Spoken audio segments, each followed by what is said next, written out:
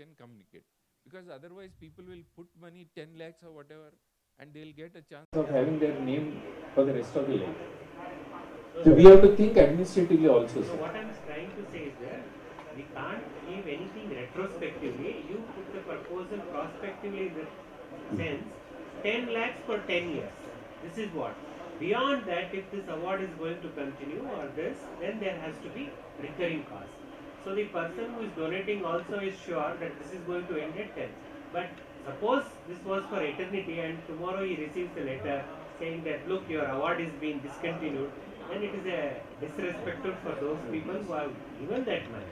Because they were not told when they were giving the money, it is meant for. Okay, then in that case, we can have a diplomatic wording is that we can still ask them for funds because it is falling short. It will be appreciated if you can replenish some funds for the same because the recurring expenses in your present cost is high. Sir, I mean, there's one more thought is that suppose there's a DS Raju award is there, it will be little awkward to ask them more money. Whether they are able to afford it or not, that's a different issue. Now suppose if there's a proposal from our side is any new members who wants to add to that award. Suppose DS Raju is there or SL Kulkarni is there. We can add SL Kulkarni provided that name, that person gives 10 lakh rupees. I mean, now we can say that you can add that name to that award for 10 years, 10 lakhs is a fee. So anyone who wants to give the money to that award, so 3-4 names can be given instead to that award. So now we have only around 5 names or 6 names for that awards. There are many people who want to give in their memory many more money. I mean, much more money and much more awards. So we are completely cutting them off. In a better way, that's the best way. Raju and Kulkarni award, you can say at that time. And then Raju Kulkarni Deshpande award. Raju Kulkarni Deshpande Samurti award. Raju Kulkarni Deshpande something. Put those awards. No. Or not the money award. So what I heard from other states You is can keep on adding the names, sir, to what. Suppose I want to go for the PG award. So I can add whatever the name is there for the PG, then you can add my name there.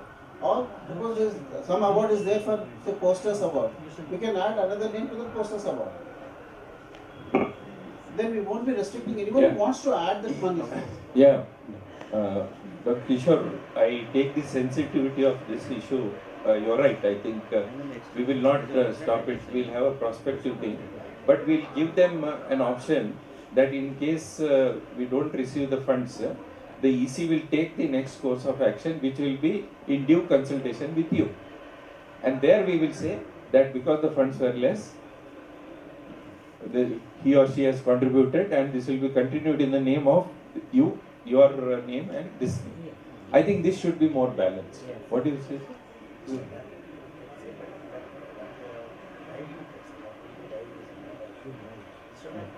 No, the first name will continue for eternity. But the second Kulkarni name will go on only for 10 years. Person will feel for that side. Already I contributed 10 or 15 years back. Now the other person is joining with my this thing. That is diluted. So what I feel is, suppose we have to give the option to them. If they could not, okay, like giving money, giving medal, those things may be cut down. We are now restricting other 100 people who want to give their names to that awards. Okay, suppose already we are putting some guidelines. If they meet that guidelines, we can accept it. Otherwise, don't accept it.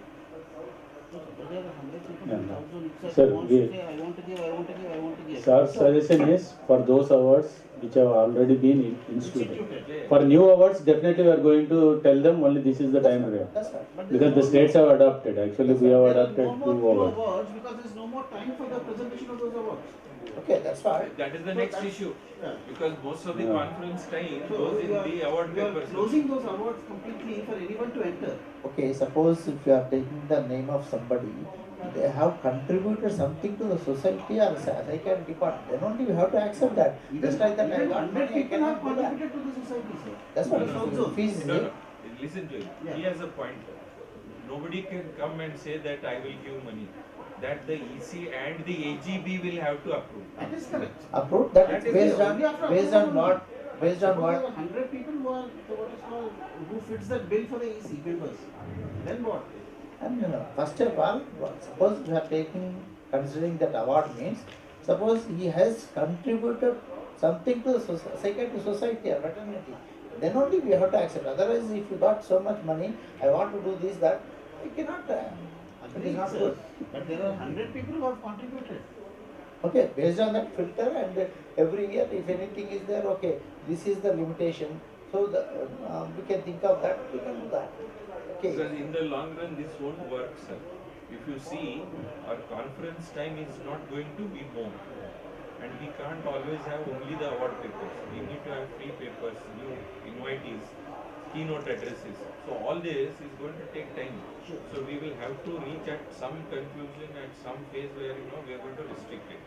So we'll have to look into these aspects. One last point, sir. So the person at 40 years of age would have been in a position to contribute, for example, 10 lakhs. We cannot expect that that person at 80 years of age would be in a position to give further money for further. So what sir is suggesting, sir, we can stop the financial part. We can only give citation. Then we can stop an amount that is anyway to the society, sir. No. Sir, the expenditure of a keynote address, plenary or an award includes some expenditure for the travel of the person also. Yeah, that is fine, sir.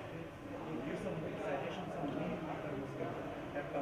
No, only as of today, only for Vishaka Psychiatric Society Oration Award, we are giving 10,000 rupees. that one, that I am telling. Others we can continue, sir, as usual. So as an initial step of dilution, not to use the word dilution, can we add our society's name in before this award?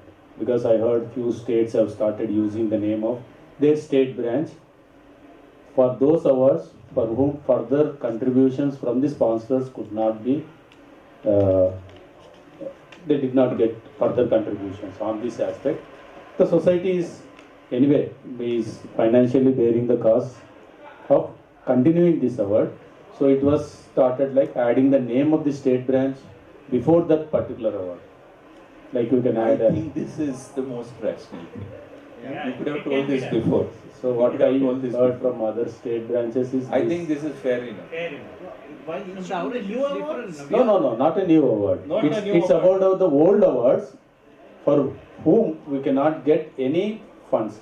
Suppose we don't get any response from the members. But we have more people, new people waiting, as Naresh is saying. So why don't take them up rather than we No, send money? no, from our this own discussion is, but for new awards definitely we will keep it at. People want to see there are no more new awards. It's No. not time also for new awards. Sir, your decision was little radical.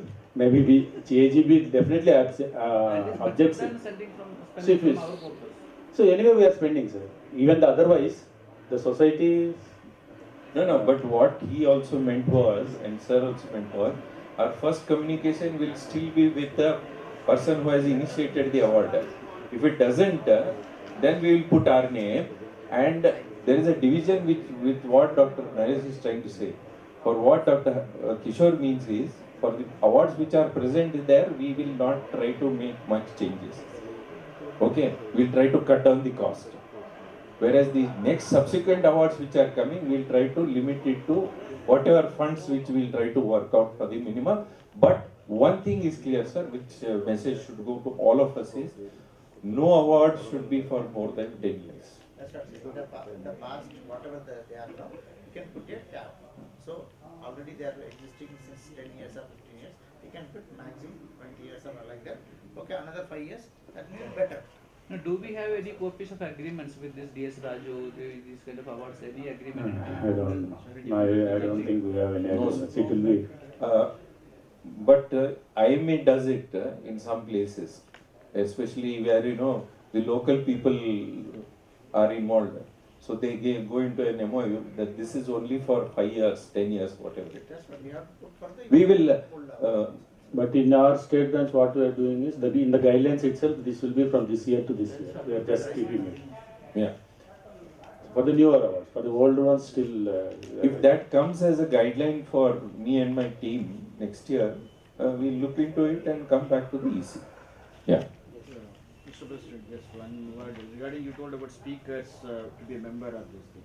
That cannot be brought into the bylaw. Maybe like what we have cancer's protocol, like that Ipsacon protocol, they make it. In that speakers has to be a member of the one either IPS or Sojourn or even the presenters, PG papers, because this year when we made PGs compulsory, without this thing, we made 100 from our state only, South Gen members. So that we have to make it.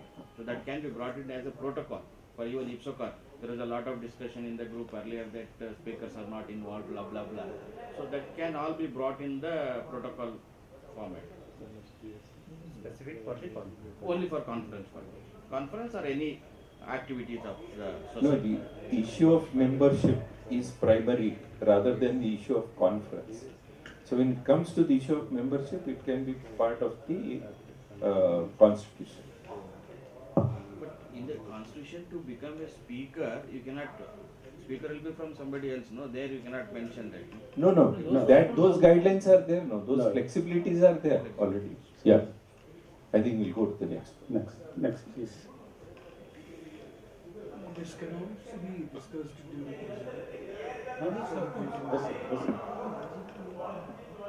No, this, No, we have our discussed. intention is that the EC should be able to give to the AGB that this is what we have discussed.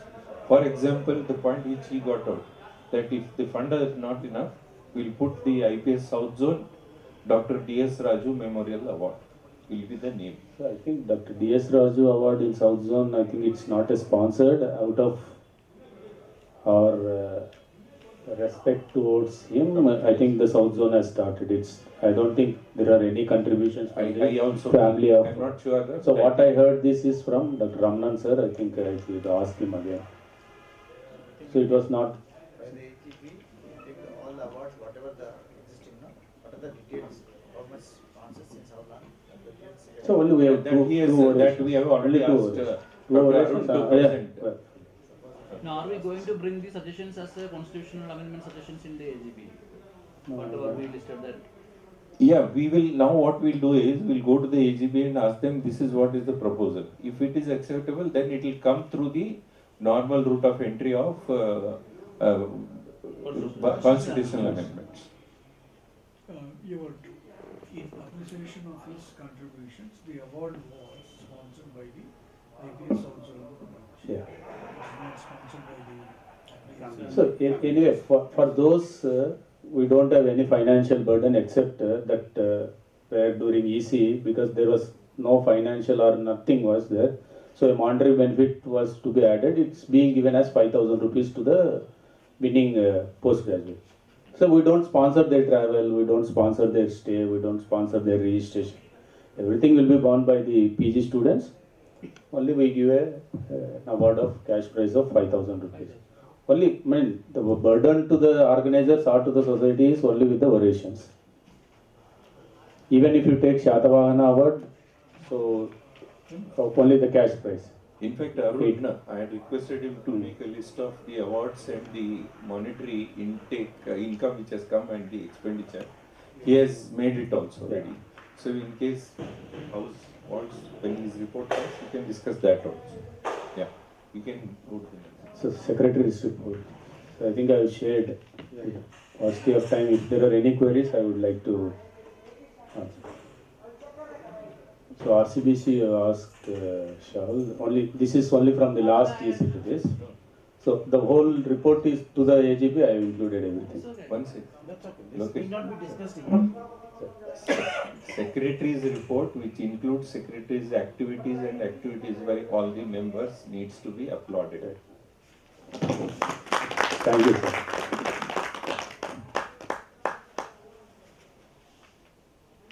So Somebody to propose. propose, sir. Somebody to propose.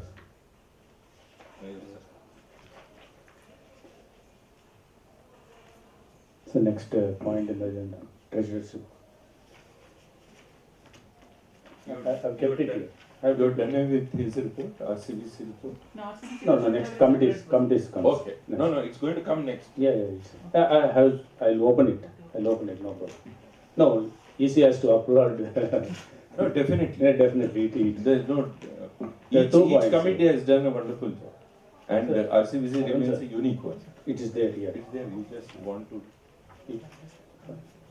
highlights on This is any point of discussion or highlights on this one. No copies. This one. Or the other one. Okay. Just Good evening. Good evening, President sir, and all the EC members.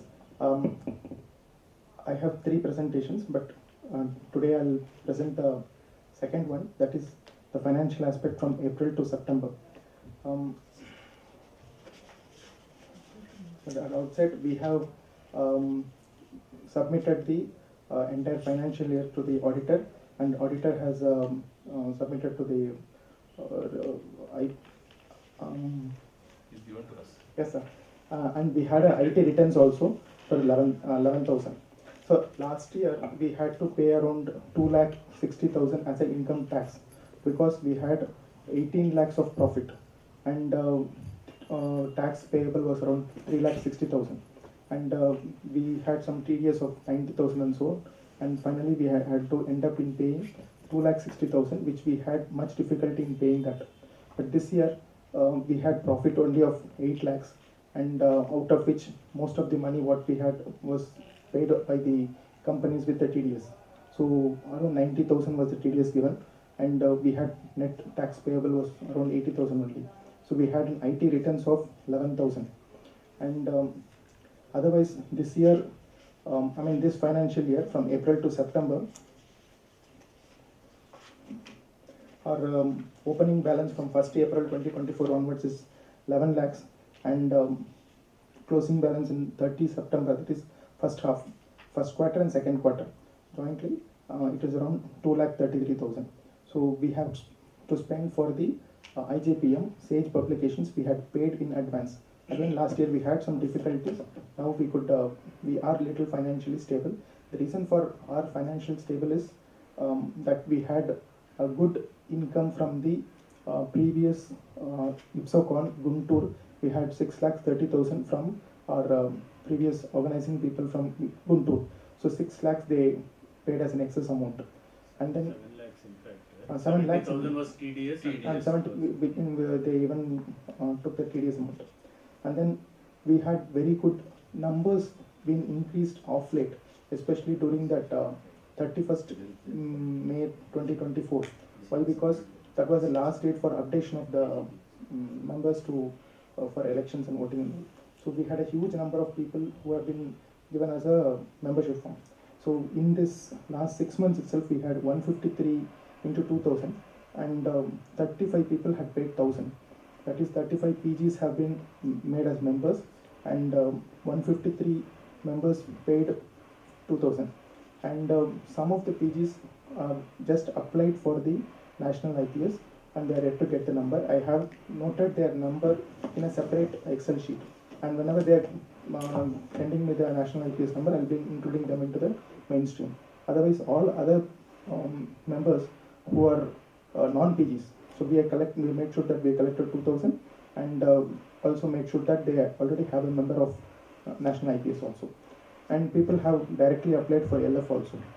And then we also had around 10 people who had 10, not even 10, more than that, who converted from LOM to LF after that WhatsApp drive and all other things.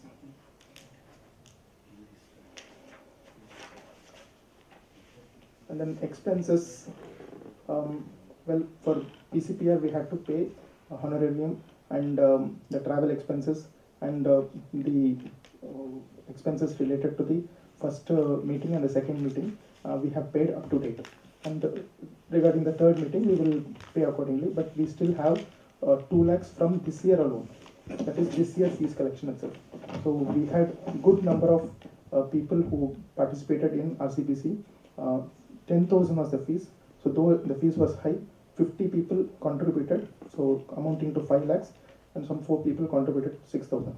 So total 5,60,000 was the income, which is a very good amount when compared to previous year. Previous year it was 1,25,000. So this year we had a good sum so that we could spend easily also.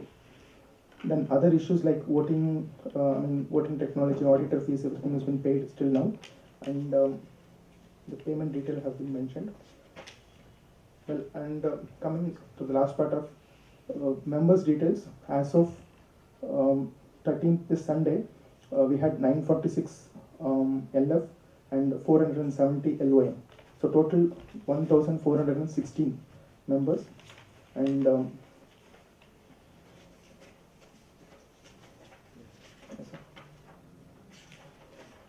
Down. Yes, sir. No, sir. So,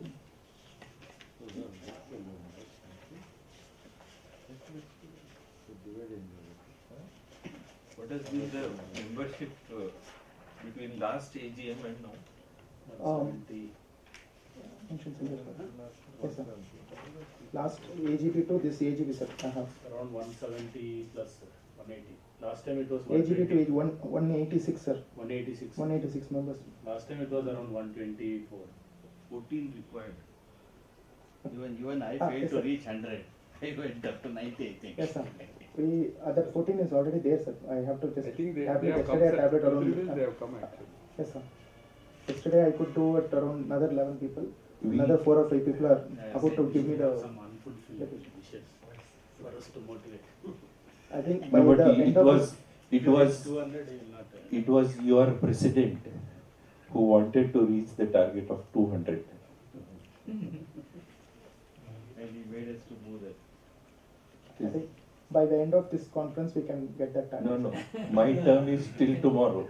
When I speak, Yes, sir. I should have 200. Assure me that. Yes, sir. I think tomorrow it can get. Approximately 200. you can- Now the EC can approve any membership forms if you have. Yes, I How many membership appropriate documents and everything is there in order? as of now this number, sir, plus 11. That is 1,000. So we can approve that 11 then. Yes, sir. Yes, sir. From last EC to this EC. 197. That is last AGP to this AGP, sir. If you add that also, it is 186, sir. Yes, sir. Sir, you can pay the 6,000 rupees, we'll send some name. Not 6, sir. 28,000. He is calculating correctly. No, 11 is there. Or 14,000 pages. Till tomorrow. Till AGB. He wants So me not to- engineering. We should appreciate membership committee. Really, Yes, sir. George Reddy, you stand out. And Vijay, George Reddy so and Vijay, Vijay sir. and really good, great drive. And the Yeah. treasurer was also fine in Uh, giving away the certificate. Yeah, immediately, as soon as I send it, he used to approve it. Issue the certificate. Done? Yes, sir, done, sir. Oh. Certificate, almost 80% of certificates are given. Only For the the newer recent members. 40 to 50 Not people the- have not given, sir. Yeah. I have the data, sir. Another round of applause to him. Thank you. He has not only managed the accounts well, he has streamlined lot of things. That's very important. Made it easy to keep the accounts clearly. That's one thing which I have seen from him. Thank you so much. Yeah. Yeah. Okay. Someone to propose and. Yeah, the best person is the pastor. There anywhere. In one way. You are- I thank the internal auditing committee also, sir. Three past treasurers regularly are auditing all the accounts, Yes, sir. Yeah. seeking clarifications I just close this. on behalf of the internal. These are to be heard, sir. Okay. Gangaram is Thank you so much. There, everything is fine. So next under editors. Arun, last time also I had requested that RCBC we need a separate Yes, sir, I have data. separate, yes, sir. Yeah, it's kept separately. I have checked it, it's kept No, he separately. sent me a file, but that is not like proper. Sorry? He sent me one PDF file, but that amount is not proper. You mean the The starting amount balance, is not the correct? starting balance is different. The starting balance you have, I have checked from the, it's upon 2022, sir. No, I had sent you, like when I transferred the money from JPMR account to your account, Yes, sir. how much money belongs to the journal, how much money belongs to the RCBC. Yes, So sir. that is the beginning amount for RCBC. From there you have to count. That Okay, amount but- has not come in this one. But anyhow, all the things have been merged into a single account, sir. No, but we should have separate data. I am saying. Then I agreed, No. because this was one issue which was very important, which was very relevant, that even if the account is same one, RCBC should know their monetary issues. That is correct. If there's any discrepancy, you can Yeah. correct it before the AGB. Okay. Yes, sir. Huh? We Okay, have to just make the columns here or there, sir. Yes, sir. okay, thank you. Yes. Respected President, sir, and the EC, I have already distributed the papers. Important things I will highlight, sir. Most important is one was this thematic issue which was released by Gangadhar sir, and like Clarivate Analytics, they have now even included it under psychiatry. Though it's a psychiatry journal, initially it was in psychology, all because of Shahul's efforts. Now it is included in psychiatry as well as psychology. That is one important thing. And another thing, so this Indo-American Psychiatric Association, they have a website and they regularly release this newsletter. Now our journal is actually there as a regular feature. So it will now motivate more international readers and international authors and peer reviewers also to engage with our journal. And one thing, sir, I actually wanted to discuss was about this SAGE, having lot of problems with SAGE publishers. Time and again, actually, even for this academic psychiatry, I had to really threaten them. In fact, I have a mail with me. I wanted to copy mail to Shahul also. So actually, they were supposed to release it on 5th of September. They did not do. Then they said, they kept on postponing. I said, whatever it is, we want it now, at least by end of September. We are having repeated issues. For around 40 days, the whole editorial system was, all over the world was shut down. So there is a lot of problems, and that is not just one issue, but repeatedly we are having problem with SAGE. Every other day they will have some excuse. Sometimes the copyright agreement form does not many authors have problem. That copyright agreement form, that interface does not work. Sometimes when we are doing desk rejections, no, they are getting the mail, but when the response what the reviewers are giving for the final acceptance or rejection, or what we are giving for desk rejection, that part they are not getting. So they have lot of problems at various interfaces. Time and again I have been telling them, but it is not being sorted out. So in that case, you can put up your recommendation, and the EC proposes you to go ahead with your discussion. Sir, only thing, sir, there is only one catch here. Sir, it was initially with Medno. Our journal was initially with Medno. Now going back to Medno is going to be little more costly, sir. That is one issue. So I had Sujit had spoken to them. Sujit Sahil, who is there, IJP is already with them. They have negotiated the price. Even then, it is little costly. That is one part, and they are saying we are actually giving this amount just because you are with us initially.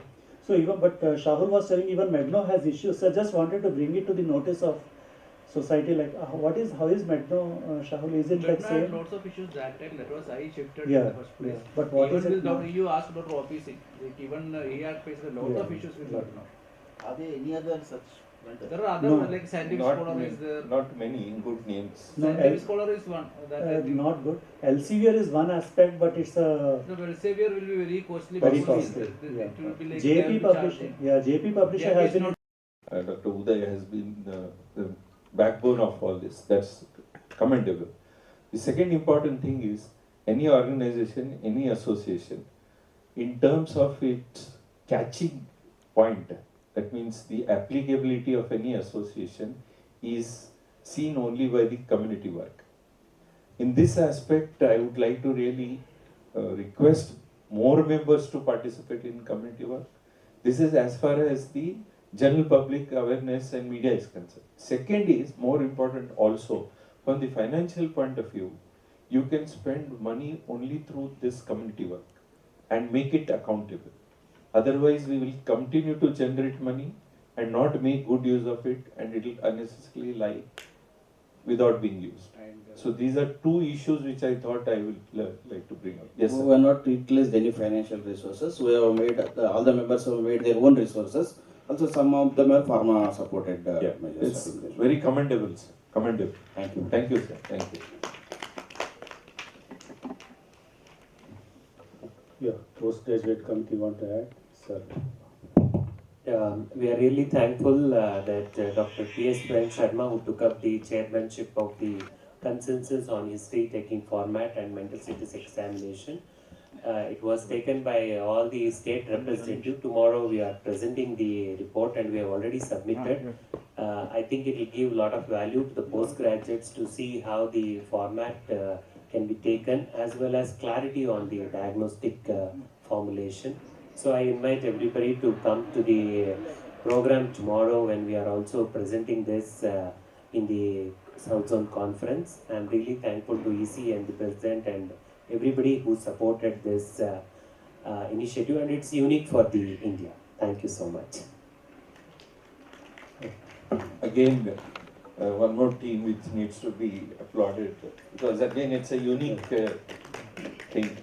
And what I have requested is that this should be put up at the national level, so that we get some more inputs from the national level, and South Zone can make it as one of their works for the national body, for postgraduates especially, in terms of history taking and statistics examination.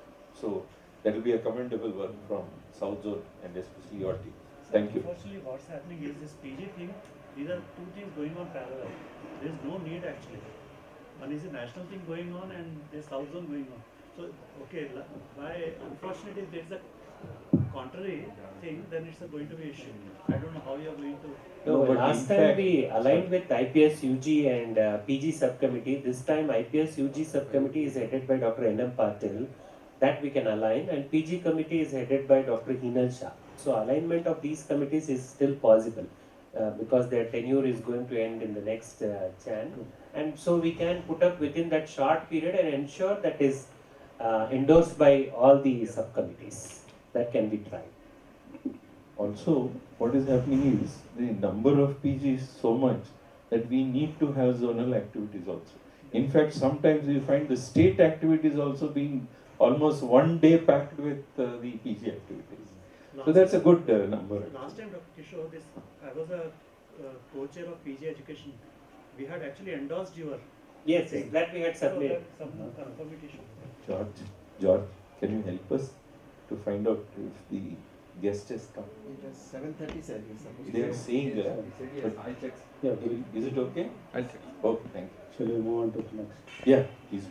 So reports, programs, suggestions and grievances from individual member states. I think I have not received any. AGBM minutes of 2023 and AGBM 2024 agenda. I'll just show you.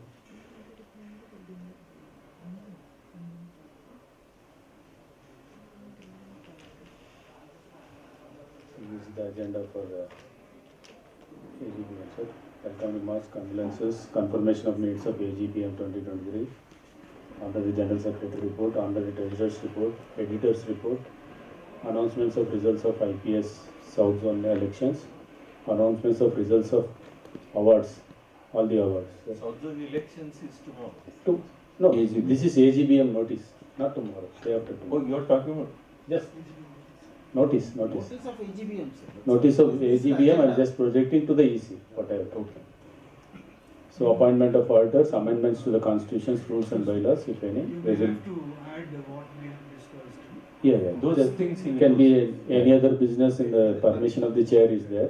You can keep on that. That also I'll just project, sir. So inviting applications which I have received, I'll just put forward as the next agenda. Any other business and closing remarks. So next point in the agenda is settlement of accounts of PG training program and midterm CMA. Actually, Dr. Ramesh Babu sir has sent a message that he couldn't attend, but in the next due course he will let. No, I think I have not contacted Jayaprakash sir. I'll request him. Yeah. No Today message. you just see, Yeah. so that AGB knows exactly what is the situation. Okay, sir. So next point is invitations for midterm CME, PG training program and IPSOCON 2025. I have received all the three, sir. Yes, midterm CME will be the turn of Karnataka State Branch. It is being organized at Mangaluru by Mangaluru Psychiatric Society.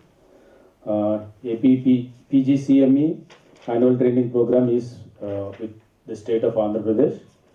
So Government Hospital for Mental Care, Andhra Medical College, from where I come, as the AGB, through AGB we have received a letter that they are interested to conduct the annual PG training program at Visakhapatnam.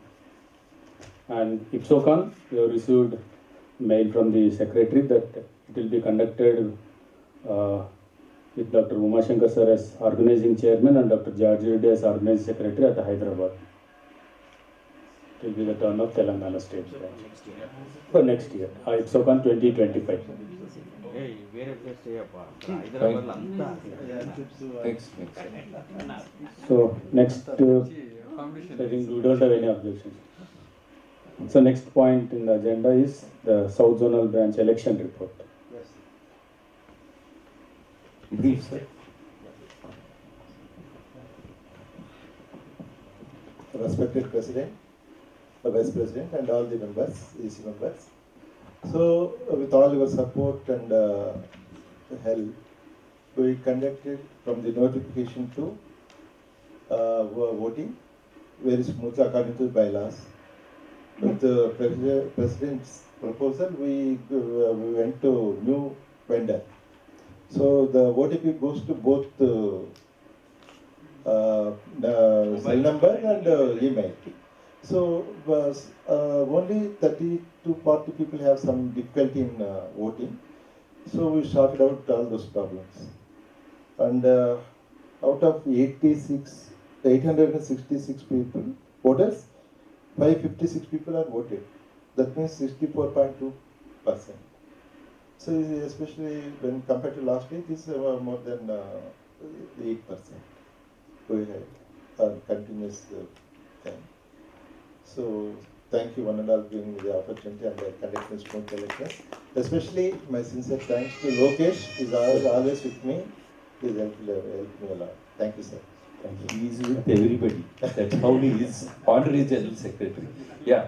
The election commission work has been very smooth, both in terms of your working as well as the voters also. Not many voters faced problem. So I think you can look into the report of whether you want to continue with the same vendor or no. That's up to you to continue. We'll continue same You one. can recommend it. Yes, But we thank you for your excellent work, sir. Thank you so much. Sir, out of 1,000 member plus, 566 voted. It's a serious issue, sir. 866. 866, sir? 86, yeah. 65%. It still is. It still is. I carry your concern, sir. Yes, sir. Members can suggest how this can improve. Because this has to improve also. Very less number are voting becomes a Yes, sir. very serious issue. Somebody contesting from our zone to the IPS. People are not voting, not supporting. Okay. But definitely from last year, I think we have improved. But considering comparing with general elections, a good number from an elected, from an educated society background.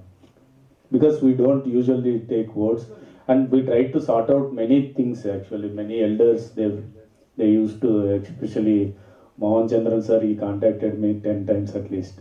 So finally I could make him vote.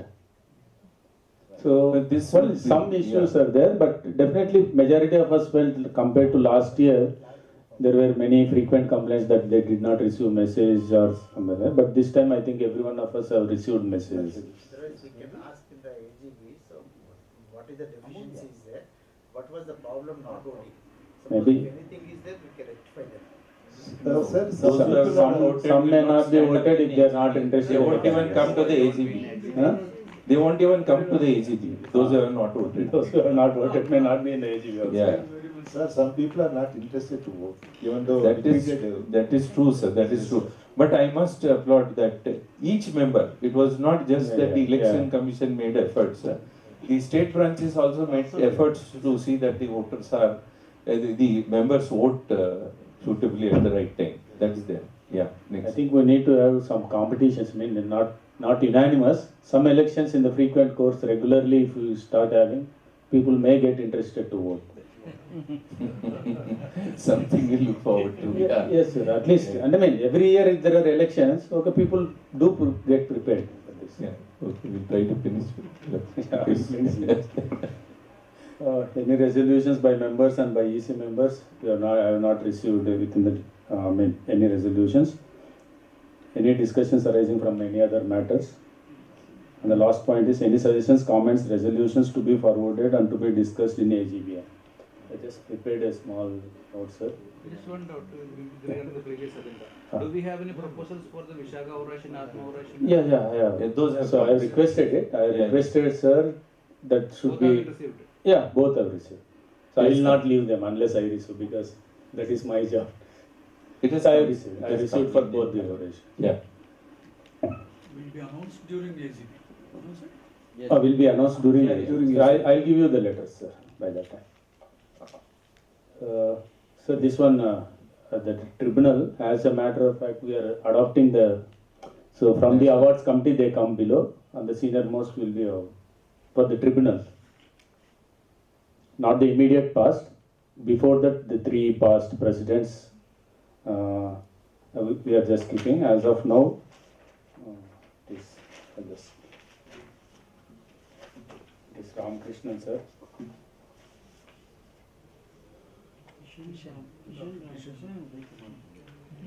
Yeah, yes. Kishan sir is the chair, first sir. Next Ramakrishnan sir, Ramana Neeraj sir. So now to this, Dr. Uday Kumar sir will be added, and it moves on. Only 3 members will be there. So this will be forwarded to the.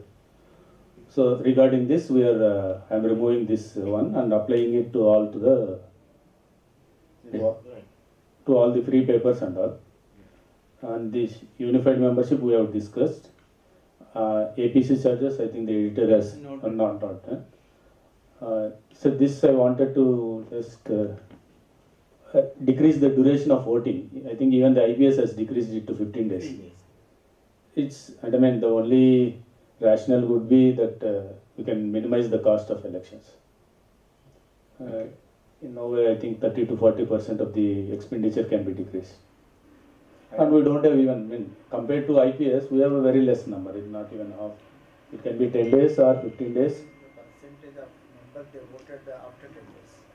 No, it's like what is How it, the much you Parkinson give law. The duration is more, they take more time to. Most of the people, if they voted below 10 days, then we can take out of that. No, But it's, I think it's not that, 15 days sir. should We be fair. project it, sir. It's only for 15 days. It's going to be for 15 days. I have one more suggestion. Why not de-link the results from the AGB? It will have 2 advantages. One is, of course, the whole process is completed, and if there are any queries, they are sorted out well before the AGB. Point 1. Point 2, if you have declared the results, which will be ratified by the AGB, definitely. The candidates know who have won, and those candidates can prepare their roadmap during the AGB itself. Otherwise, what happens now? It's a 1-year term. We take almost 2 to 3 months to formulate our team. It takes time. So I think we can start doing it. I had proposed this also to the IPS. It was not accepted. So, but the vice president becomes the president. Definitely, That is he one is confident that he is becoming the president. No? That's not. Yeah, that is what. what. No, but then we can't change for only one post. The whole election process can be completed, let me say, 60 days before the AGB. So that the entire team, see now with due respect to him, he has to now sit and start talking to the secretary who is going to be elected. But he was elected last year, sir. No, it's not the president's work only. He has to sit with the secretary, treasurer. So the year's plan will include at least the core EC at least. And those 2 or 3 are in the process of being elected. You please think of it, sir. I would I try to look into this. Sir. It is very nice. 60 days you give, so that again prior to that another 60 days the whole election process starts. In fact, it can be less also, because we'll meet. You can come for the closing remarks, sir. Come, sir. No problem. Sent him, sir. 16. Was it unceremonial? No, yes, sir. You could have invited him. No? Okay. I'm sorry. So that the whole process being digitalized can be reduced to anywhere between 30 to 45 days also. 60 days before the AGB, everybody knows the results. So some associations are doing it, and they find it convenient, because the whole issue of discussing about the voting, everything, elections is not taking place at all. And one big thing which has happened is there is no in-person voting anywhere. That does save time and a lot of resources. That definitely is a good step. But this also, I think, if we can propose, let us see what the House says. So during this time, you will propose. Yeah. As an EC recommendation. Is it okay with the EC also? Yeah, then we'll recommend. And also reduce the number of days. To 15 days. This 15 days. Let the EC be very clear what it wants to propose. Not 10 to 15 days, we'll make it 15 days. We can say that from September 16th to September 30th, the election process will occur. On October 1st, the results will be declared. Sir is asking 60 days 60 before. days before. 60 days. Maybe 60 days before the AGB. No, No, no, it's it not the is election too early, process it will will become start, too sir. early, sir. It's No, too no. early. So at The least results will be announced 60 days. Results will be announced on October 1st. No, he wants 60 Says days. before. That is too early, sir. 30 days. Let it be 15 to 30 days, 15 days. 30 days at 30 least. days early. 30 days at least. Because As you said, September 1st we start, 15th we finish, 16th we announce the results. 16th or 17th you announce it. Announce the results. That's it. No, 15th October results will be announced. No. Like he has suggested, I can 1st of September to 15th of September, elections may take place. Huh. Voting and all will take place. On 16th September, elections will be Results will be declared. announced. That's it. That's fine. That- usually 1 month. 1 month, because 1 Yeah. month AGB notice has to be given and all. No? Yeah. The declaration, please be very clear, it is ratified only by the AGB. Yeah, that has to Whatever the be. wording So, can change. those things we all should be clear. Right, yes. That the declaration of results is subject to ratification by the AGB. After that only they will become president. If there is any query, then they can go for children. Here, for example, tomorrow, how will that be done? No, it's not in person like that. The counting of votes will be in presence of that. That can take place 30 days before. On Zoom, sir. That is left to the They can committee. election, or they can meet at one place, common place. That can be, that is left to the committee. Election commission. Yeah. Can be kept in our website also. Results. Or they can Yeah, Zoom meet at also. one place. Yes, Lokesh, I'll try to finish. No, sir. Yeah. So, Okay. Declared at least 1 month before. Where? At what Before the platform? AGB. On the website. Website, huh? Yeah, it will be in the On website. Election results will be announced in the website. Yeah, there's no problem. Write Subject it to then. ratification by the AGB. Write it then. No, just put the date, sir. At least 1 month and all, we can't do that. So actually it depends Date- upon the this thing. Dates is better. Dates is better, sir. Dates is better. 16th of Within September. bracket, I think you can mention September 1st, 15th to. 1st to 15th is the elections. Between 16 and 20 are the results. That's what, you give the some Range. Range. don't give fix one day. Yeah, that will be difficult. No, before 15th is okay. Okay, that is okay, sir. 1st to 15th is okay. But declaration will be given some level. Because 5 days. September 16th. more or less we'll be knowing the ipso con dates well before. So we can work So on it. you don't you make a range only, sir. Yes, 16th to 20th. 16th, Is it 20th, results? like that August 25th to That September 1st. accordingly will Accordingly change. you can change. You can change. Yeah. This you want to make it 10 to 15 days to 15 days only? Voting. Voting will be Voting is 15 Can days. be made for 10 also is No, okay no, for 15 days. 15. 15 days. Sir, let us put something lesser. So I thought Okay. people will call 10, 15. Okay. you put it 10 so that it will become 15. Okay. Right. If we have no more points, I would like to thank all of you for your active contribution. We are rushing through only because we have got a function waiting for us. That's it. Thank you all, and I'm sure you'll all come to the AGB in large number. I once again thank all of you for your active participation in the year which has gone, and I wish all the very best to Dr. Umashankar and his team. Thank you. I also thank everyone for because this is going to be my last EC meeting. EC meeting as a secretary, honorable general secretary. Standing Thank you, sir. ovation Thank you very much. to all the Congratulations. outgoers. Sir, thank you, sir. Thank you. I also want to thank that this will be my last ECASM. So my term will be over. So this will no, this is my last. For the last 10 years, I am in the EC of the South Zone in various roles. So today it will end. Why you are thinking in that way, sir? It will end. After this, there is no other post. Right. Anyway. Hey, thank you.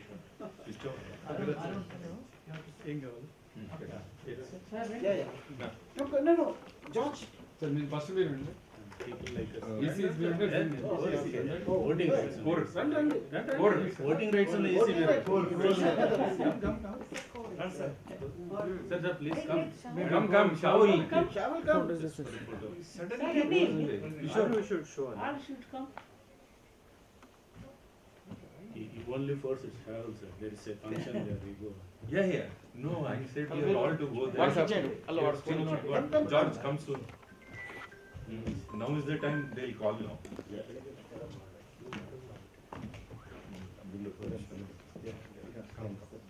George. Sir. It's your Yeah, camera. you can ముందుకు వెళ్ళిపో. It's your camera. ముందుకు కనబడుతుంది sir.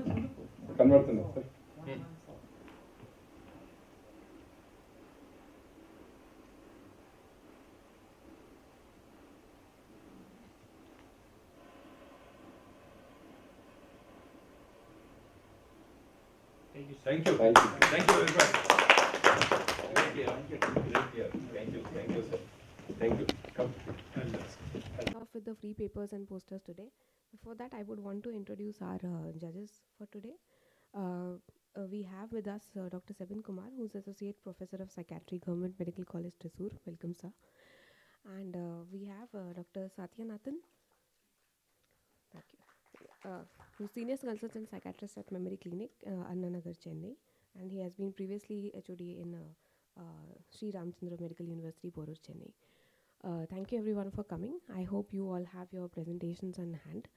And just a little rules before we start off. We will be adhering to the time slots. You have 6 minutes for the presentation and 2 minutes for discussion. So we will be trying to be on time. We will be starting off with the participants who are here already. I believe that first we are presenting Dr. Aruna Devi. Would that be okay? Please come.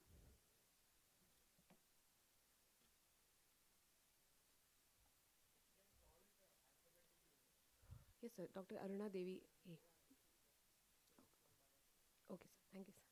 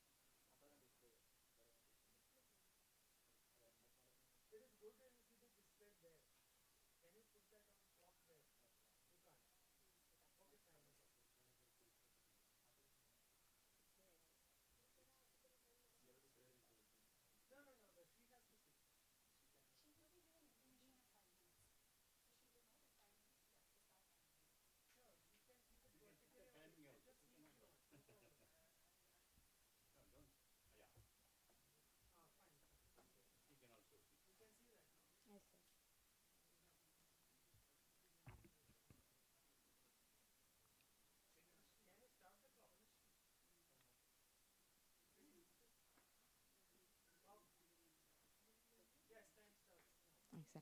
Good morning, sir. Good morning, everyone. I am Dr. Aruna Devi, second year postgraduate from Salem Medical College. My research study title, A Study of Personality Traits and its Correlation with Drinking Motives in Alcohol Dependence, a cross-sectional observational study. To start with, according to World Health Organization, alcoholism is the most important risk factor for premature demise in many developing countries, including India. So complications include many medical and psychological problems. So these alcohol abuse dependence and these complications are preventable. Despite knowing many adverse consequences and associated health problems, alcohol dependence is on the increasing trend.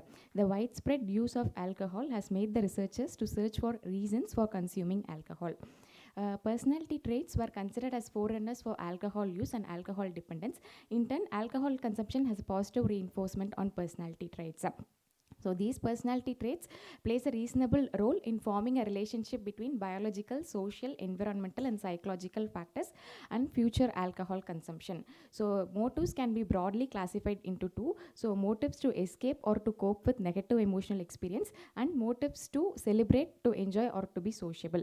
This study aims at analyzing the personality traits and its association with drinking motives. So aims and objectives are to assess the personality traits in patients with alcohol dependence, to assess drinking motives, and to correlate the personality traits and drinking motives in patients with alcohol dependence. The study was conducted at the Department of Psychiatry, Government Medical College, Salem. Ethical committee approval was obtained, and it was conducted from June 2023 to June 2024. Sample size was around 60 cases, and it was a cross-sectional study. Sampling method was convenient non-random sampling. Written consent was obtained before participation. Results were obtained by uploading data in SPSS software. Nil conflict of interest and nil financial support. Inclusion criteria: patients fulfilling ICD-11 criteria for alcohol dependence and males aged between 18 to 40 years, and patients those who are willing to take part in the study. Exclusion criteria: age less than 18 years and more than 40 years were excluded. Alcohol-induced psychotic disorder, polydisubstance dependence, individuals with other psychiatric illness, patients with critical illness or neurological disorders, and those who are not willing to participate. So methodology: patients with alcohol dependence attending psychiatry OPD were approached, explained about the study, and those fulfilling the selection criteria were recruited. 60 patients with alcohol dependence were included. Their socio-demographic profiles collected using semi-structured proforma, and personality traits assessed using IPIP Big Factor 5 model questionnaire, and drinking motives assessed using drinking motives questionnaire revise, and the association between personality traits and drinking motives were evaluated. So the instruments used are a socio-demographic proforma, which questionnaires including age, gender, education, occupation, marital status, and socio-economic status. IPIP Big 5, it is a 50-item questionnaire rated using 5-point Likert scale.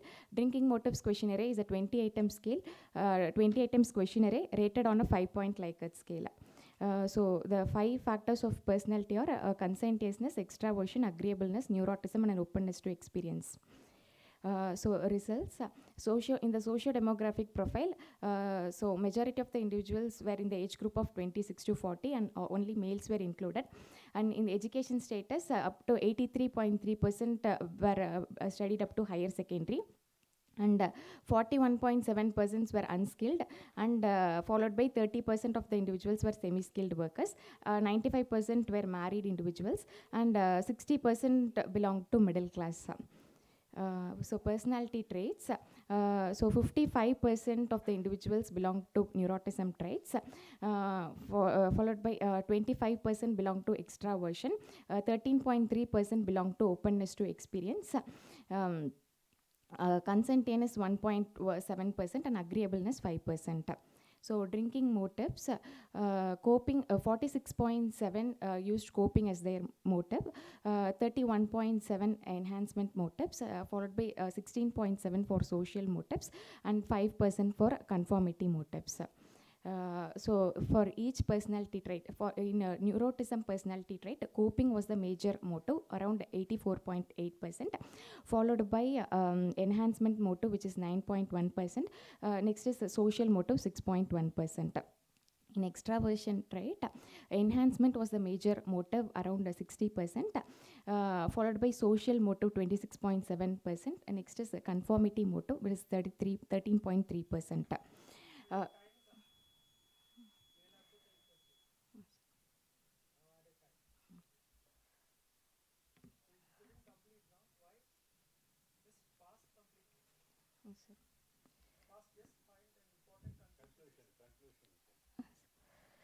So the study, neurotism is more associated with coping than extraversion.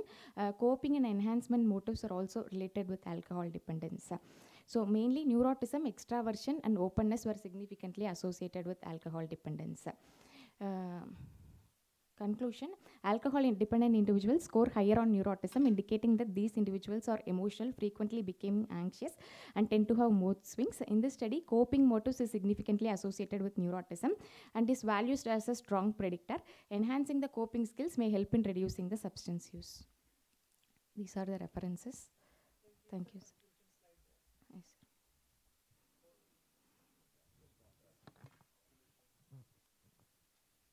Whenever there is a stress, a human individual has to cope. Yes, sir. Right? Yes, sir. So only thing is that the way in which they are coping may not be the right way of doing things. That's what you are planning to Yes, say. sir. But then that's fine. But can you do anything about neuroticism? Can you change, or is it possible to do?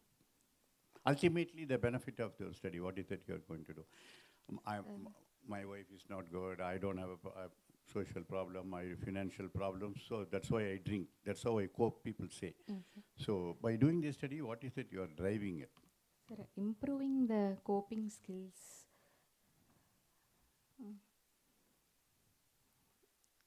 Sir is asking the correlation with personality. That is what you are studying, no? Yes, sir. What is it that you are trying to prove? Sir, by analyzing that the neuroticism persons, rather than using alcohol, we can educate them with other coping skills.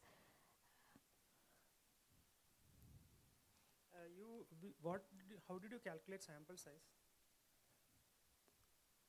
How did you arrive at the 60? 60 people you are taking. Yes, sir. What is the prevalence of alcoholism in Salem? Is it different from Trishur, or is it different from Chennai, or how do you, that's what Professor is asking. This 60 is a magical number, or you worked out? Yes. That is a very basic question. Sample size. Without telling how do you calculate your study's validity will be significantly affected.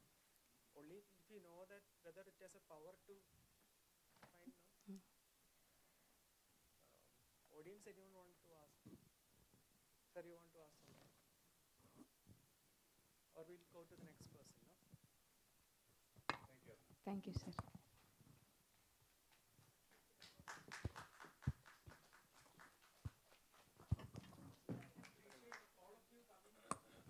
We appreciate all of you coming here, making the effort to come here and present this. No, that itself should be a thing to be proud of, and we are proud of you coming forward. Take this as a learning experience, okay, and learn and become better and better, okay.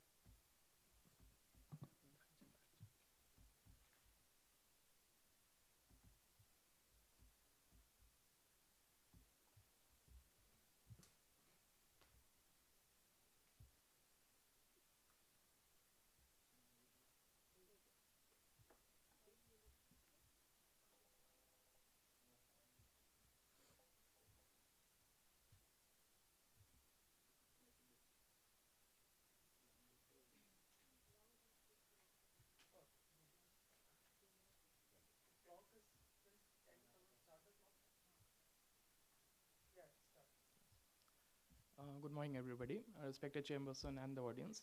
I'm Dr. Pranjal Tripathi, first year junior resident from Andhra Middle College, and I've done this paper under the guidance of my associate professor M. Vijay Lakshmi and my professor K. V. Ramireddy sir.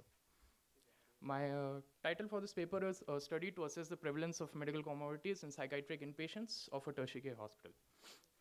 So, by trying to quantify and understand the excess mortality among people with mental disorders, it's very important to assess the medical comorbidities, and that's why we can take informed approaches for addressing this issue.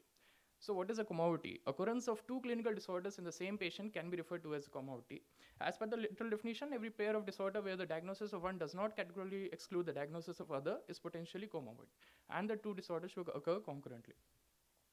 Around 60% of medical comorbidities observed among persons with severe mental illness are non-fatal and preventable. Yet, these persons have 15 to 25 years short expectancy relative to the general population. The poor physical health of people with mental illness is a multifaceted, transdiagnostic, and a global problem.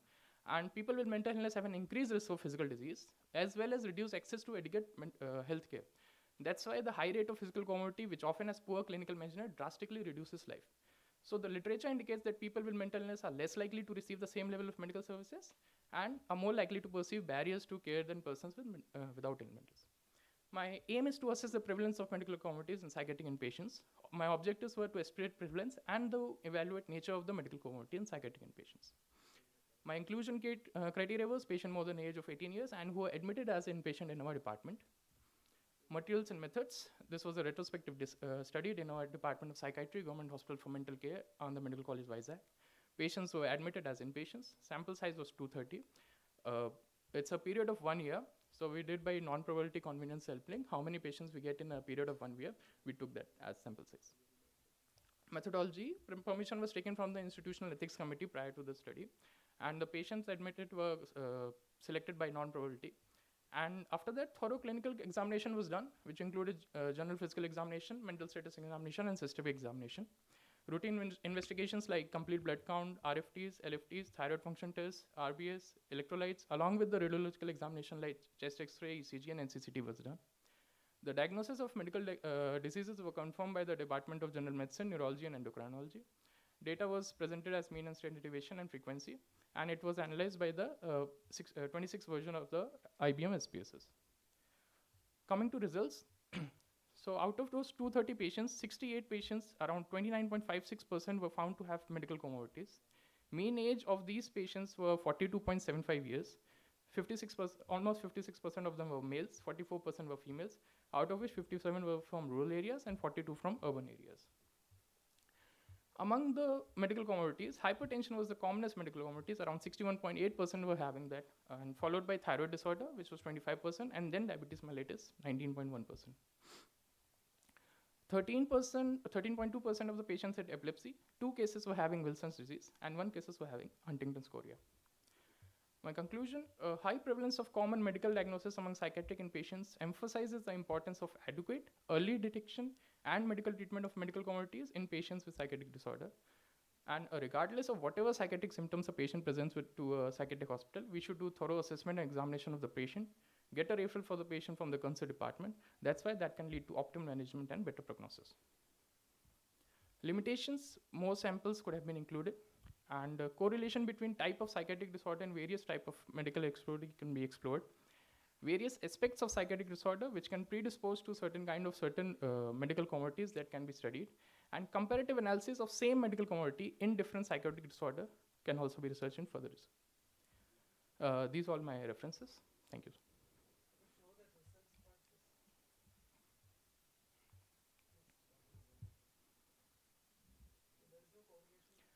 Yes, I am.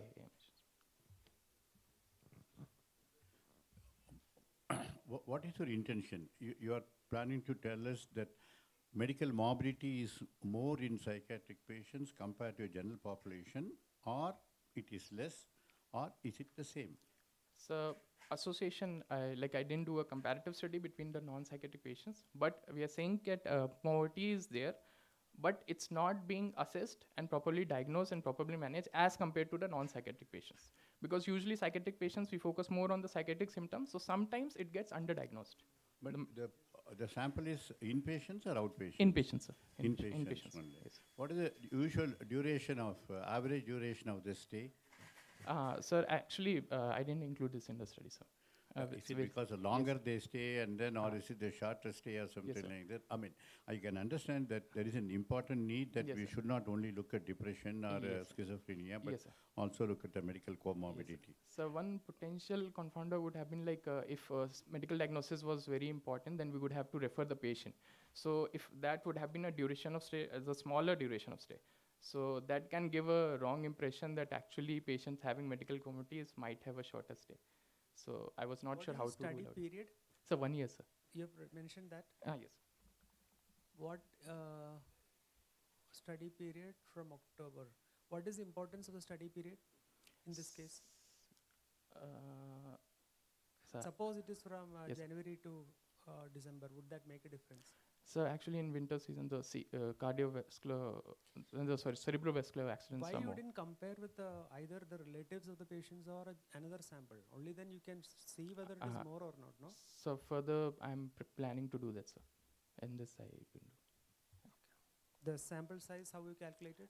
We didn't calculate. So 1 year, we like how many patients we'll get, and So actually 1 year totally you had 230 admissions. 230 patients, yes. Total. In All our unit. entire patients, entire charge you have taken. Yes, sir. In our unit, sir.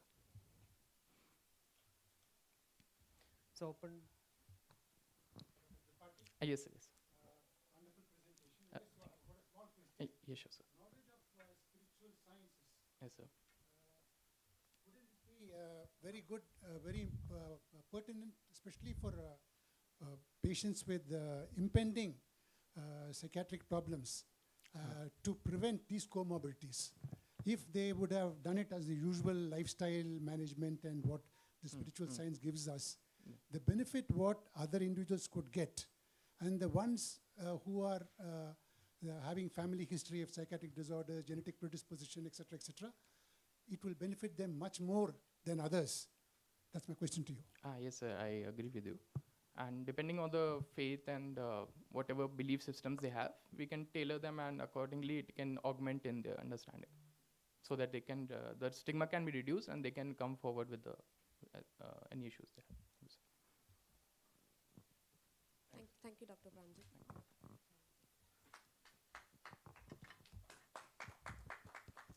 Next, we will be calling Dr. Apurva Agrawal. Please come.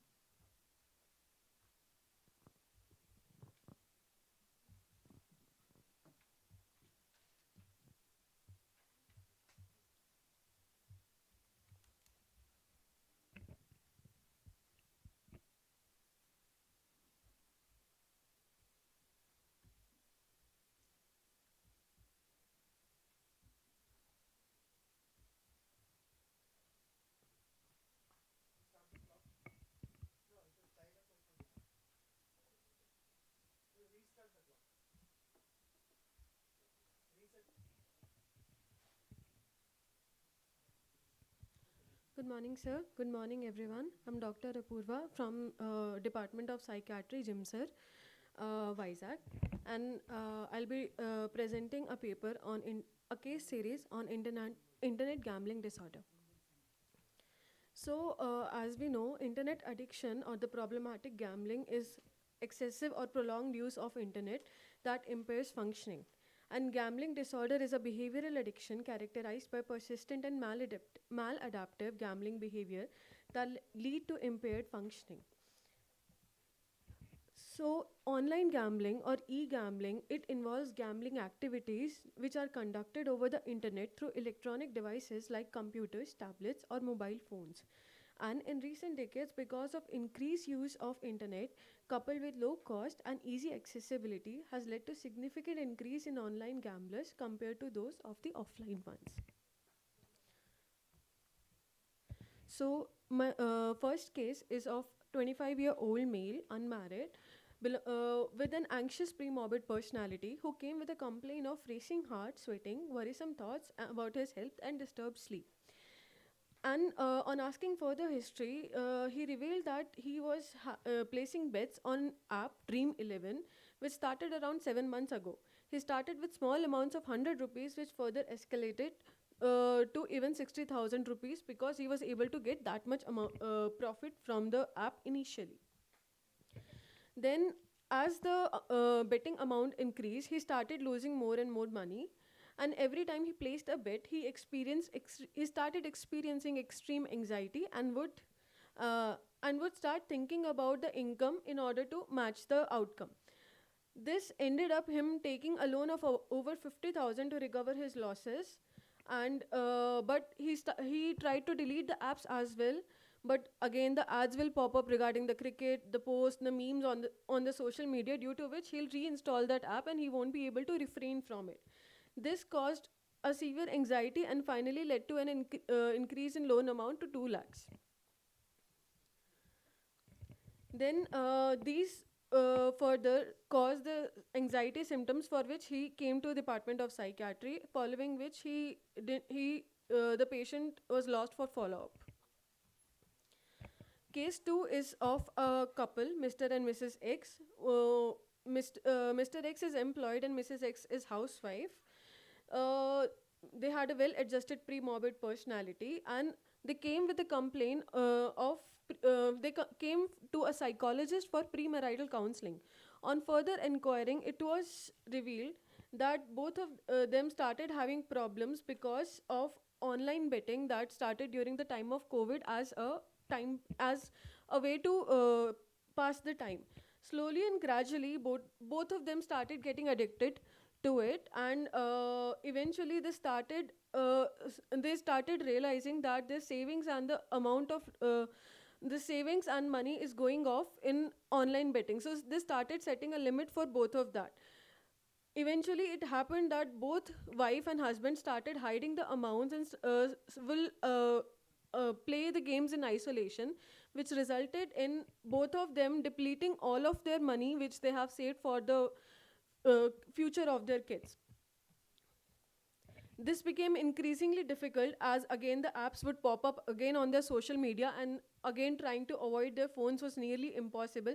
They will even hide each other's phone in order to avoid the apps, but again will be very anxious and go back to the apps again, reinstall the apps, resulting in financial loss of around 20 lakhs and frequent arguments.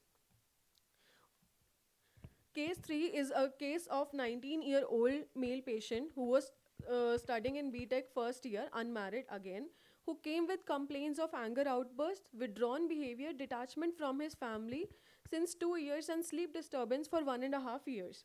On taking further history, he was again using the betting apps. He initially started using IPL betting, that ad he saw in a newspaper. Over that, the habit developed, and he started playing rummy like apps, and again the betting started from a smaller amounts and increased to 3.5 lakhs. He started using his mother's identity cards or credit cards in order to apply loan from small websites like Amazon's or any other various websites where he can get small amount of loans. After some time, when he was not able to repay the loans, his mother got to know about that, and then the mother got to know about the amount of loans he has taken and confronted him, over which he started having behavioral disturbances and temper tantrums, and even threatened mother to commit suicide if she doesn't provide the money for betting and gambling. And because of that, he also became addicted to cigarettes. Initially he used to smoke occasionally, but due to the stress faced by gambling, he started smoking 7 to 8 cigarettes per day. This again led to he belonged to a lower socioeconomic status, and eventually had a loan of 2 to 5 lakhs. Next is a 22-year-old male unmarried graduate who was working as a corporate in an engineer, and his friends introduced him to gambling. Initially they made a group of 4 people, and they used to play in turns, and later the patient wanted to play, so he made a separate account and he started playing the games from his separate account. Initially the money was harmless of 400 to 500 rupees, but gradually the urge to gamble increased, and the betting amount increased to even 10,000 to 20,000. So as he was earning also, he used to use all the money that he used to get as salary. His parents came to know he was working in a far off place in Delhi. So his parents came to know about that, and they tried to seize his cards, and they tried to call him back for yes, sir. So the conclusion is that e-gambling has recently been surfaced because of the easy availability of the apps, and yes, sir. Sir, because of the easy availability, low cost, and easy access, the prevalence of gambling has increased a lot, and the chances of relapse have also increased, and the patients are finding it difficult to refrain themselves, and making treatment a little more difficult for us. Well, I can understand that your to implicate that how this gambling can affect the mental state of the individuals, and many of them who are winning may not come to us. Many of them who lose. Yes, But sir. even what we see is the tip of the iceberg. Yes, sir. There are thousands who may not reach us, or they may end their life and all these things. I mean, I just want to understand what exactly by these 4 cases, ultimately you are trying to highlight the social need to identify these people at a early age, isn't it? Yes, sir, and I feel like that there should be a team that should be made to handle cases like that, to put a limit on the internet access in these particular website and keep a check on these particular website, or the amount that a person can put in these particular apps and websites. As a psychiatrist, Yes, sir. seeing all these cases, is there any other implication that you see by talking to them, by making clinical diagnosis? What else this report that this is a big problem, a social worker, anyone can make, or as a psychiatrist, what added thing that you can contribute by all these cases, seeing them in detail, evaluating them? Sir, because of this, there is an increased distress. One couple, they started having arguments and they were on the verge of getting a divorce because of gambling habit. Another one, he got addicted to tobacco because of the stress faced by the gambling habit. So because of these, because of increased gambling, there is increased prevalence of other psychiatric diseases as well. Okay, fine. So the first case now, what else could be a differential diagnosis? This guy is first is what, some betting. Pre-morbid anxiety disorder, sir. Pre-morbid anxious personality, sorry, sir. So all these cases, you have not told about the pre-morbid personality, family history, and on the MSc whether there is any other, whether this is an obsession or not. Okay, so that would have given us more insight into the case. Yes, sir. Audience wants to ask anything.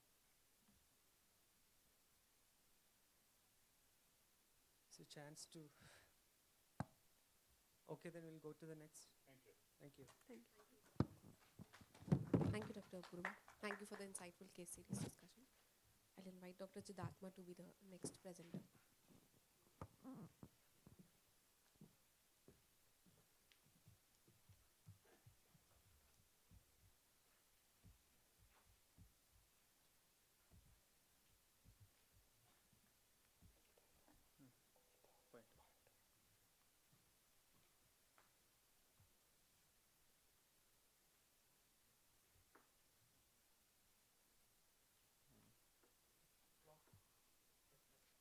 Good morning, everyone. I'm Dr. Chidatma. I'm a senior resident at National Institute of Mental Health and Neurosciences. Today, I will be presenting a paper titled Addressing the Cultural and Linguistic Barriers in Primary Care Psychiatry, the Kannada adaptation of clinical schedules for primary care psychiatry. Coming to the introduction, so in the background, so common mental disorders are a leading cause of morbidity and disability, affecting 17 to 46% of patients globally and in India. There is a significant functional treatment gap in the primary care, where the CMDs usually often under-recognize and inadequately treat the patients because of limited psychiatric training and also lack of standardized curriculum for PCDs. So to address this gap, NIMHANS developed the primary care psychiatry program. It's a digitally driven part-time course specializing for these primary care doctors. So this under this comes the diploma in primary care psychiatry. It's a 1-year course under the PCPP, where we have trained doctors in 3 states, and one state is going on right now. So coming to the why the CSP is needed. So as I mentioned, standardized psychiatric curriculum focused on specialist-based diagnosis and treatment, which is found redundant and complex for the primary care doctors, especially in their busy clinical schedules. So the CSP, the Clinical Schedules for Primary Care Psychiatry, was developed to provide an all-in-one tool for PCDs. It simplified the diagnosis, the management of the common psychiatric disorders in primary care settings. So the main part of it is the rapid screening with a culturally appropriate questionnaire that I've displayed here, without prioritizing specific conditions. So the disorders covered here include tobacco and alcohol addiction, psychotic disorders, somatization disorder, anxiety disorders, and depressive disorder. So now the practical challenges that we faced are, although it is specifically designed for the Indian population, the use in English has been proven unintuitive for the primary care doctors. They face difficulty in translating a question from English to Kannada, and it undermined one of the core objectives of CSP, that is reducing the time for screening. As the PCD struggled to convey these questions clearly, the screening process became longer and less efficient, defeating the purpose of this whole program. The language barrier not only impacted the efficiency but compromised the effectiveness of the screener, as the translation was not proper from their side. So the aim was to translate and validate the translation of Kannada version of CSP screener for primary care use for cultural adaptation. Coming to the methodology, the study design, the study location was in Telemedicine Center in NIMHANS, Bangalore. So the process involved forward translation initially by the 2 primary authors. The synthesis was done by 3 of the rest of the authors. An expert review was done by 5 psychiatric experts at NIMHANS, and back translation was done by 4 psychiatric experts from NIMHANS who were proficient in both English and Kannada. And then the validation was done by rating the equivalence of the translated and back translated version on a Likert scale of 0 to 10 to validate the translation process. And then analysis, we did the average scores for each item across different raters. Coming to the results, so this is the Kannada version that we had developed.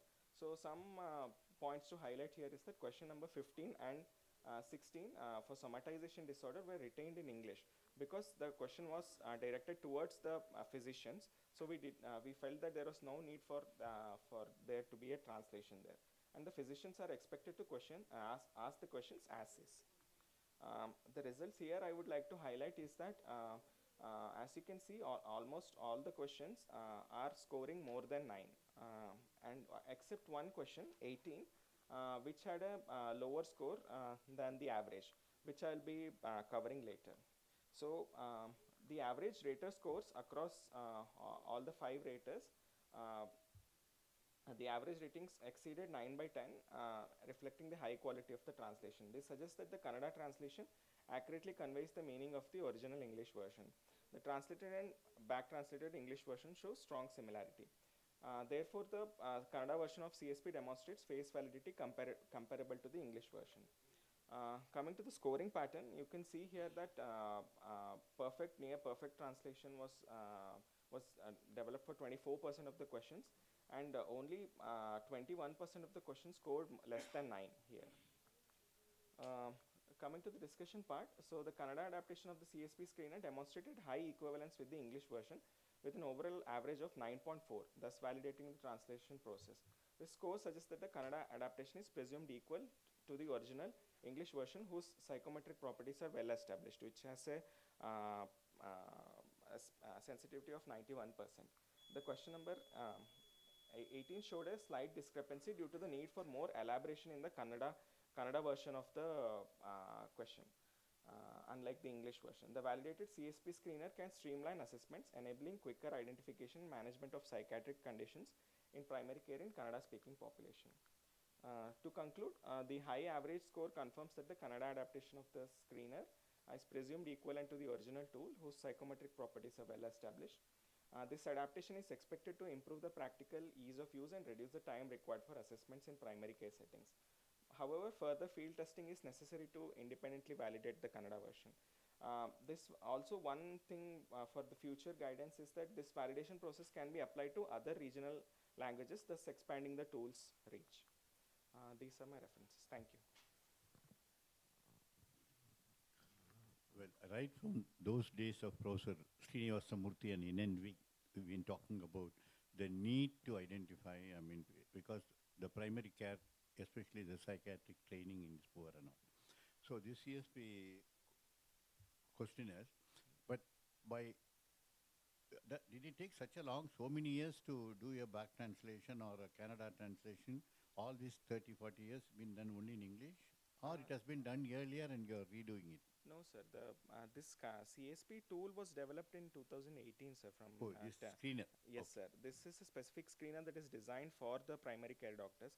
We are running a diploma course for the primary care doctors in primary care psychiatry. So this tool forms as the curriculum for them, sir, which includes not just the screener but also the diagnostic guidelines, what kind of counseling, that is a non-pharmacological treatment they're supposed to give, and also the pharmacological treatment. Along with that, prescriptions also we have given them in that. So the Canada version Yes, sir. validation helps the primary care physicians. Yes, sir. Yes, sir. Since it is about language, Yes, sir. Would a language expert, like a Kannada teacher or someone, would have been more, or would have helped increase the validity of your, because ultimately being psychiatrists, yes, sir, we may not be that expert in, like people who are well versed in Kannada and English are people who are probably native speakers of Kannada. Yes, sir. Just because you speak, like I know I speak Malayalam, but my grasp about Malayalam as a language is not like a language expert. Yes, sir. That is a different level at all. For example, a depression in Malayalam, I know one word Vishadam, but somebody in a language expert may know so many words. So wouldn't that increase your validity? Why you couldn't get a... Yes, sir.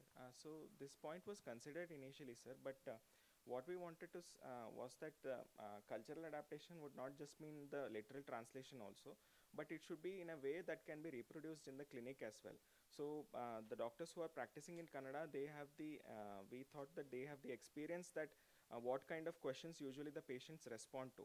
And considering, coming to the point of language experts, so we utilized them during the validation process, sir. So we utilized English experts to rate the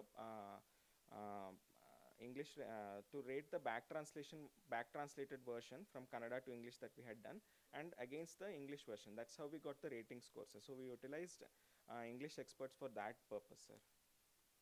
Experts who are not doctors. Not doctors, sir. Yes, sir. So we considered that while translating, we needed clinical expertise, clinical acumen for that initial translation. But for the rating, we utilized the English experts, sir, who are non-medical professionals, sir.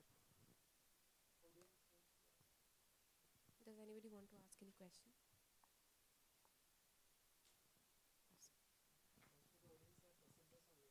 Yes, sir. Thank you. Thank you. Thank you, Dr. Jivat. Next would be Dr. Gayatri. Please come.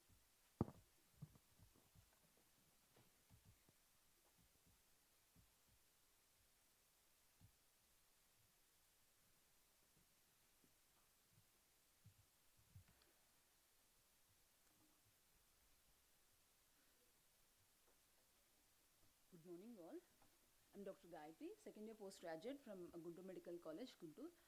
The title of today's presentation is a cross-sectional study on maternal mental health in antenatal women attending peripheral health centers.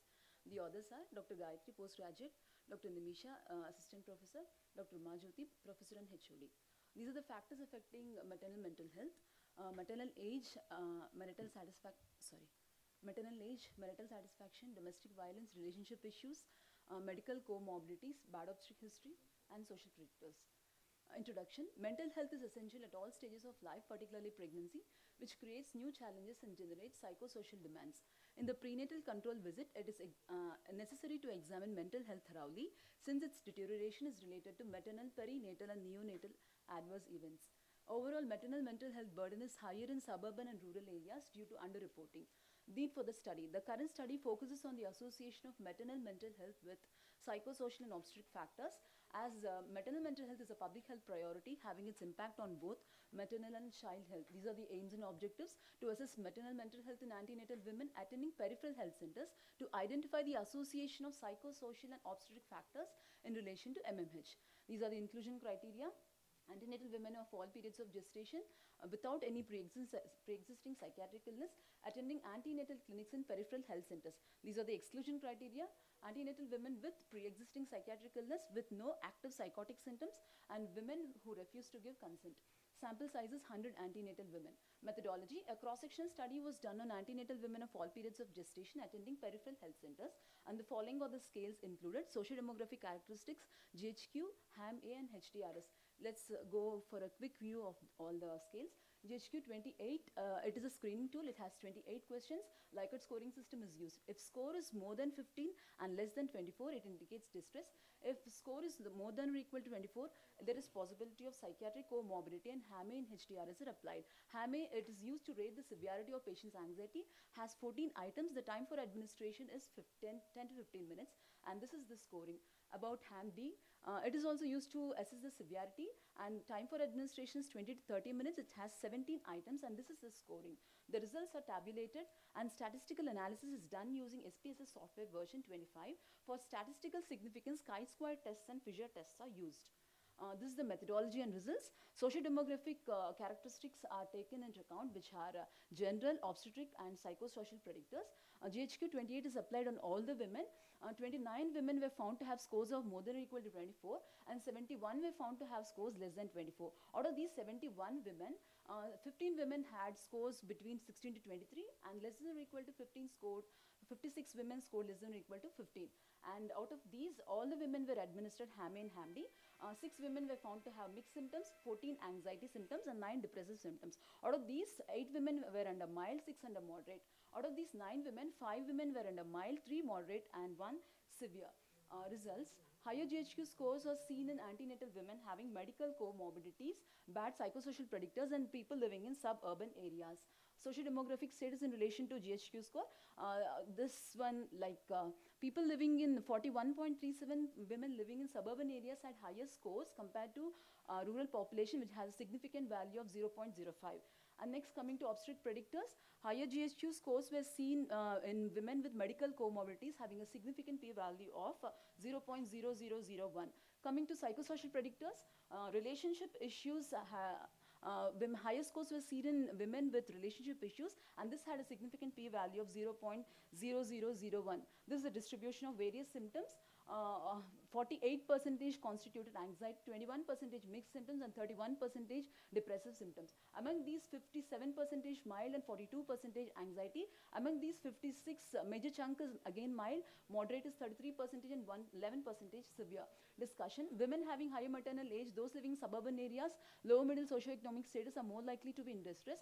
Who are living in a nuclear family are less prone to develop distress. The obstetric factors, particularly having medical comorbidities, showed significant association with MMH along with psychosocial factors, and this is not in accordance with the previous study. And this is the comparison of previous study and the present study. Loneliness perception had association in previous study. Relationship issues had association in the present study. Predominance anxiety symptoms and mixture of all the symptoms in our present study. Strengths: it advances the previous studies in identifying issues at peripheral level. It gives an association of both obstetric factors and psychosocial factors, and it surpasses the previous studies. Limitations: small sample size. As sample is recruited from health centers in and around Guntur district, results cannot be generalized. Future direction: more such studies at multicentric level are required. Mental health is a public health priority as it affects both maternal health and the outcome of the child. Women having medical comorbidities, bad psychosocial predictors, and high maternal age with certain demographic characteristics like people living in suburban areas, these are the important predictor risk factors for MMH. Multicentric studies are further needed for better outcome. These are my references. Thank you. Yes, sir. Sure, sir.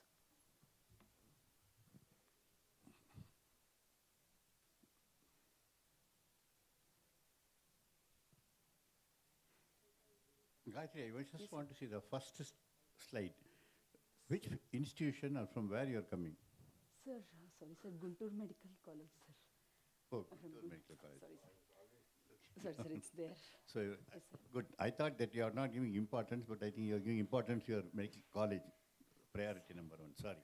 I was looking out where, okay, from Guntur.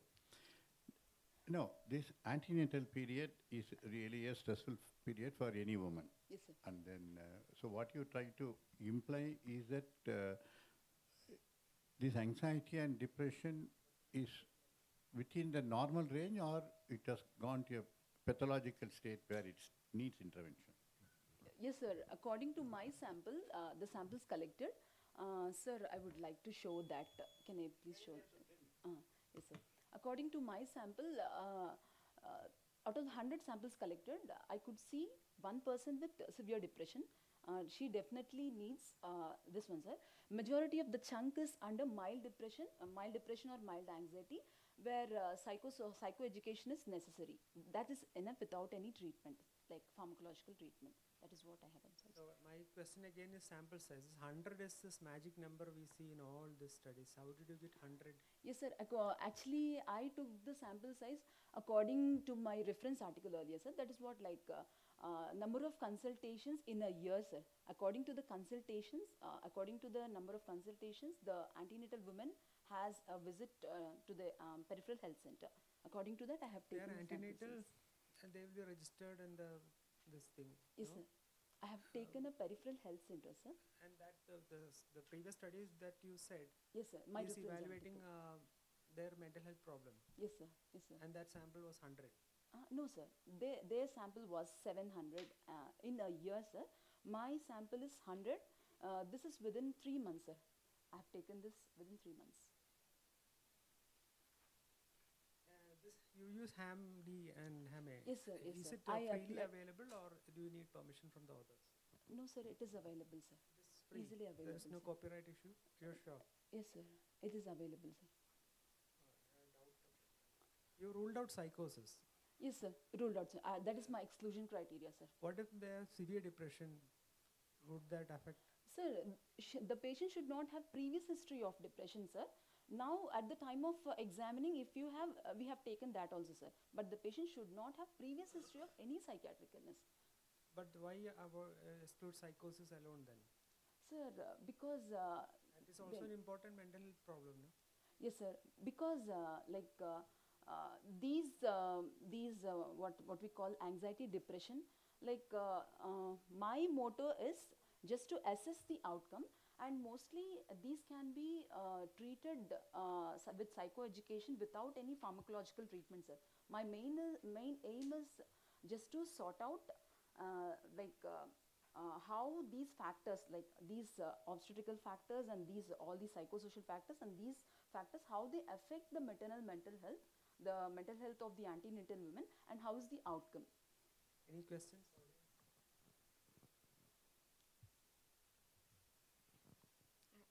Yes. Thank you, Dr. Gayatri. Next would be Dr. G. Karthik.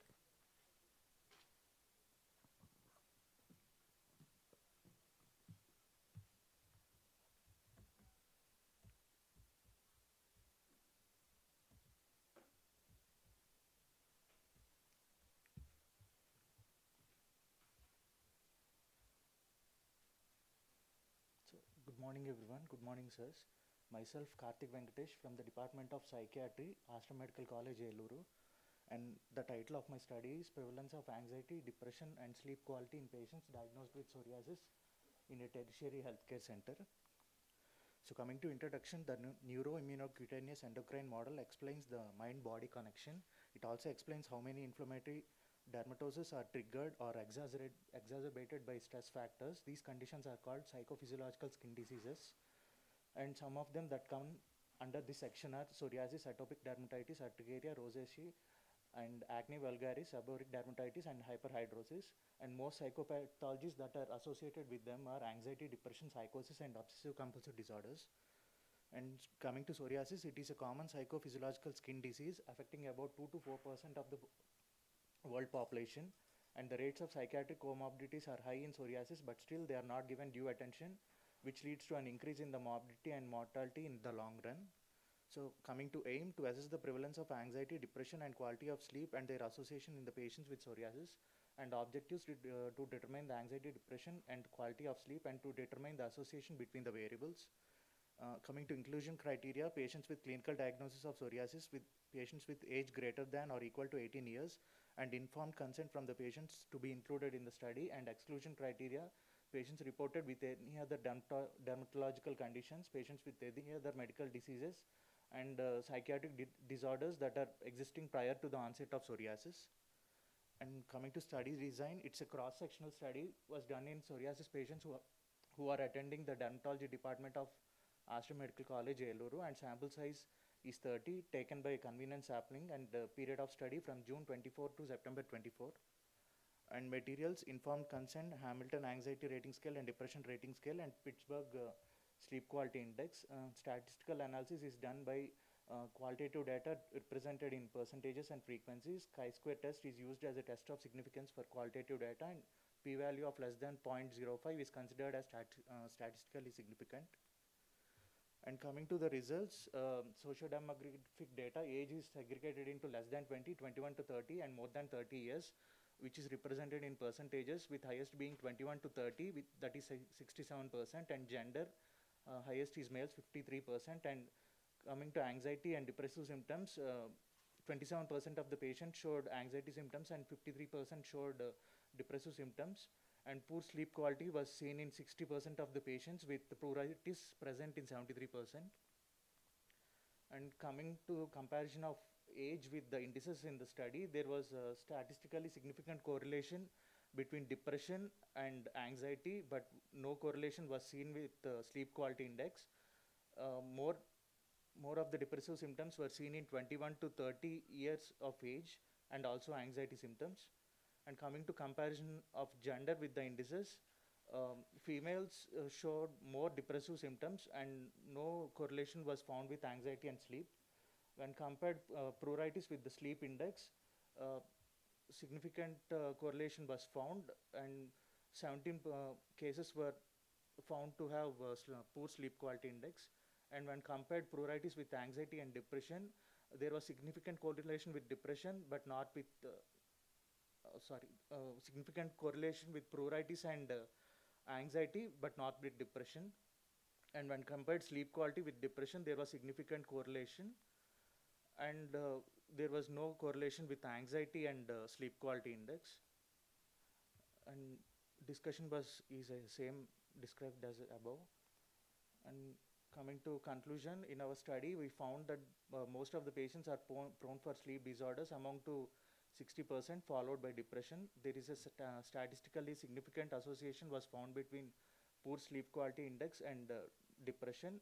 There is a need for psychiatric intervention in these cases to address the psychological burden and improve overall disease management. The limitations of the study are small sample size, and the study is done in only one institute. These are my references. Sir.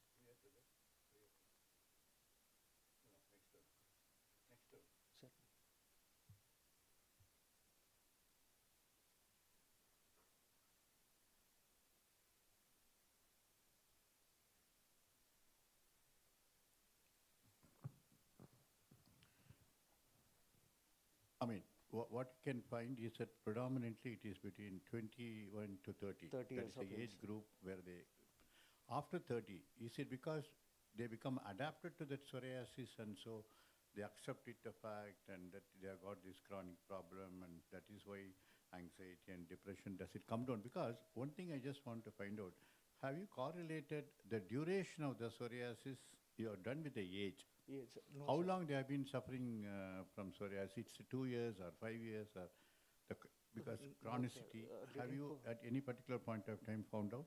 No, sir. Didn't correlate with the time.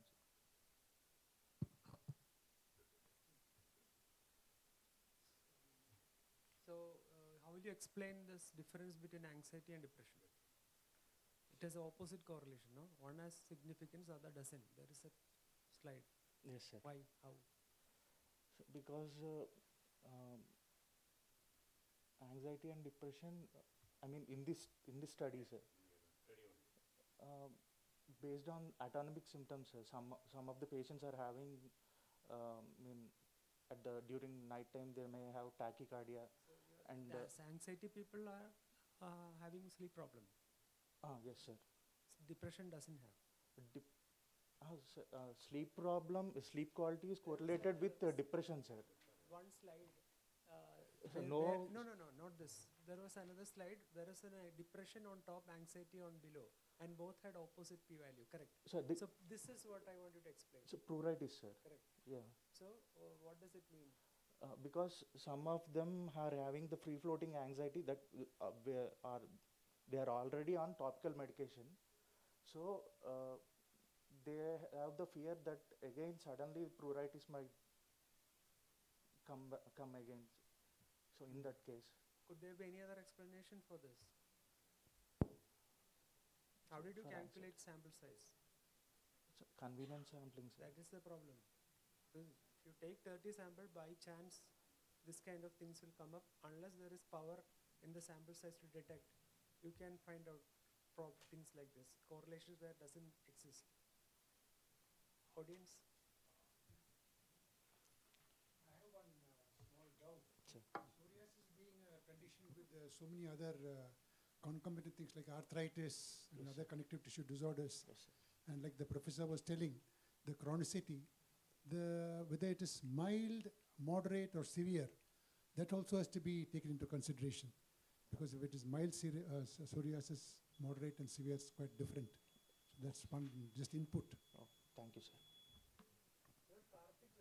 Yes, sir. Thank you. Thank you, Dr. Karthik. That brings us to the last presentation, Dr. Rajiv.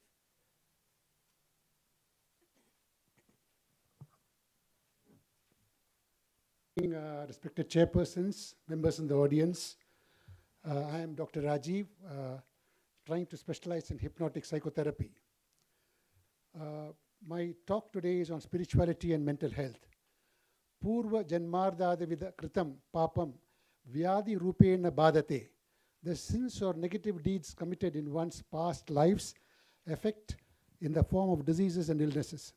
Attitudinal stigmatism, OCD, craving for immediate rewards, comparing with others, emotional roller coasters, neurobiological issues such as frontal lobe volume reduction, disruptive mood dysregulation disorder, and last but not the least, the reward system in the brain, ever so important for the BDNF, brain-derived neurotropic factor processing, are all addressed with correct knowledge of spiritual sciences within the believers.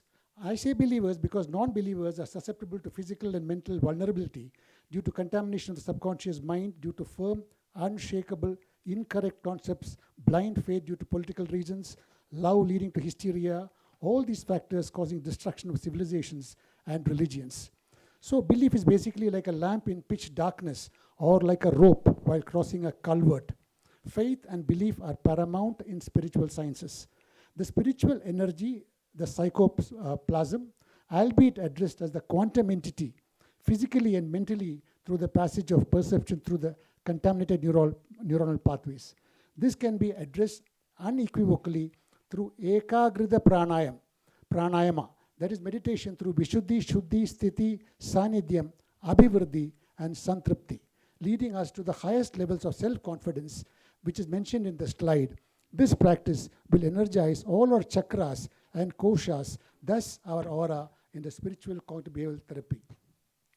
Mindfulness practices such as meditation, yoga, and pranayama, which we all know have been associated with various mental and physical health benefits, including potential and, like I told you, the BDNF factor levels. BDNF is a protein that supports the survival of the existing neurons and encourages the growth of the new neurons and synapses, so crucial for learning, memory, and overall cognitive function.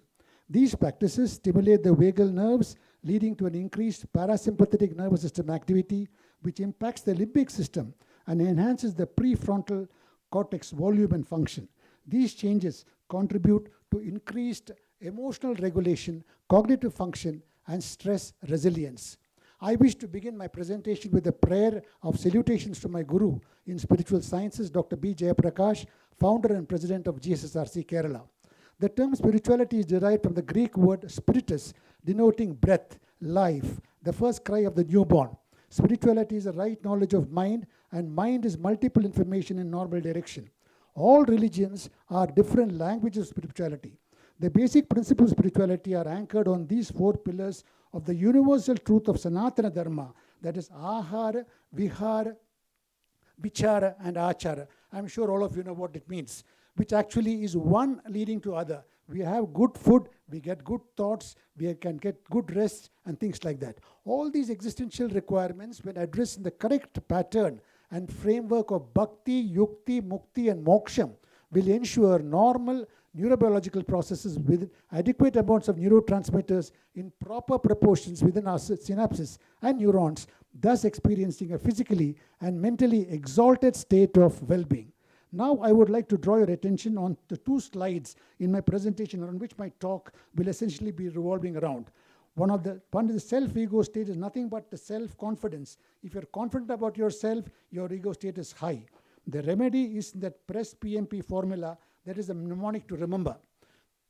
Now, quantum energy, the electromagnetic entity, explores the physical forces and particulates governing the universe, while spirituality dwells into the intangible, seeking deeper meaning and connections beyond the material world, which only man is capable of due to his highly developed human brain.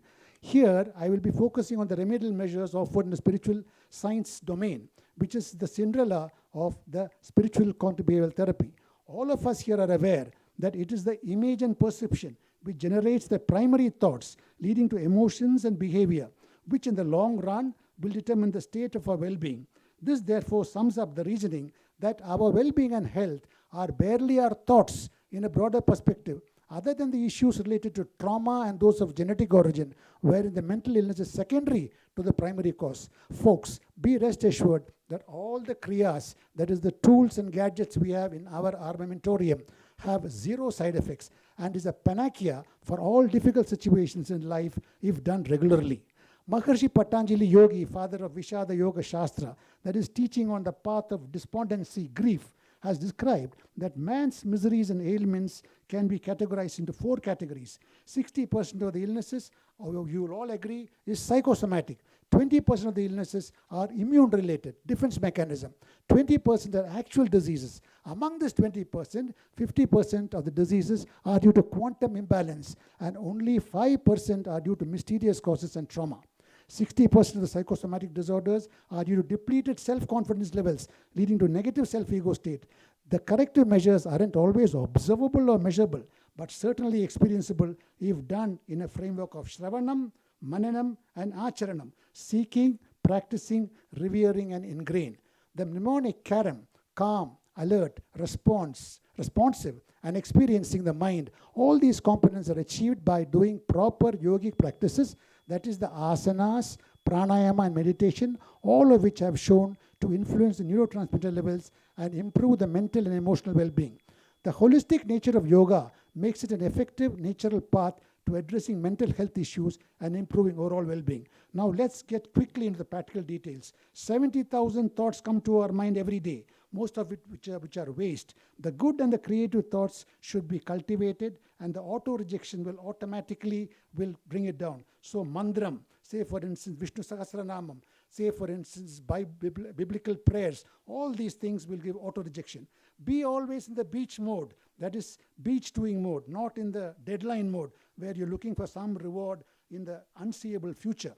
One amongst the living species, no inferiority complex, no superiority complex, you're just one among them, because both these complexes are pathological. Socialize with higher self people so that you learn something from them. Adequate aerobic and anaerobic exercises, upkeep of personal hygiene. Quantum imbalance disorders are addressed by Kapalbhati. 2 minutes, it is breathing, diaphragmatic breathing, and then pulmonary breathing. Omkaram, 5 minutes. Anilom Vilom, 5 minutes. Dhyanam, 5 minutes. If you don't have time to do all that, just do Brahmari Pranayama with Kechari Mudra. Kechari Mudra is putting the tongue back, trying to touch the epiglottis, and then breathing in and making the sound Om. The humming bee exercises. And then please try to tell your all your patients to do a crawling exercises. Crawl like a child. It's a very good exercise after this yogic kriyas. Hands define one's karma, and fingers are the power points for mudra therapy. We have got the gas mudra for self-confidence boosting.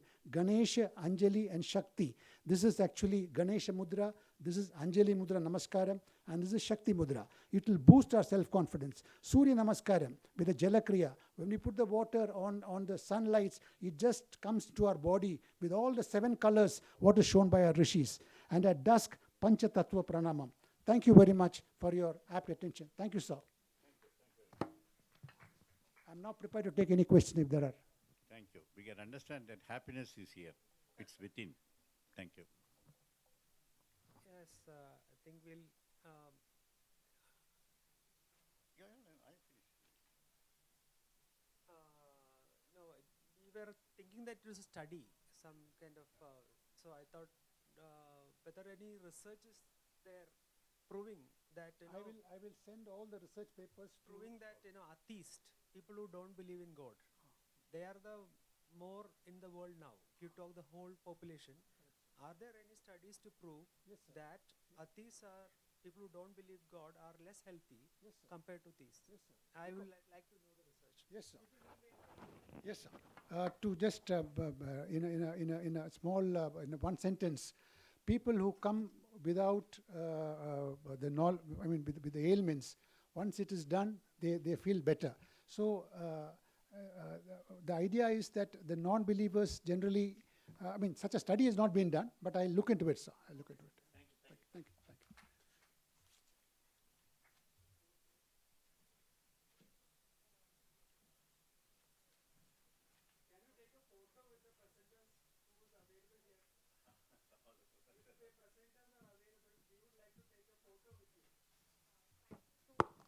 Thank you to all the participants and thank you our chairpersons for the session. We'll give it to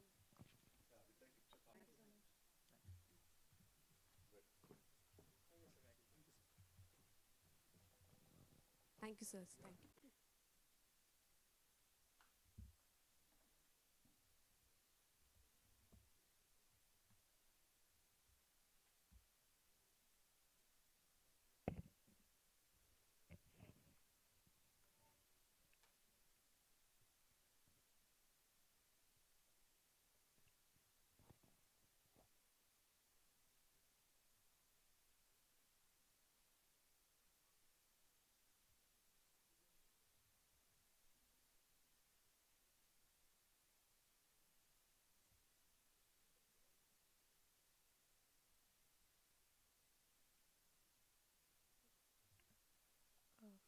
Okay. Good morning, everyone, and welcome to day one of 57th Annual Conference of Indian Psychiatric South Zonal Branch, IPSOCON 2024.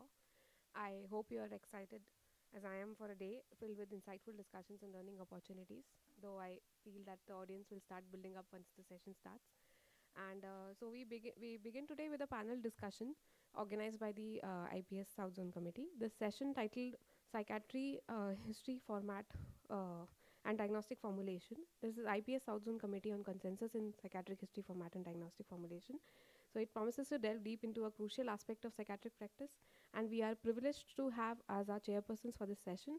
And I would like to call upon the stage Dr. PSVN Sharma, Professor of Psychiatry from Kasturba Medical College, Manipal.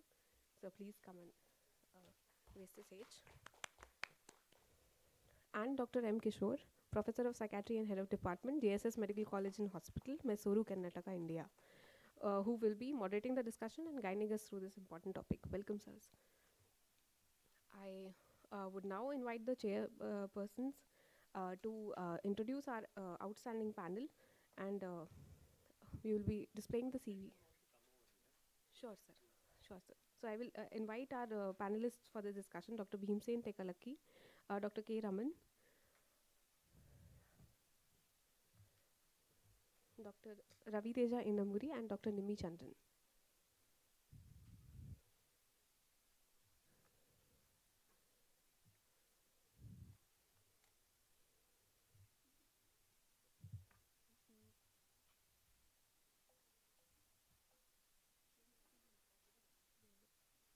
I would request, sir, you to introduce all the panelists, please.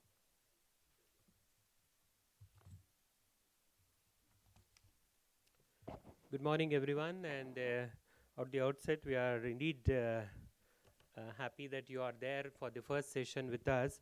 And this is a panel by the Indian Psychiatry Society South Zone, which thought about looking at consensus on psychiatry history format and diagnostic formulation. Since all of us are member, we thought that we will make it meaningful and interactive as we proceed with each of the thing. So we will not be presenting the each person's CV. We will start with this way. Professor P.N. Sharma will give the background on why we had to think about this committee. Then I'll tell about how did the committee proceeded. Then each member will tell about the findings from this respective state. Is that okay with all of you? Yeah. In meantime, I'm going to circulate a piece of paper I want you to write your name, phone number, and which designation, including postgraduate, so that we want to incorporate the suggestion you give into the final report. Okay, so I would request the organizing committee to share the piece of paper, name, email ID, phone number, and to which institution, what position you hold. With this, I would request PSVN Sharma sir to give the opening remarks.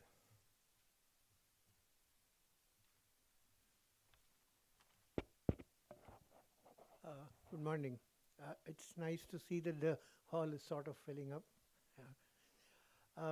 Actually, I should go back in history to the time when I was a student here, Nimans. This is probably way before any of you were even conceived. That was in 79 to 81 when I did my diploma here. And my senior resident in Delhi, where I was doing my UG and house job, was a trainee here, and he taught us some amount of psychiatry, including what was then prevalent as history taking. And I came here, and of course we went through, especially Dr. R.S. Pandey, the late Dr. R.S. Pandey was my first mentor. And in that unit, again, the history taking style and the content and the headings and stuff like that changed. I went from here to PGI Chandigarh, and things were different there. And then as I became older in my profession, and I started visiting different centers for academic programs as well as an examiner, I noticed that there was a lot of variance in the sort of history taking that happens and the emphasis that is placed on certain areas of history taking and in other areas and so on. The same was true for mental status examination, and so around 4.5 years ago, I think IPS Karnataka branch asked some of us to say, at least for Karnataka, let us have some sort of guidelines regarding mental status examination, and we followed a procedure, something like a Delphi-like procedure. We collected data from a lot of people and then tried to synthesize it and presented it in the Karnataka State Conference, and then they suggested that we take external opinions about it, so we sent it across to certain other institutions all across India, got back their information and finalized some sort of a structure, a semi-solid sort of structure, which was then also given to the IPS, and I think it's in the IPS repository. Taking from there, the IPS South Zone thought that why not we look at least forming some sort of common minimum requirements for history taking. And then put the thoughts of all the institutions together from the different states in South Zone, try to have a composite sort of a document, and then provide it as a draft in the South Zone conference, take in more suggestions, make another formulation, then send it across probably to different centers across the country, and then arrive at some sort of a consensus document. So this is the process in which we have tried to work. There's a lot of disparity in very basic things about history taking, documentation. Do you take history, do you merge the history of the patient and the informant together? Do you keep it separate? Do you have separate chief complaints from the two of them, or do you combine them? So on and so forth. And I notice, all of us are in the teaching profession, we notice that there is a lot of confusion among students till they finally come to the conclusion that they have their own formulation and their own method of doing things. So this has been basically what we have tried to do here. And today what Bhimsen will be showing you is a draft of what has come from different centers in the southern states. And we will be taking your suggestions also, and the suggestions of other people who have access to this document, and then we will try to take things forward from there. So I request Kishore to come and describe the modalities that went into the current preparation.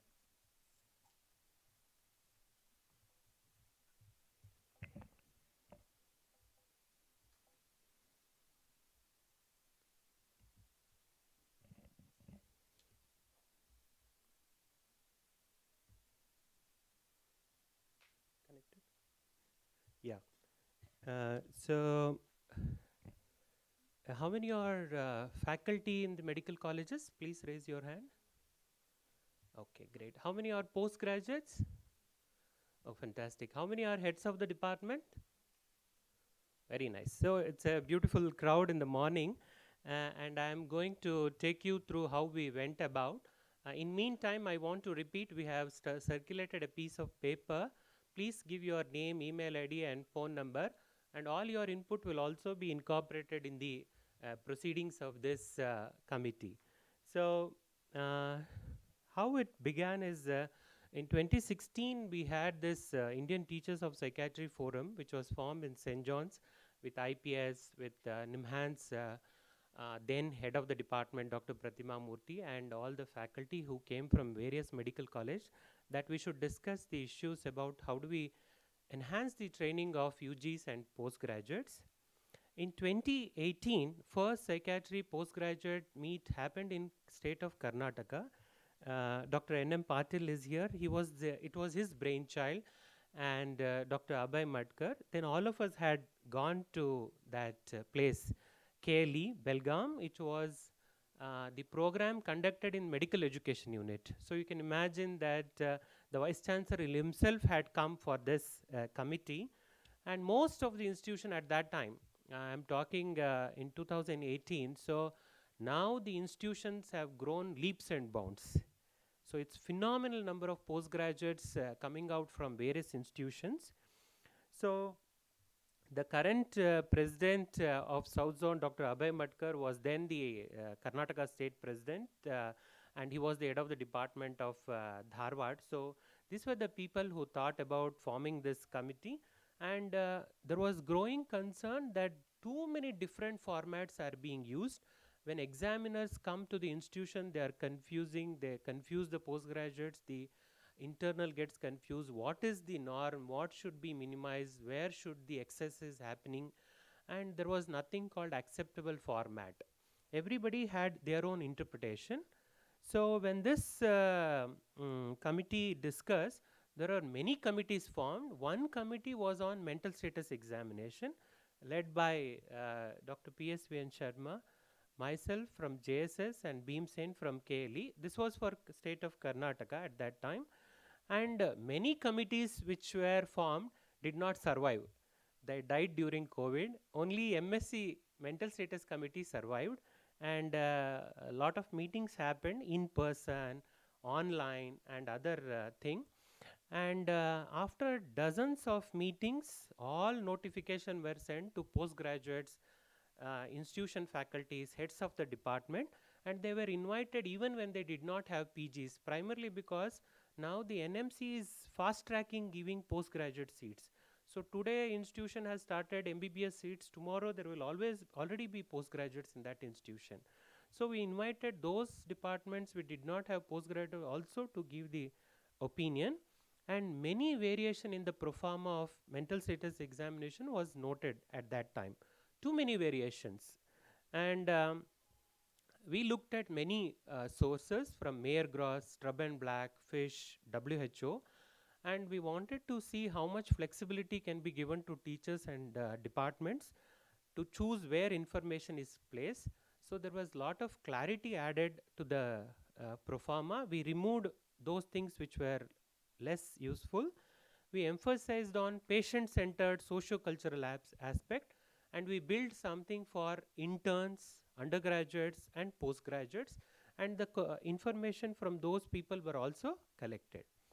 So once we arrived on the consensus, we submitted that in 2023 Bagalkot Canceps, and there they asked us that we should take opinion from all the states. So the Indian Psychiatry Society undergraduate subcommittee, postgraduate subcommittee, and all premier institutions of India, PGI and the AIMS, we sent a notification including to the NIMHANS to give the opinion. So the consensus was arrived, and in 2023 November in Calcutta, we released consensus report on mental status examination.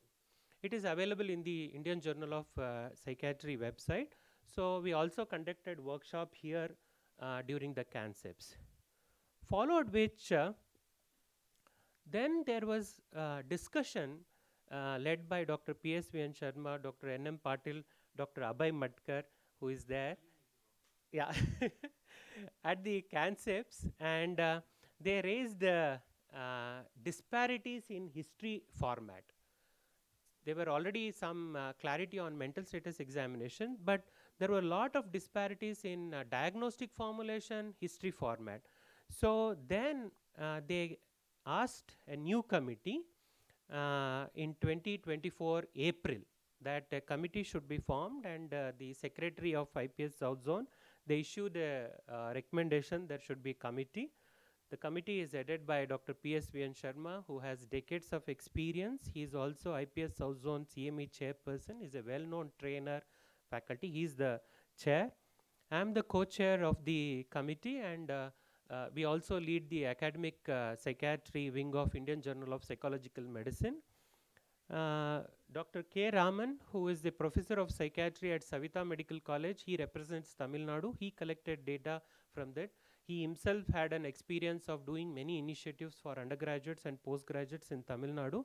He is also Must Enrich Grant awardee for looking at module of training psychiatry PGs as teachers. We had Dr. Beam Sen, who is the associate professor of psychiatry at JNM KLE. He is also National Medical Commission expert committee member on CBME. That is their report which came few days back. And he is also PhD scholar in medical education. He is also university delegate to Philadelphia. We had Nimi Chandran from Kerala, who is the assistant professor at Palkad. She is also ITOP Must Enrich Grant awardee. She has looked at CBME and conventional training. So we carefully picked up people from various states to gather the data. Ravi Teja Inamuri was assistant professor of psychiatry at Government Medical College, Nizamabad, Telangana. He represents that state. He asked all his institution from that state. He is also associate editor. He is closely associated with TIPS. He is also Must Enrich Grant awardee. Then we had Adi Sheshamma.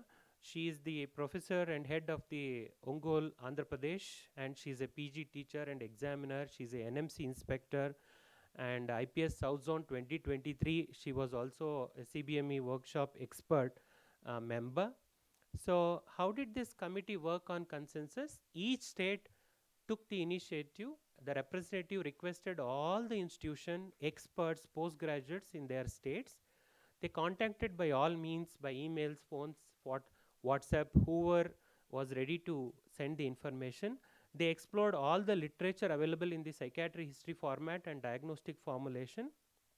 We conducted multiple online meetings to deliberate on what should be the minimum standard, and the first draft has been presented yesterday to the executive committee, and they requested us that we should present in the conference and take the opinion from the all the audience and also from across different states, so that a national consensus can be done. And that's how this particular program is important.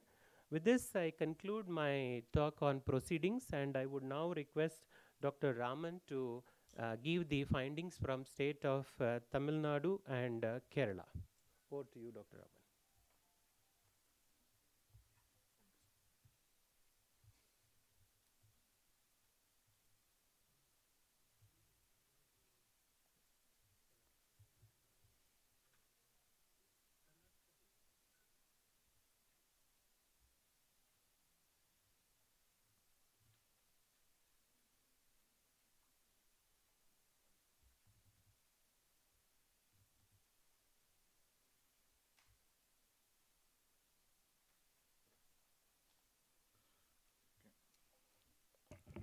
Good morning, everyone.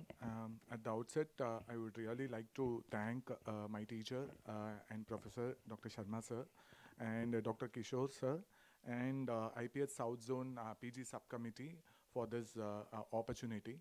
So I would be actually presenting two states' findings, and I'm representing on behalf of Tamil Nadu and Pondicherry. But since Dr. Nemichandran could not make it, I'll just be presenting her findings from Kerala first. So to give you a brief background on just what has been already talked about, psychiatric training in medical institute is the foundation for psychiatric services. It is important that like we start with the training of on history taking pro forma, as well as the importance of making a diagnostic formulation so as to arrive at a management plan and take it forward from the treatment of the patients. So there has been concern from the faculty and postgraduates. That is the reason why this subcommittee was actually formed, as Dr. Kishore sir was saying. IPS subzone, like South Zone, formed a committee involving representatives from all the states. So we just went ahead with actually collection of like data from across all the states.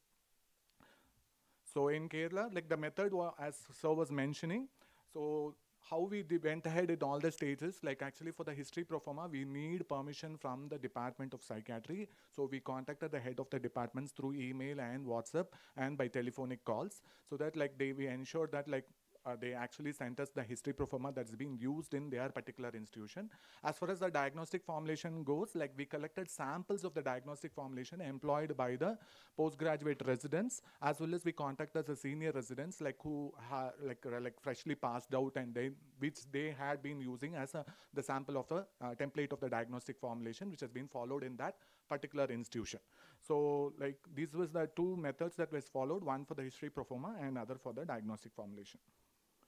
So results from Kerala state, the proformas, total number of proformas were received from almost 16 colleges in Kerala, and out of which 9 government colleges and 7 were private medical colleges.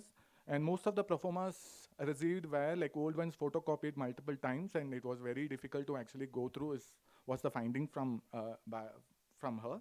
So eight colleges in Kerala were following Niman's history taking proforma, and 3 were following Dr. Krishnan sir's like history taking proforma, and 3 colleges were following their own institutional proforma, and 2 colleges were using Mayor Gross history taking proforma.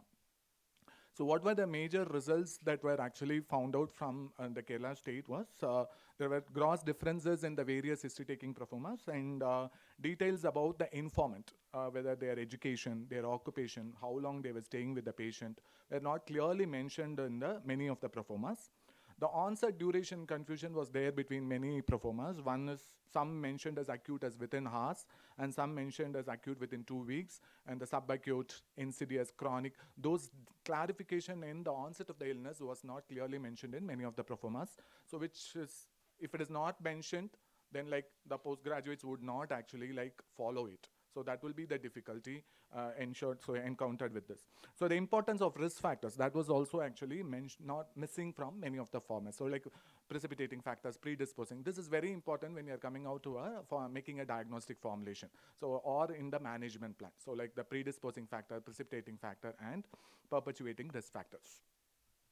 So as far as diagnostic formulation goes, like only 4 out of the 16 colleges reported using a diagnostic formulation format, again, which was uniform across all the state findings that I would say. All 4 of them who actually were using a template quoted that they were using Dr. Kurvilla's article for making diagnostic formulation. I'm sure postgraduates must be aware of the diagnostic formulation template by Dr. Kurvilla sir.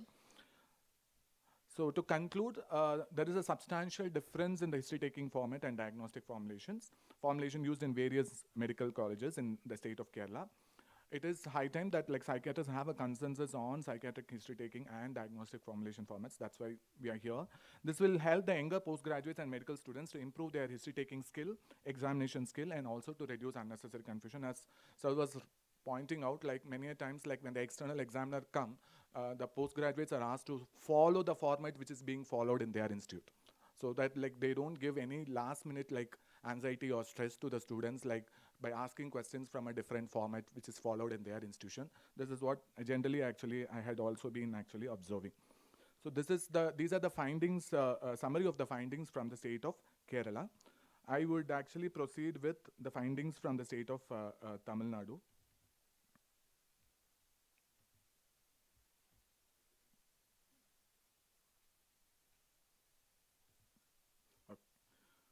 So the methodology followed was almost the same, so across all the states.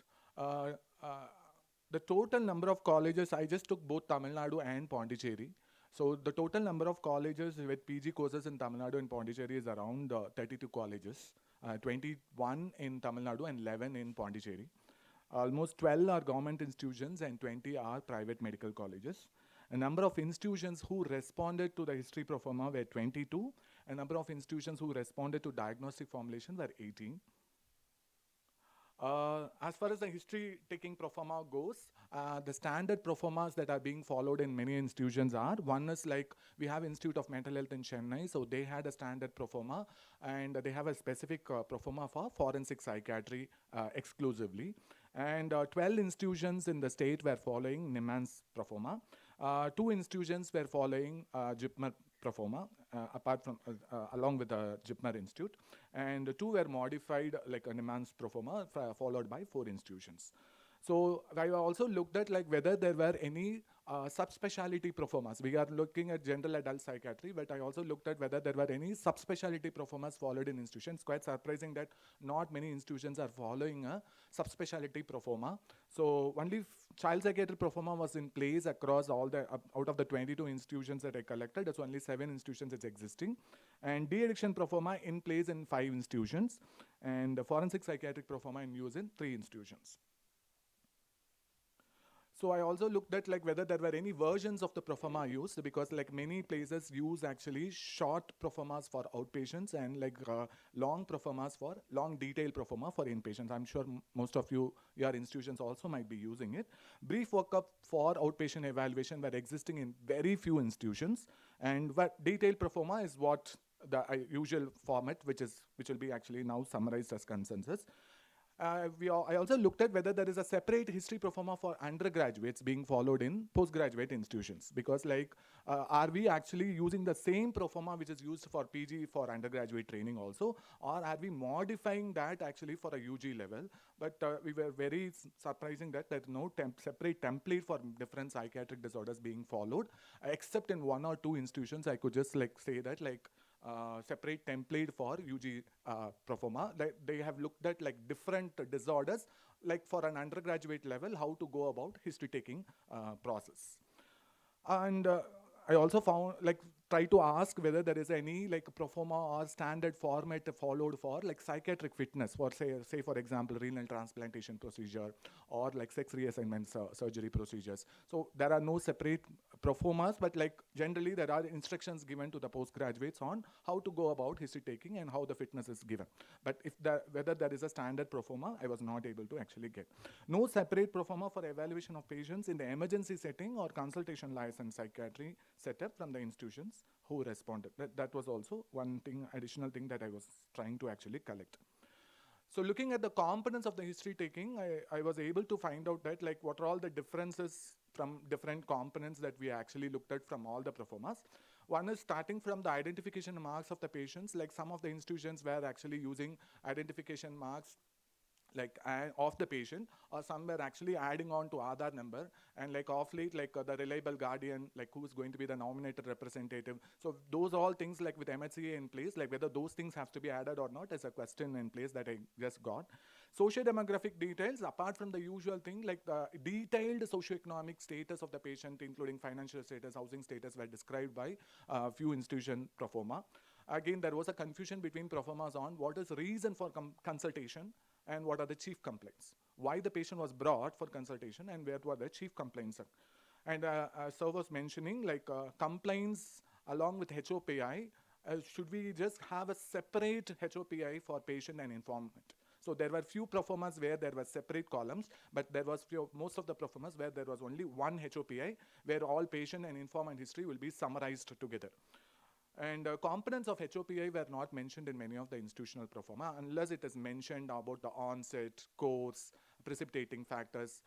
Everything, if it is mentioned, that student will not actually miss out on the components of the HOPA.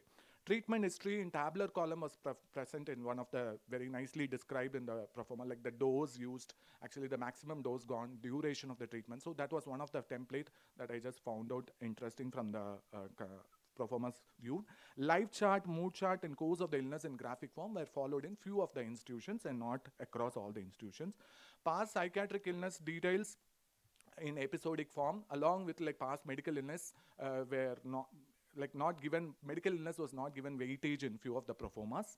So I just thought one of the findings I was able to find. Family history in detail was not highlighted in, because there were no subheadings on what to be asked in genogram. Just the genogram is done, even not mentioning about 3-generational genogram or what are all the details that should fall under the family history was not highlighted. Personal history, how apart from whatever it is, developmental milestones, temperament, I think like students, like they miss out because premorbid personality, they just like standardly, they just use it rather than like whenever a onset is before 18 years, they should usually, or like temperament component, that since it's not part of the proforma, so whether that should be also considered. And parental functioning, occupational, sexual functioning, and marital history, details were need to be elaborated. Premorbid personality, apart from some of the template, deviant traits were not part of the many of the proformas, and impression generally gets missed.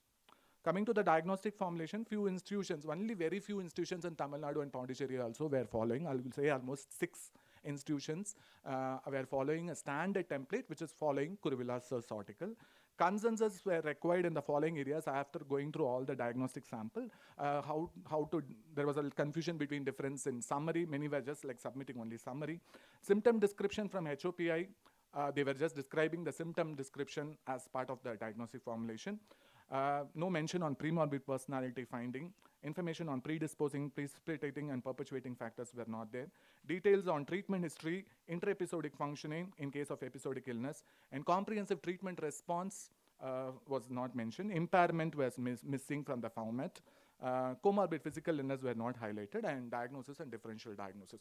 So a complete, these were all some of the areas when we looked at it, like we were not able to actually get it from the format.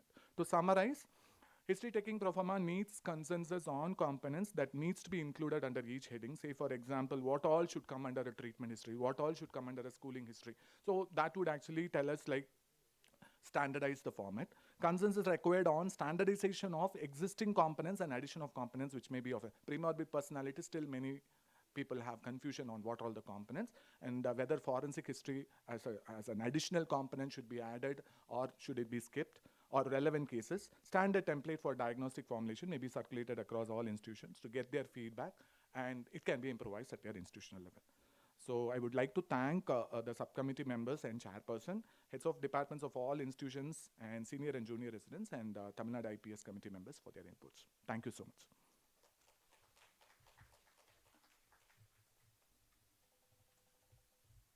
How many are from Tamil Nadu and Kerala? Oh, fine. If you have not given your input, you can still give it to Dr. Raman. He is here, apart from the email IDs and other things which you have submitted. Now I'll quickly take you through the Dr. Adisheshama and Dr. Ravi Teja did not turn up for some commitments. How many are from Telangana and Hyderabad? Sorry, Andhra?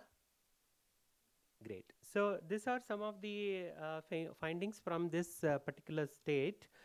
The same way they were approached in all institutions, including postgraduates, and they were requested to send the proforma, diagnostic formulation, and other things. And he has mentioned all the medical colleges which have given the proforma, and I'm not going to tell all that details which will come in the committee report. Majority in the state of Telangana and Andhra follow the NIMANS proforma. Most government colleges have not printed any separate proformas. In comparison, whereas in private colleges, there is proformas which are printed, and many of them have taken logo of the NIMANS. Lot of elaboration has happened in subspecialty if they have done on child or in the de-addiction. Those proformas are there. Most of them do not have any definite diagnostic formulation. This is one area which was really concerned because diagnostic formulation is a big issue. Nobody seems to have very clear direction what it is and how is it different from summary. And many of them have used the only document, Kuruvila's document. In fact, in the last part of Kuruvila's article, he himself says there is no consensus on some of the issues. So this is in brief. Those of you from Andhra and Telangana, if you have not given, I have already circulated the paper. You can give your email ID and phone number. Now I would request Dr. Bhimsen from Karnataka to give the overview from the Karnataka and directly take us to what is the consensus we have arrived in terms of history format and diagnostic formulation. Over to you, Bhimsen. Thank you, sir. At the outset, my thanks to the IPS South Zone office bearers for this opportunity and all the guidance I received from the senior members, Professor Sharma sir and Kishore sir.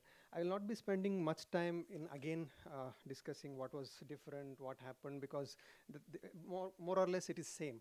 What differences I found in various proformas across the state, it is same. So I will not be wasting much time there. Rather, I would directly go to the consensus statement that we have come across. I'll be that we have formed. I'll be going through this document and okay.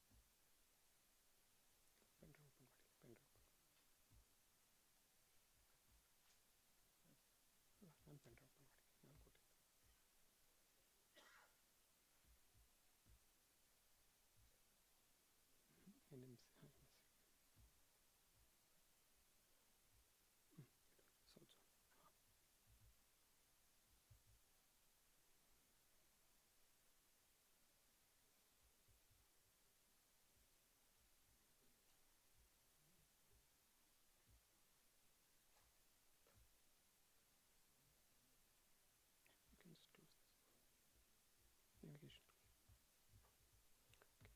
Yeah, apologies for the technical glitch. So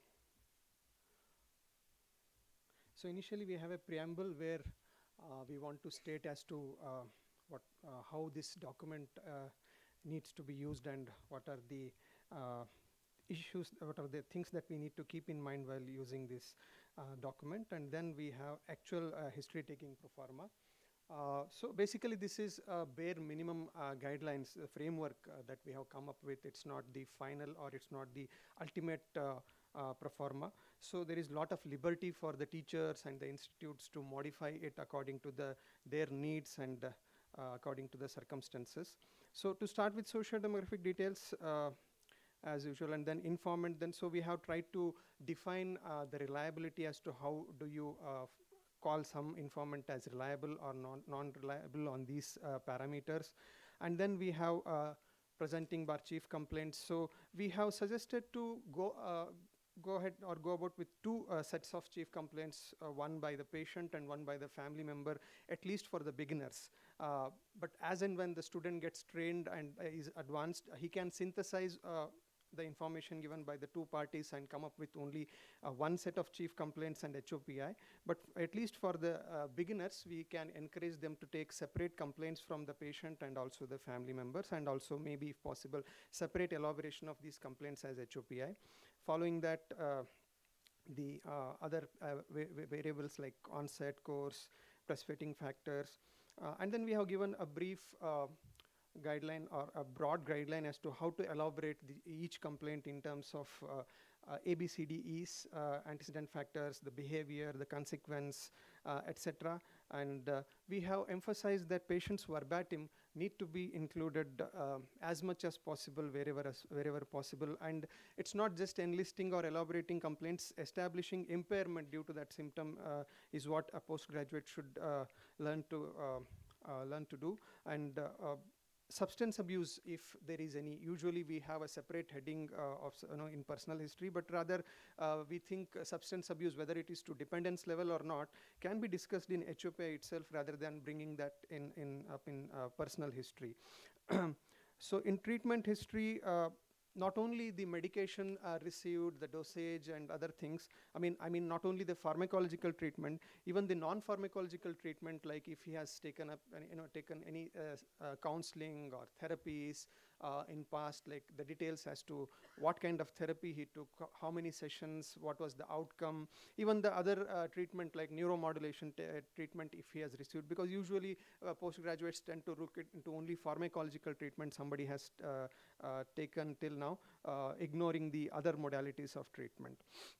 So when it comes to past history, we urge institutes to come up with their own way of graphically analyzing the episodes in past, or if they can refer to one standard pattern like step BD, what step BD has used to depict mood disorders or the past history of mood disorders.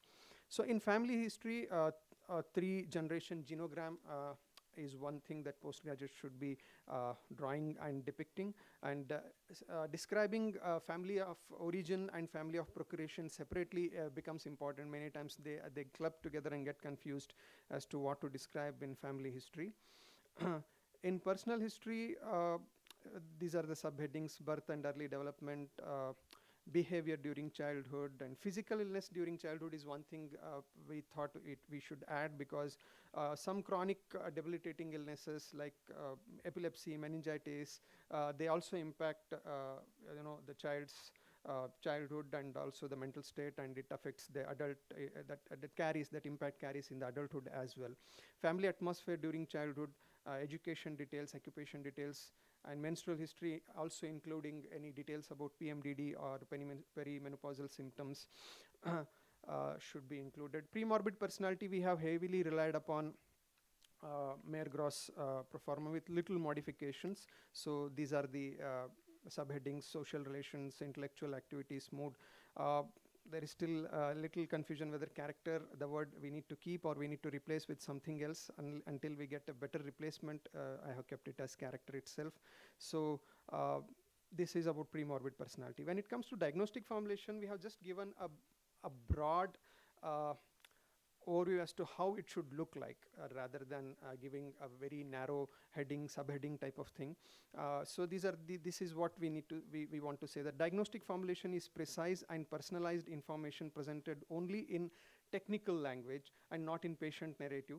Diagnostic formulation encapsulates only the relevant phenomenology of the individual from chief complaints to mental status examination concisely, unlike summary. This includes biopsychosocial etiological analysis. The documentation of diagnostic formulation usually ranges from 10 to 20 sentences, because sometimes we see diagnostic formulation running for up to 2 to 3 pages. So we suggest rather to keep it crisp to 10 to 20 sentences without repetition of any aspect, but is relevant for psychiatric diagnosis, including medical comorbidities. Any information not mentioned in diagnostic formulation shall be considered not present or relevant, hence negative history should not be recorded. We are planning to give a couple of templates for diagnostic formulation, one as an example, one for psychotic patient and one for neurotic patient. So this is from my side, and I would now request Professor Sharma sir to take up any questions if there are anything.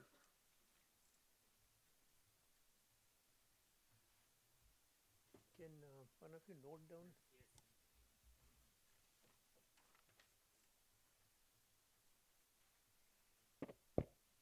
Yep, you've heard whatever has been done so far.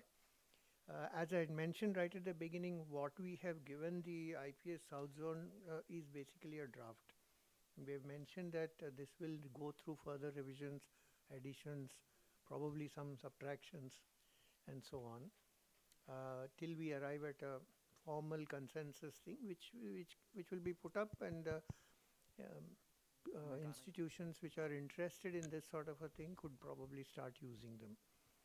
So from what you have heard today, whether you are a teacher or a resident student, please voice your opinion. Do not hesitate.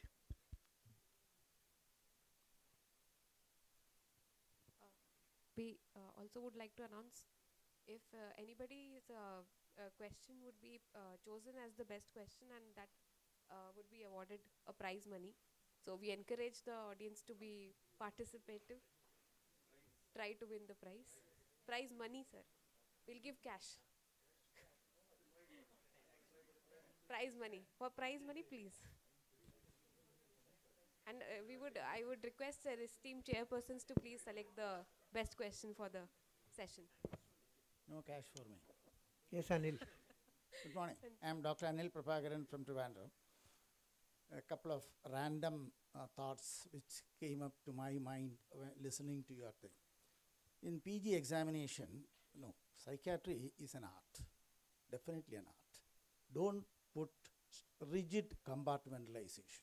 That will definitely destroy the beauty, but at the same time, there must be a method in it. So always keep that possibility in our mind. During examination, I was with PS, I had the fortune to be with him for many exams. Nowadays, they present as Ambujakshan Nair, 37, son of Govindan. He has so-and-so house number and all these details. It violates the privacy. So the first and foremost thing I want to make is respect the privacy. And my days, I was punished for not telling the identification mark even. No. For what purpose? And he has got all the rights. So my say on it is never ever explain, reveal anything on the identity. Second thing is they come to the sex. I usually ask, is it gender? Is it biological sex? They are confused. They must be able to say both in majority of the cases unless they are dealing with. So these are the two important things. They present as first name and sex and they will be caught. Premorbid personality is an old-fashioned thing. Do you have permission for me to speak for a couple of minutes? Of course. Premorbid personality must be reconstructed. And for all cases, in consultation liaison psychiatry also, in irrelevant though, they spend their robe 5 minutes on the premorbid personality. That should know. And for a consultation liaison psychiatry, this is an adult 40 size shirt, which is clearly unfit for a newborn. Liaison psychiatry, transplantation, suicide, neonatal, postpartum, all these things, because we come across, we liaise with so many Sri Tirunal, RCC and all, things are different. This ready-made 40 size is clearly not suitable for this infant of a transplantation. The thing is, in our Mental Health Care Act, which very paramount importance is for the decision-making capacity for mental health care and decision-making capacity, which is not there in any of the format. That is a crucial thing, without which you cannot present, you cannot admit, you cannot make a decision on it, apply Article 86, 89, 90, anything nothing can be applied. So they come to the thing, I will admit the patient. On what ground? What have you presented? And listening to your story, I have no way to understand that he has a decision-making capacity and needs to apply 86, 89 or 90 or whatever be on that. And a detailed mental status examination includes a physical examination. So all these physical examinations, that must be reduced to the relevant behavior symptoms, relevant to the behavior symptoms, because going for the dullness, they say, yes, I have examined. Once I came across the things in Manipur also. They said there is a shifting dullness. You have exam? Yes, I have exam. If I ask the kind of patient, they will say, they were not given such a test. So that must be regulated. Never ever tell anything which was not examined. So your format must be sufficient enough to include the most relevant. Maybe there must be some misses also. And the diagnostic formulation, according to me, is a diagnostic criteria made reverse. Patient has up to 6 months symptom with delusion, hallucination, all those things. So your formulation must be a diagnostic criteria reversed. It need not go for 20 cents. And the relevant, they also say there is no, it is not due to the direct pathophysiological effect of substance or medical condition, must be beautifully worded, such that listening to the talk, we are informed about his decision-making capacity for a diagnosis. Few of the things. Have I exceeded the time limit? No. Thank you. Thank you, sir. So mainly you're focused on identity or identification and revealing the identity. That And should you, not be there. you wanted to have a relook about premorbid personality. No, sex, sir. And gender and Gender, sex, sex. and then premorbid personality.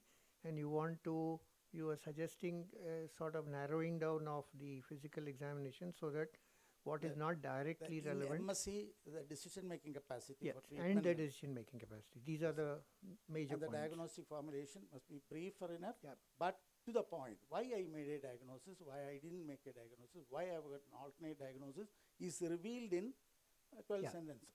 At the most 12 sentences. Thank you. In fact, there is, amongst us also, there is a view that since the ICD-11, probably we should look at the personality from the ICD-11 perspective. So that's something that we'll think about.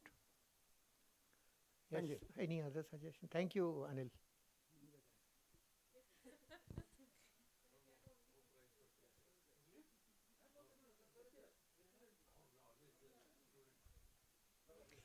Mic here, please. Okay, it's coming. Just wait. So good morning, my teachers. We have a separate format for continuous illness and episodic illness. And also, we will have confusion whether it is acute psychosis or substance-induced psychosis. So before writing the case history, we have to come to the conclusion, actually diagnosis before taking the history. After that only we can take the history in a particular format. So whether it is correct or not, how to overcome this? I'm sorry, I have not quite understood your question. Sir, for schizophrenia, continuous illness history format is there. For bipolar disorder, for episodic illness, we have different You're saying format. you have these formats in your center. Yeah. Okay. Well, And then also somebody else has made the diagnosis and you have to do history taking for the practice of history taking then, isn't it? One of the, is it audible? Yeah. So what we discussed here and presented is only a guideline for adult psychiatric case. So if you do not know anything, that format suits you well. Once you have come to some conclusion, if your institution recommends that you should have separate for, let's say, for substance use, let's say separate for sexual disorders, then you can choose it. But what we have given is only a minimal broad for adult psychiatry. That has been thing. So it goes well with when you are starting to take a case, to take that format, proceed. And further, when you want to go into much more specific aspect, you can jump in. Thank you, sir. Yeah, Dr. Patil here. I beg to differ from Dr. Anil Prabhakar because the whole idea started with bringing into some uniformity across the country. Because when you go as examiners to various places, or some examiners come from outside to our place, the kind of questions or the kind of expectations they have are so different, then it becomes very difficult for the internal examiner to convince the external examiner, boss, this is the way we have taught and this is how the references are there. So we thought that at that point of time, at least have some kind of a skeletal uniformity as to how a MSc should be conducted, what should come first, what should come next, what should come next, and that is a kind of thing that was decided. So that with that, the first phase of mental status examination, what should be the part of, let's say, the examination of perception, what should come in each of that, that was the idea of it was. It was done by and large, it was accepted also. Now, the second thing is, see, as far as the privacy confidentiality part and the MHCA part is concerned, how do we decide whether he has capacity or not unless we take the history, we do the examination. So we have to do the examination. And basically it is not for telling others that so and so, son of so and so, age so and so, that is not for somebody else. The patient has come to me, I am a consultant or I am a student resident, and I am taking history. For myself, I am taking history to come to a diagnosis. That is what we are training our residents or postgraduates. It is not for public consumption. We are not going to tell it or publish it anywhere. So that may not be very valid at some point of time.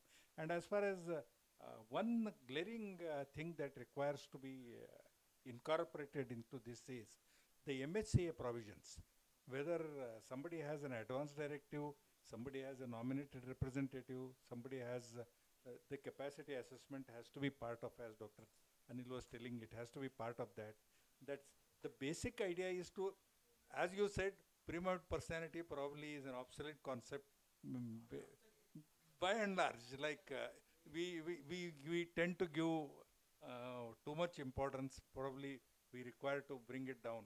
And as far as diagnostic formulations, there are n number of varieties are there.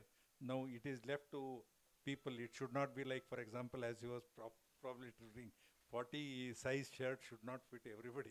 That it should be left to the individual teacher and individual institutions. Thank you. Just a comment before the next comment comes in.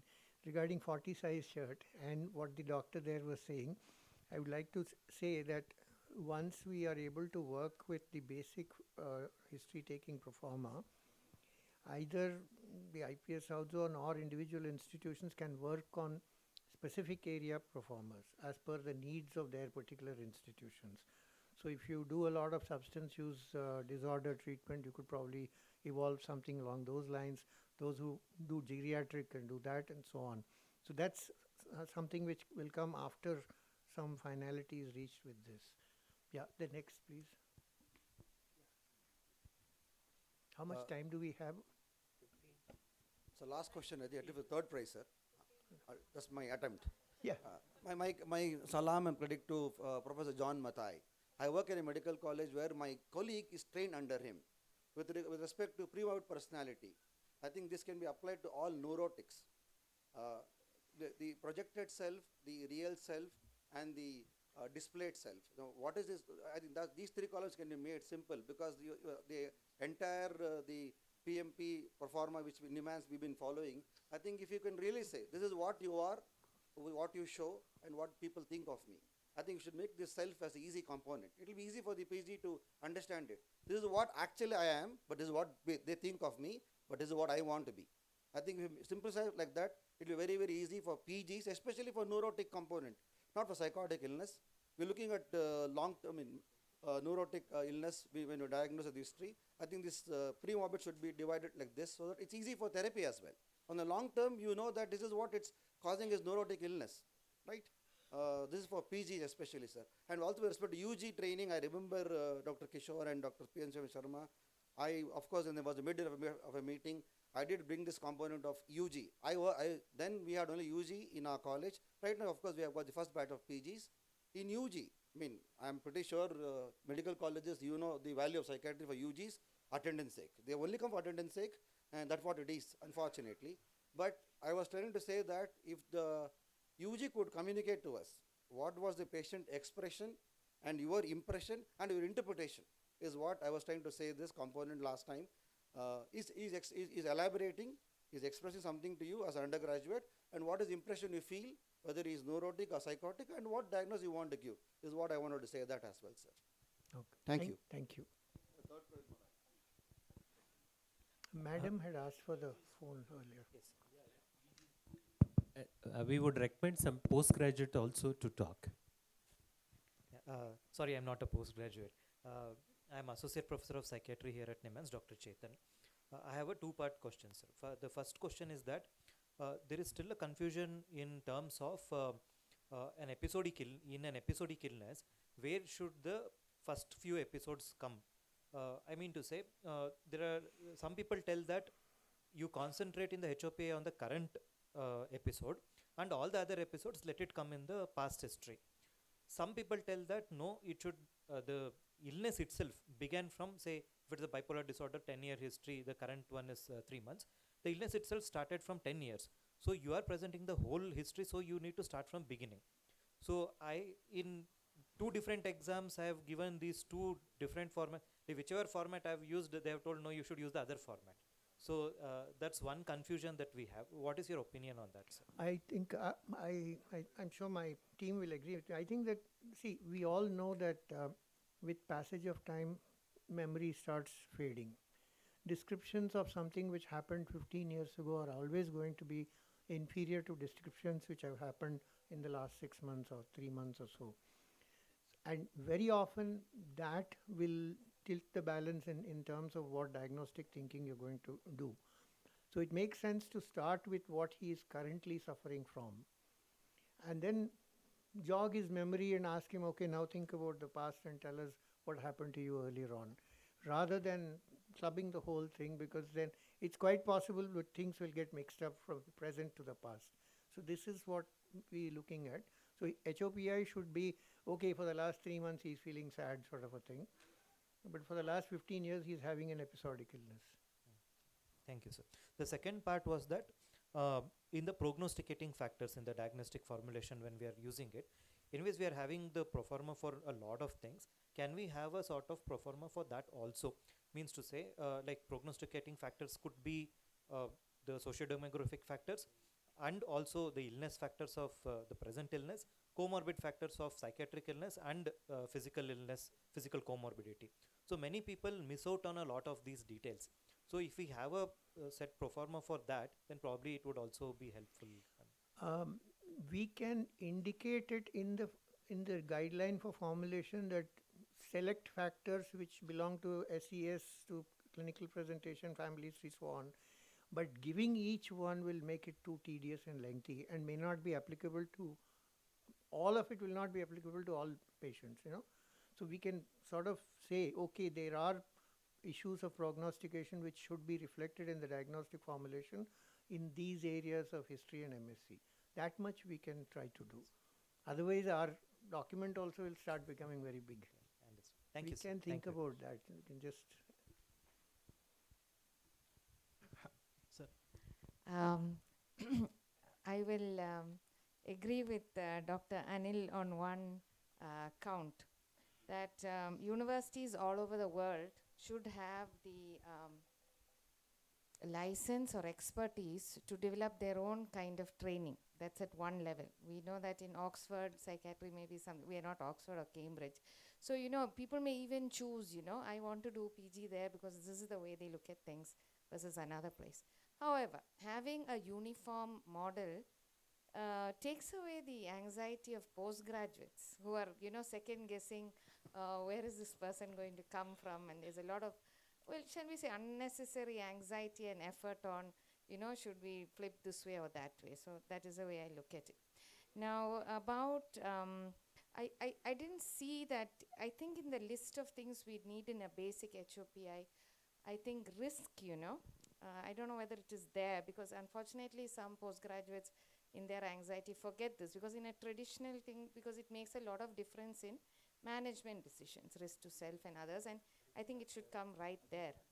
I agree that in mental state examination, we need to probably add components of capacity. Again, I agree with Dr. Anil there, because again, it makes a difference now in how we're going to manage the patient. So I think that is definitely without question. And about the diagnostic formulation, definitely keep it extremely technical.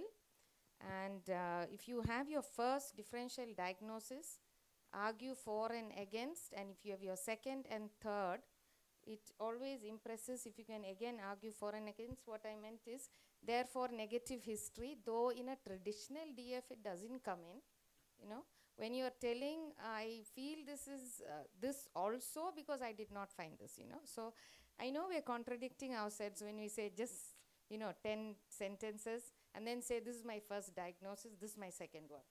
Okay, so If you can tie that together, I think that is nice. There was a fifth thing that I have forgotten. Okay. Thank you. Thank Yes, you. sir. PGs. Yeah, PGs. 1 second, he's been. Good morning, sir.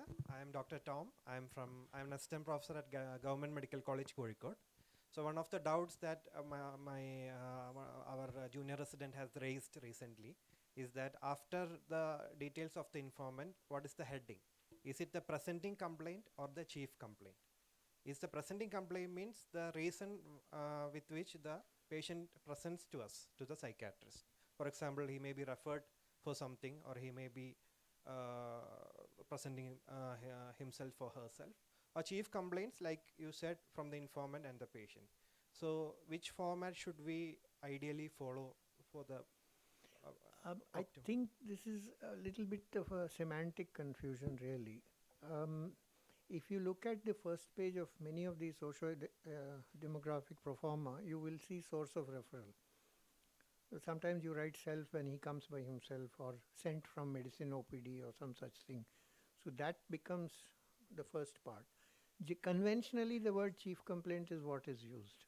I think it's interchangeable if you want. It should not be a problem. Okay, sir, thank you. Sir, I'm Nitin from Hyderabad.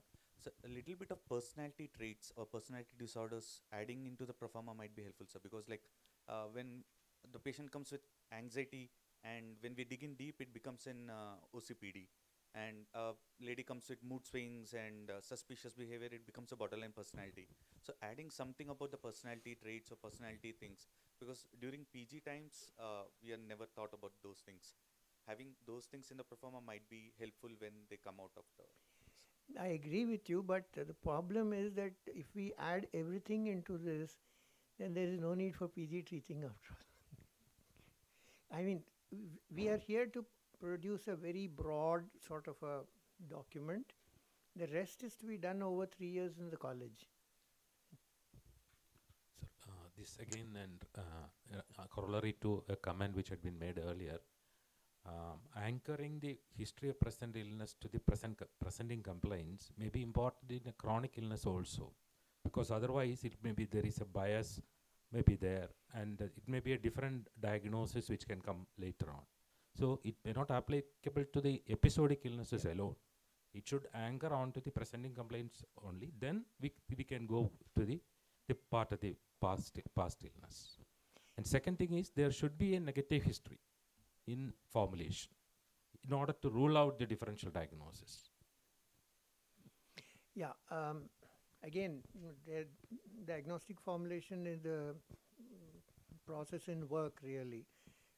There are, as somebody said, that there can be diagnostic formulations and diagnostic formulations.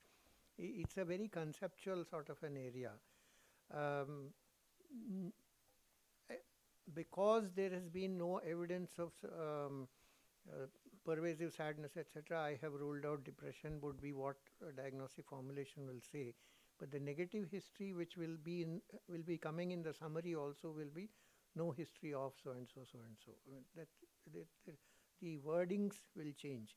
Regarding the first thing, yes, if a person comes with a 10-year continuous illness, we will have that as in the chief complaint that 10 years he's hearing voices or some such thing. Then you have to take the whole thing. But if it's episodic, like he said, then it makes sense to take the current first and then work backwards. Yeah, if there has been fair amount of functionality in between, we can focus on the current thing and then go back to the past history. I think we're running out of time. Yeah, good morning. I'm Dr. Harshavardhan, first year PG from Adichunchanagiri, Mandya, sir. So my question is, should we include the medical and the psychosocial issues in the diagnostic formulation for the axis-based diagnosis, sir? It's my first question. And the second question is, should we include the plan of treatment where we discuss on locus, focus, and modus in the diagnostic formulations? The first thing is, if you think that this person's hypothyroidism is in some way instrumental for his depression, you would then include it into the formulation. If it's a comorbidity, but there's no causality according to you, you can keep it separate.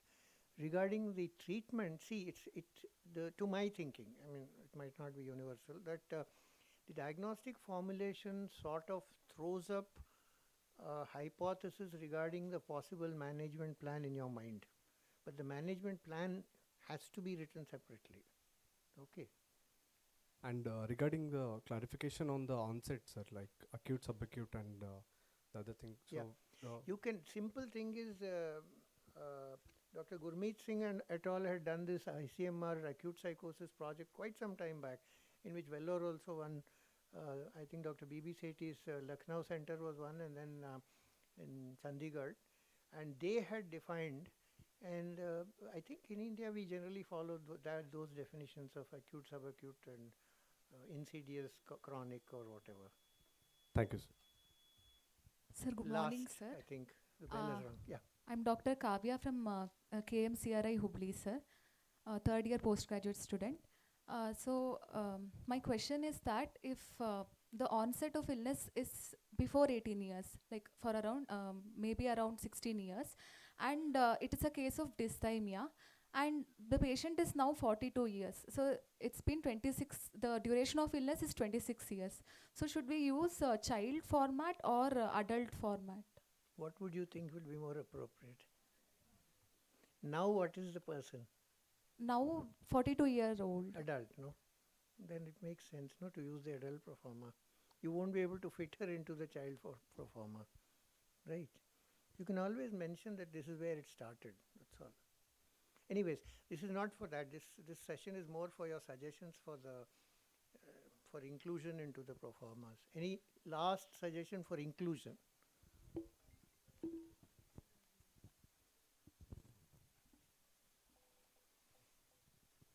And those of you who get some more ideas, you can please mail us.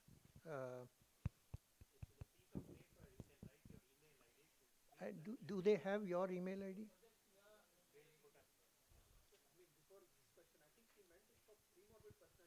No. She said dysthymia. Yes, yeah. Good morning, sir. Sir, I'm postgraduate from Madurai Medical College, sir.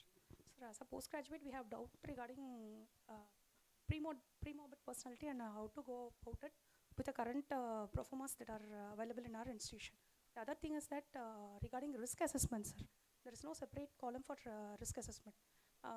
Though we do separate risk assessments, it is not a part of the current proforma that is available here. So it will be helpful if risk assessment is a part of a proforma, especially when it comes to when the threat is to a particular person.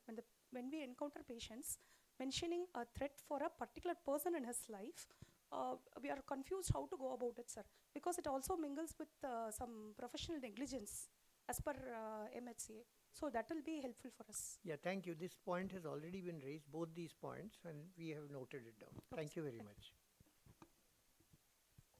Yeah, absolutely the last.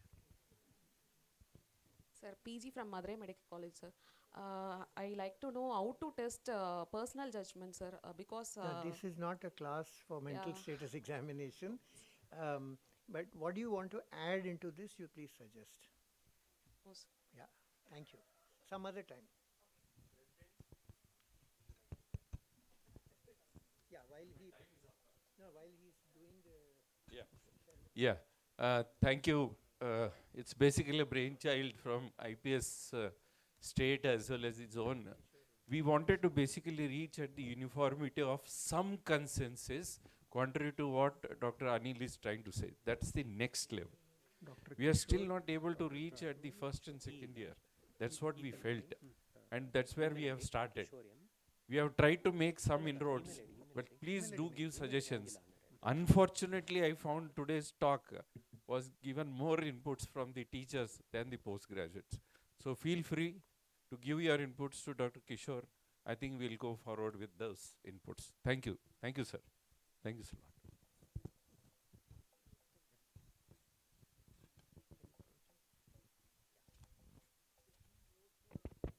We have given the 2 email IDs. If you have not had the opportunity, please send your queries, suggestion, and you take. Also, sir, I'll request you to pick the best comment or best question which you like. One from Adi Chunchungiri and another postgraduate somebody. So So one of them only. Okay, Adi Chunchin. Okay. Dr. Adi, please come up on the stage, sir. Yeah. Yes, sir, catch is there. Sir, we are not asked to disclose the amount. He will Come quickly, come. Sir. Sir, we'll tell you in secret.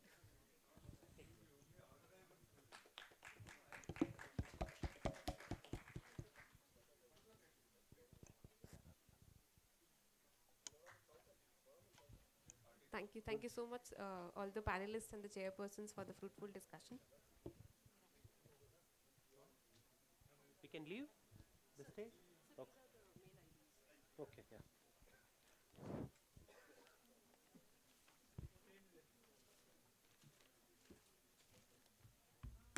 So this pen drive is not ours. We'll take it. Discussion. And now as we transition to our next session, we will focus on a vital issue in public health. It is the symposium titled Integrating Perinatal Mental Health into Public Healthcare Systems in Telangana.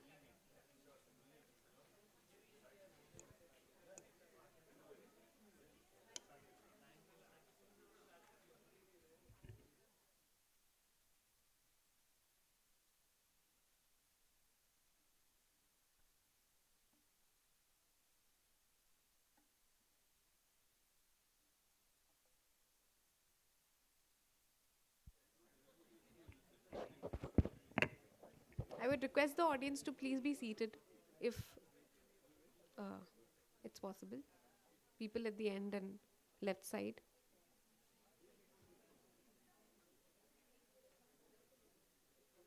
As I announced that it is a symposium titled Integrating Perinatal Mental Health into Public Healthcare Systems in Telangana. And this session will be chaired by Dr. Anju Matthew, who is the Professor of Psychiatry at Government Medical College, Thiruvananthapuram, Kerala. I will invite Dr. Anju please to come on the stage.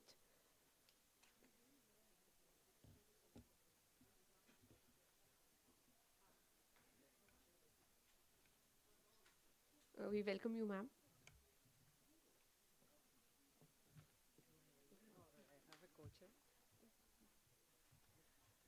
And I would invite our next chairperson, Dr. Alok Ganate, Professor and Head of Department of Psychiatry at MRMC Gulbarga. Dr. Ganate also holds the position of Honorary Treasurer of IPS KC. Please welcome, sir. Please be seated. Sure, sir.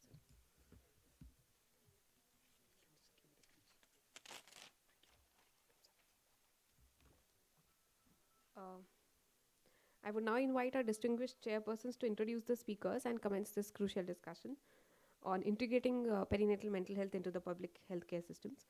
And we are delighted to have our two esteemed speakers for this session. I would request for their CVs to be displayed.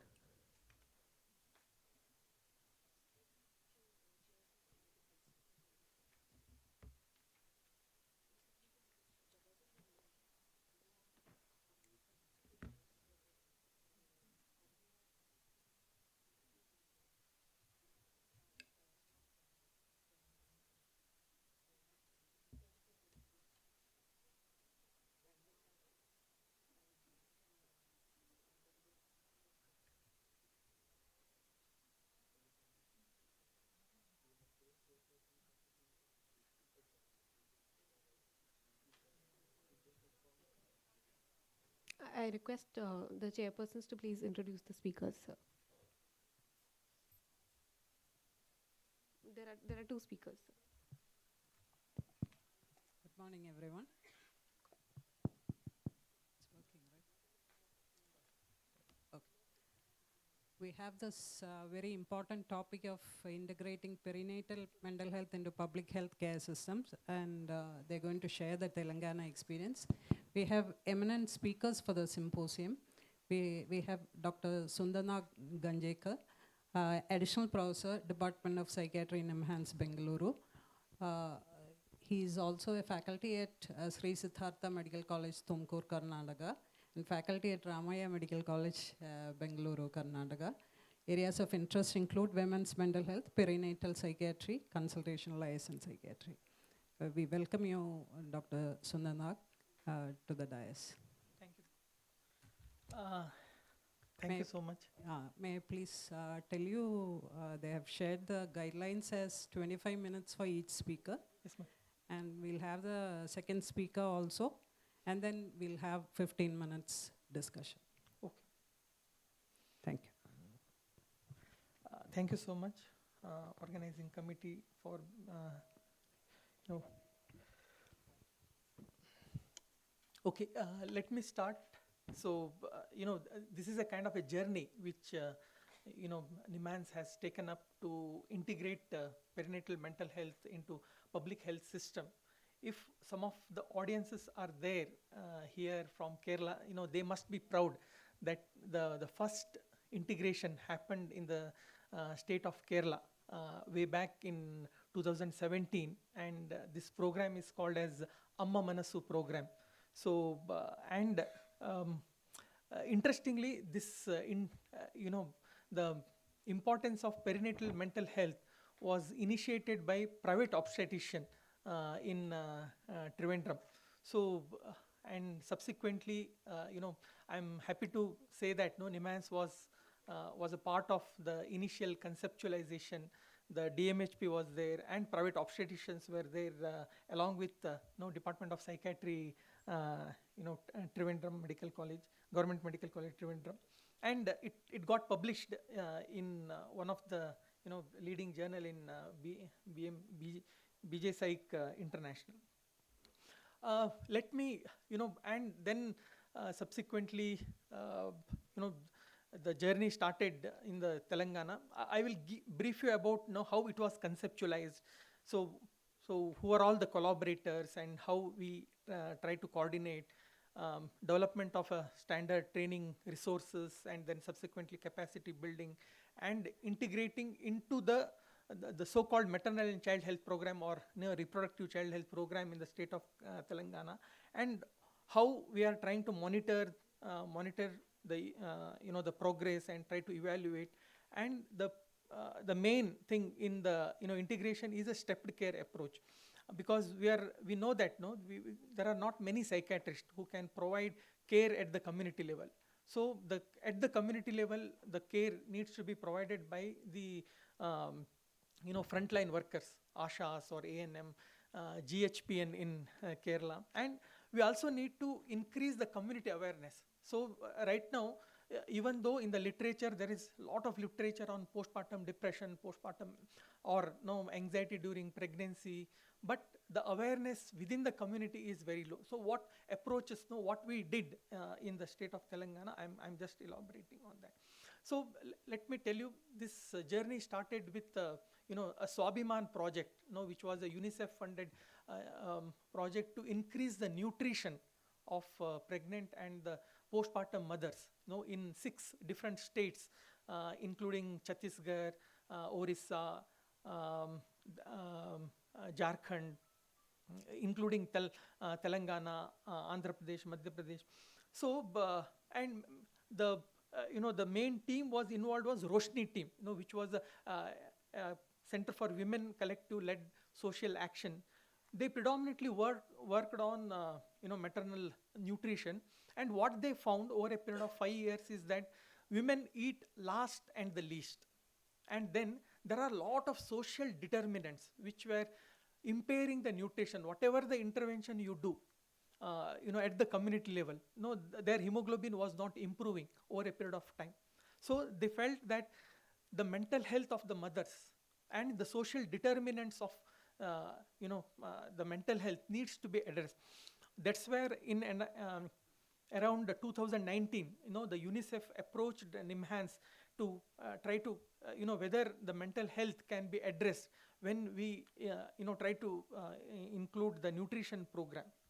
So that's where the NIMHANS came into the picture, and they wanted it like, in the nutrition, they had an implementation kind of research. They wanted the mental health also as a, implementation research, where, the NIMHANS part was to develop a kind of a protocol, given indicators, being a, technical advisory group, and then subsequently the COVID started, and then the women in the say the remote areas where they were not able to access, the frontline worker were not able to access, some kind of a digital solution needs to be addressed in this one. And the predominantly the capacity building and the training part, where we need to increase the awareness about the mental health in the frontline workers. We need some set of resources for frontline workers, then midline workers, and the tertiary level workers. So those are the role of NIMHANS. So during the same time, there was a, even though this guide for integration of perinatal mental health and maternal child health services were released in 2022, but the conceptualization of this guide was started much before, and NIMHANS, Professor Prabhachandra was a part of this one, and most of others were from the LAMIC countries, especially from the African countries, where the mental health aspects during pregnancy and postpartum are similar in nature. So they came up with what are the determinants, social determinants of mental health during pregnancy and postpartum. And also the main focus, if we look at this guide, the main focus is on respectful maternity care. And with that itself, the large number of mental health problem can be addressed. And there is only few mothers who requires an kind of an intensive therapy, which can be provided by the medical officers or the obstetricians, who are the first contact to pregnant and the postpartum mothers. And those who are having severe illnesses, they might require a psychiatrist care. And so this is what we call as a stepped care approach. This manual also talks about integrating different services. We know that poverty is one of the reason, gender preference is one of the reason for the depression or anxiety during pregnancy. So various stakeholders needs to be integrated while we provide any maternal mental health care.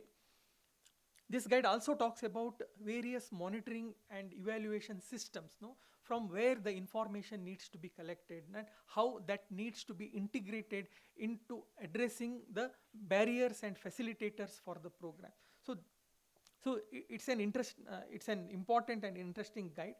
So during the initial part, when the COVID started, we developed most of the resources in English language, and then subsequently, actually, it was planned to deliver, the whole program was planned to deliver in Chhattisgarh, Bastar. And if you see one of the partner was the National Rural Livelihood Mission, or also called as NRLM, or State Rural Livelihood Mission, which usually a Gram Panchayat, where there are from the village, they provide a kind of services.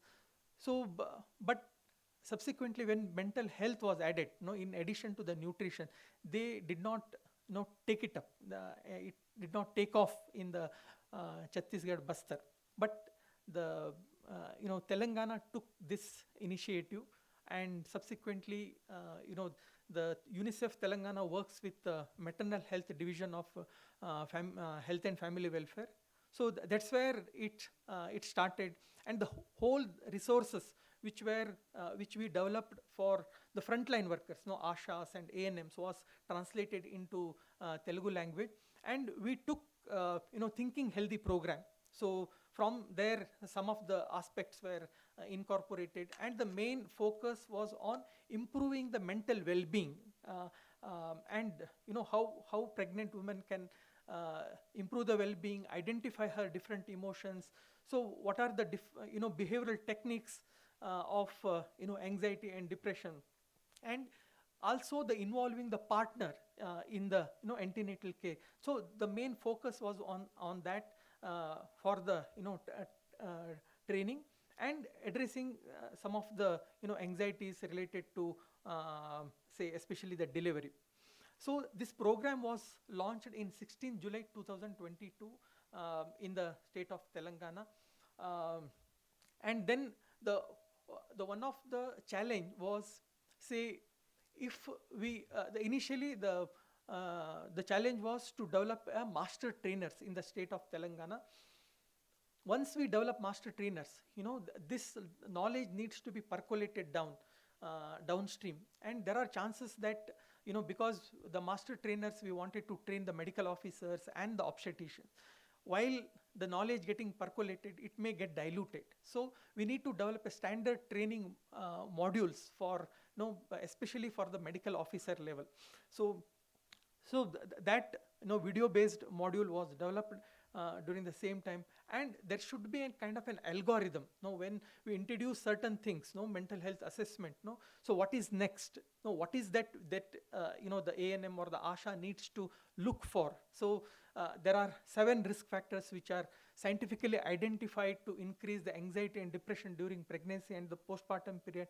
Those risk factors, if there is no risk factor, if what needs to be done, if there is a risk factor, what needs to be done, and to all the mothers, the mental well-being interventions which all mothers who needs those things. And so by going through the literature, we found that the most of the scales are equally measure anxiety and depression. So especially say there has been studies on K10, PHQ9, GAD7. So we choose PHQ2 and GAD2 to look for depression and anxiety respectively, and the training was to have a kind of an within the rapport building with the pregnant or the postpartum mothers, that they need to incorporate these questions in their routine care, and subsequently rate them, and if they score more than 3, then these women can be referred to medical officers. Then once the medical officer see them, he or she does the clinical interview and use the the larger version, that is PHQ9 and GAD7, and then if it is more than 10, then he can give psychological interventions or pharmacological interventions. And these pharmacological interventions we kept very simple, and we ensured that in the state of Telangana, these medicines are available to pregnant women at the PHCs or in the area hospitals. And if there are suicidal ideations, then what needs to be done? Because the PHQ9, the 9th question, which looks for the self-harm thoughts. So then subsequently it will be referred to a DMHP psychiatrist, or so that was a kind of a protocol which was developed, and these protocols were developed, discussed during the training of say medical officer. So this is a glimpse of some of the training of the master trainers, and subsequently we had 2 psychiatrists, Nitin Singagari, right now he is works in IMH, and Ravina Akkineni, he's continued to work. So hand holding sessions were done in some of the area hospitals around the Telangana. This is another training as well as hand holding sessions where Nitin and Ravina were involved in the training program. So if I look at, so I have an information till Jan 2024, still we are not able to cover the 4 districts of Telangana. Most of other districts where the training has been covered. So we almost like 700 medical officers were trained. The supervisors also, they work in a wellness clinic, around 956 supervisors, 1284 ANMs and 1856 ASHAs were trained in this program now. Okay, so as a part of integrating the MCP card, maternal and child protection cards, so the mental health questions were included in that one, in the each of their visit, that and the simple mental health interventions for square breathing, relaxation techniques were also as a part of their MCP card now.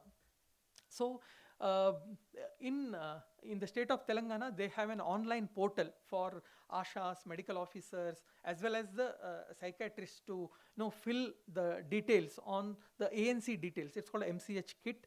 So the mental health question questions were also included in the ANM login, and if they choose certain district or the facility name, it will be get reflected in the medical officer login. Say if she has a score of more than 3 in either in PHQ2 or the GAD2, then it will be get reflected, and the medical officer has an opportunity to do the clinical interview and say to do the PHQ9 or the GAD7 and score his own, and then it will give him a kind of an algorithm. So if it is a moderate, what he needs to do; if it is a severe, what he needs to do. Although all these organisms like flow is a part of the it appears within the dashboard, so that he need not to too much worry what is next. So similarly for if the medical officer or the obstetrician can refer these cases to the, if he is not able to manage, then there is a psychiatrist login also. So and it will be get reflected in their dashboards. So towards the government of Telangana took an initiative to post the psychiatrist from either from the DMHP, or they have a separate cadre called TVVP. So from there the psychiatrists are posted in different either in the taluk hospital or the district hospital or the area hospital. So this was like the initiative which government of Telangana has taken. So to increase the the community awareness, I just play videos. If somebody knows Telugu here, they can understand. కడుపుతో ఉన్నప్పటి నుంచి delivery అయ్యేదాకా ఆడోళ్ళకు వచ్చే సందేహాలకు సమాధానాలు చెప్పేటందుకు, వాళ్ళను పూర్తి ఆరోగ్యంగా ఉంచేటందుకు మెటర్నల్ మెంటల్ హెల్త్ స్కీమ్ తీసుకొచ్చింది తెలంగాణ ప్రభుత్వం. ప్రతి హెడ్ క్వార్టర్స్లో ఉన్న ఒక గవర్నమెంట్ హాస్పిటల్లో సైకియాట్రిస్ట్ని అందుబాటులో పెడుతున్నారు. గర్భిణీలకు సలహాలు సూచనలు ఇచ్చుకుంటా వాళ్ళల్లో ఉన్న భయాలు పోగొట్టేటందుకు మంచి కౌన్సిలింగ్ ఇస్తున్నారు. మంచి ట్రీట్మెంట్ కోసము ఎవరిని సంప్రదించాలో కూడా వాళ్ళే రిఫర్ చేస్తున్నారు. అంతేకాకుండా అసలు హాస్పిటల్ వరకు రాలేని మహిళల కోసము ఒక టోల్ ఫ్రీ నంబర్ పెట్టి దానికి ఫోన్ చేసి ఫ్రీగా అన్ని ముచ్చట్లు మాట్లాడచ్చు. దీని ద్వారా ప్రతి తల్లి బిడ్డ ఆరోగ్యాన్ని కాపాడడమే కాకుండా ప్రసూతి మరణాలు, బాలింత మరణాలను తగ్గించే దిశగా అడుగులేస్తుంది మన తెలంగాణ ప్రభుత్వం. ప్రతి ఆడబిడ్డ ఆనందంగా ఆరోగ్యంగా నిండు నూరేళ్లు జీవించాలని ప్రతి నిమిషం తపిస్తున్న కేసీఆర్ ప్రభుత్వం తరపున మహిళలందరికీ విమెన్స్ డే శుభాకాంక్షలు. So on the 2024 Women's Mental Health Day, that was in the first week of May. The two videos. This is another video which was developed to increase the community awareness from the NIMHANS.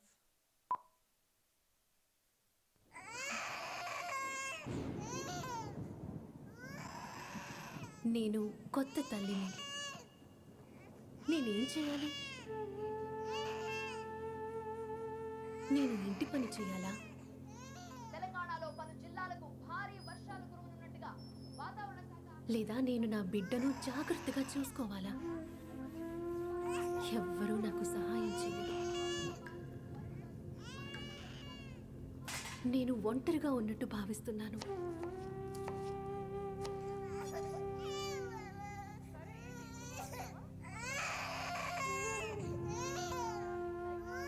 ఈ గందరగోళం ఎప్పుడు ఆగుతుంది?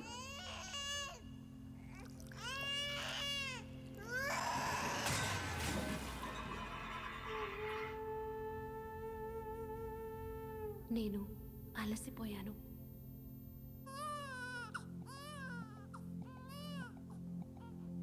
నా జీవితమే మారిపోయింది.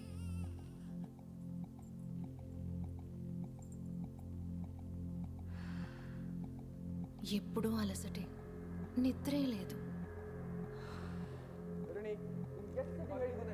మాటి మాటికి గొడవలు. ఎన్ని రోజులు నేను ఇలాగే ఉండాలి? ఉద్యోగానికి వెళ్ళలేకపోతున్నా, సంపాదించలేకపోతున్నా. పసిపిల్లాన్ని కూడా చూసుకోలేకపోతున్నా.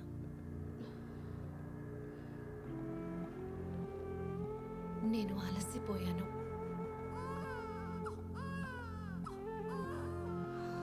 ఇక నేను భరించలేను. నేను ఒంటరినైపోయాను. అందరూ నన్ను సంతోషంగా ఉండాలంటున్నారు, నాకు పుట్టబోయే బిడ్డ కోసం.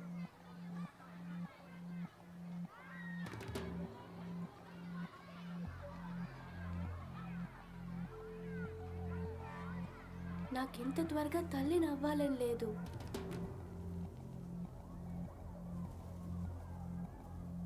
నాకు పెళ్ళయ్యి కొన్ని నెలలు మాత్రమే అవుతోంది.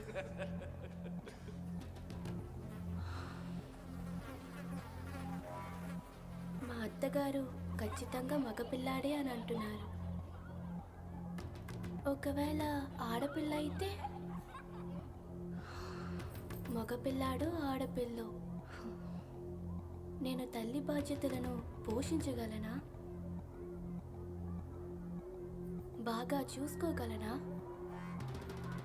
నా మనసులోని భావాలు ఎవరు అర్థం చేసుకుంటారు? నేను ఒంటరిదాన్ని అనిపిస్తోంది.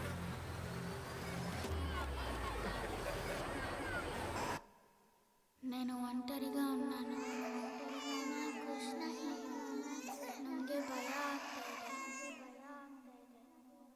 విశ్వ ఆరోగ్య సంస్థ అధ్యయనాల ప్రకారం తల్లి యొక్క మానసిక ఆరోగ్యం నేరుగా పిల్లల మానసిక ఆరోగ్యంపై ప్రభావం చూపిస్తుంది. మీ కుటుంబం లేదా మీకు తెలిసిన వాళ్లలో గర్భవతులు లేదా బాలింతలు ఎవరైనా మానసిక ఒత్తిడికి లోనైనట్లు మీరు గమనిస్తే వెంటనే వాళ్లపై దృష్టి సారించండి. వాళ్లకు సహాయం చేయండి. సహాయానికి కాల్ చేయండి 14416. తల్లి సంతోషంగా ఉంటేనే బిడ్డ కూడా సంతోషంగా ఉంటుంది. వాళ్ళిద్దరూ సంతోషంగా ఉంటే కుటుంబం అంతా సంతోషంగా ఉంటుంది.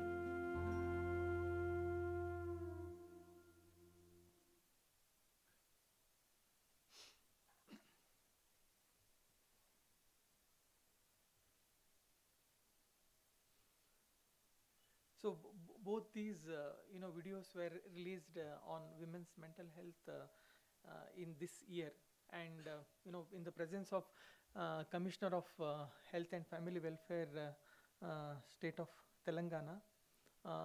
So he ensured that these videos will be played, all the especially the PHCs where the televisions are available. So it continuously it will be played. He also told that the second video was quite long, almost like a 5 minutes video. So he wanted us to have a 30-second or 1 minute, so that it can be displayed in say public places like metro or bus stop. So those places. So he has ensured us that. So I will end my presentation here, and I will also invite all participants to the next 10th World Congress on Women's Mental Health, which will be hosted by NIMHANS on 5th to 8th March 2025. Thank you.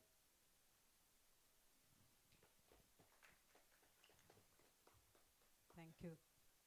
Thank you, Dr. Thank you. Please join us on and I'm so happy to say that I'm part of the Department of Psychiatry, Government Medical College, Trivandrum. We were part of initiating that program of Amma Manas, Mothers Mind. As you said, COVID had a bad impact on the program, but still, we are trying to revamp it and carry it out. Okay, with those words, I hand it over to my co-chair to introduce the next speaker. Good afternoon, all. Today we are having a session on psychiatry in digital era, addiction to advances. Dr. Nitin Kundapur, who is a good cricketer also, he is going to talk on this session. He is alumni of NIMHANS, and he works as a project coordinator in NIMHANS, UNICEF, Government of Telangana, consultant psychiatrist at Hyderabad. He is research analyst at Howard India Research Center, Mumbai, a research assistant at Howard School of Public Health, Boston, USA. Senior Research Fellow, Nimans, Bangalore. Over to you, Nitin. Yeah. Thank you, everyone. As Sundanak sir has just told how they collaborated with the government of Telangana and UNICEF. So our duty as a project coordinators was to see how we can take the things on ground. As sir said that it's a stepped care approach. And in the previous session, we just heard that the undergraduates don't know how to present a case. Like one of the question raised was, can we make a kind of a performer where the UG can make that this is more of a psychiatric illness and they can come and tell to the psychiatrist that there is some kind of a thing. So we started as a kind of a pyramid. So if we look at the pyramid, the specialities like the psychiatrists sit on the top, but majority of them, the pregnant ladies, they are seen by the medical officers, and below them work the ASHA workers and the ANMs. So our project is kind of like train everybody so that they can screen, the ASHAs and ANMs can screen for the common mental health disorders, that is anxiety and depression, and then they train the medical officers so that they can treat them. If not, then they come to the psychiatrist. So that's how we started our project. So as sir has said, this is our research team from NIMHANS, myself, Ravina Kineni, who is not present here, Professor Prabhas Chandra, Sundanak sir, and Veena ma'am. And from Government of Telangana, we have Dr. Padmaja and R.V. Karnan sir, who is the Commissioner of Health and Family Welfare. And from UNICEF, we have Kathy Tiwari, Resha Desai, and Saujanya. So we all know that perinatal mental health is increasing day by day, and it might go beyond our imagination. And with the increase in the knowledge of the people, the number of gynecologists also referring to us is increasing day by day. So we have limited practitioners who have been trained in perinatal mental health, and there are multiple attempts have been done by the government. So Kerala government has trained, Karnataka tried to do it through the DMHP program, but it's not taking up. Telangana we are trying, Chhattisgarh, Jharkhand, Bihar, multiple state governments are trying to do their level best to push the perinatal mental health, but it's not going into the field as such on ground. So how can we make the difference? So we all, being a psychiatrist, we all have definitely are in the system. We know the medical officers. We also work with the ASHAs and INMs. So how can we integrate? How can we teach them? Is all the project is about. So our motto was to show that okay, this kind of an approach in which the stepped care approach, where we train the medical officers, we train the ASHA workers, we train the ANMs, can be kind of a role model for the whole country. And we all know that the pilots always win, and when we scale it up, they always fail. So we don't want that kind of an approach, and so that's the reason why we are going in a very slow manner, so that we can show it that even the pilot, and once we scale it up, it doesn't fail. So as sir said, we do Nimans is a partner in multiple things, and we develop the resources. And on 16th of July 2022, we got it integrated into the MCH program. So as I said, the top-down approach, we sit on the top as a specialists. There are medical officers below us, and then there are the healthcare workers who work closely with the mothers. Ashas were started in 2005 as a village lady who is there from the same community, who can be in touch with the mothers every day. So they are the people who go to the mothers in every week, and they talk to them, and they do all the things. So can we train them in identifying the common mental health disorders? And then comes the medical officers. So as medical officers, majority of them are just MBBS who have only 15 days of uh, internship in psychiatry, and only have psychiatry in the final year. So can we teach them what anxiety and depression are? And then if they are not able to treat, the psychiatrist. And in psychiatrist also, not all the centers have the perinatal mental health care approach. So like we also know that many of them, they stop the medications, the gynecologist especially, they stop the psychiatric medications when a lady gets pregnant. So can we teach the gynecologist and the psychiatrist about the perinatal mental health? So this is more of a top-down approach of training which we started to do. So what we did is, we first started the training the gynecologist and the psychiatrist, then the medical officers, and then the ASHAs and the ANMs. Like we train the psychiatrist will train the medical officers, and the medical officers will train the ASHAs and the ANMs. So that's how we started to do the training. So we didn't want to train each and everybody. We wanted the knowledge to go across the pyramid. So with that, what happened was the psychiatrist was able to identify who are the medical officers working in his district, and the medical officer was able to talk to all the ashas and ANMs who are working under him. So with that, there was multiple kind of network thing was developed. There was a clear communication, and we could implement the project. Post COVID, we were able to implement the project in the state of Telangana within 8 months in almost all the districts.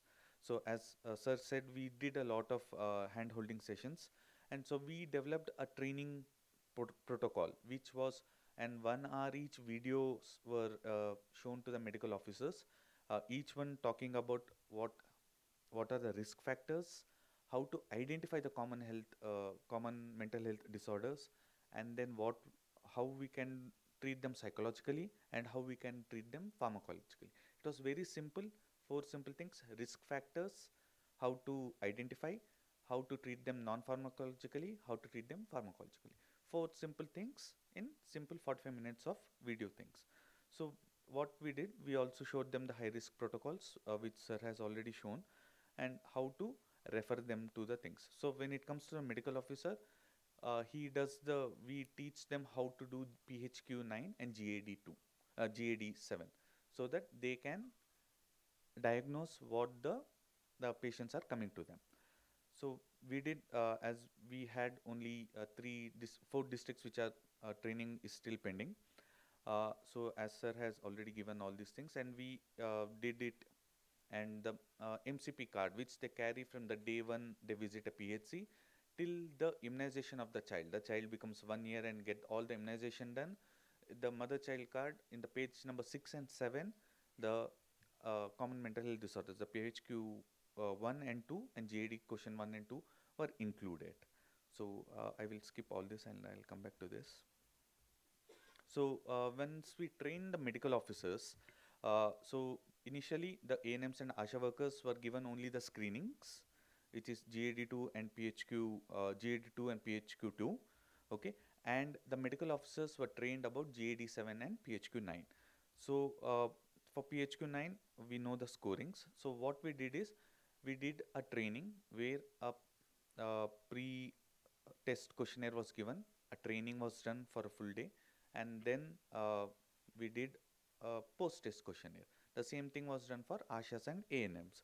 So what we did was, when we trained the ASHAs and ANMs, like the medical officers trained the ASHAs and ANMs, we could see that they were able to identify that majority of the mothers had anxiety and depression cases. So initially they were like nil.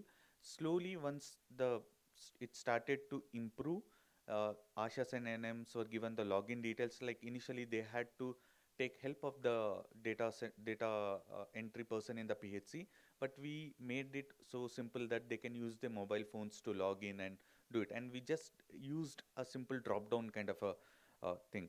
So like here, if you can see in ANMs, they just need to select the questions. That's it. They need not enter anything.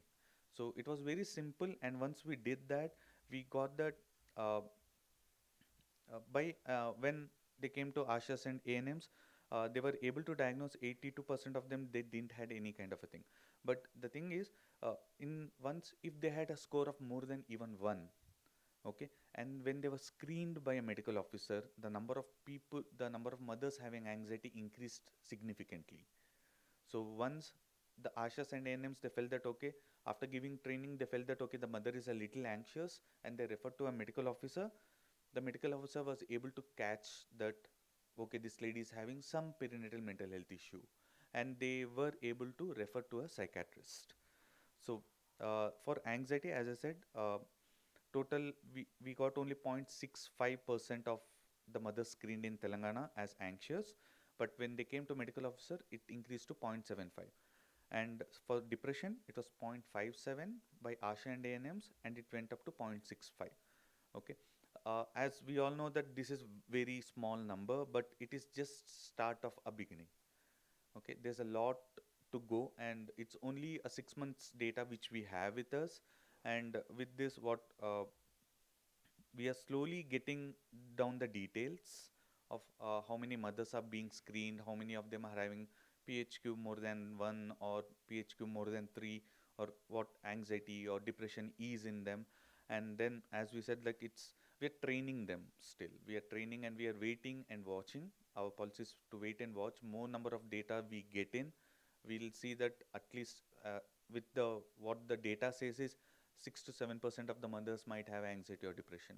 So we are thinking that it might be more than what we see, right? So with this training, probably we might get more about the things. So when I come to the next presentation, next slide. So this was about training the ANMs and ASHAs. They were trained with about how to read GAD2 and PHQ2. Okay, so it was a one day kind of, it was more of an 4 hours kind of a training done by a medical officer. So next comes what the medical officer did. So we, as I said, that 1 in 5 women have these things, and the first thing what an ASHA worker or an ANM does is, if the mother is not gaining weight, if the mother has anemia, if mother has any other issue, the first thing they do is they raise a red flag to a medical officer, right? The same way, the ASHAs and the ANMs were trained by the medical officer, and when they had a little bit of familiarity with the medical officer, GAD is 1, GAD is more than 3, or PHQ is little bit higher, or we also included a questionnaire that question that, is the mother face has any kind of a distress in her? Okay, it's not about only the questionnaire.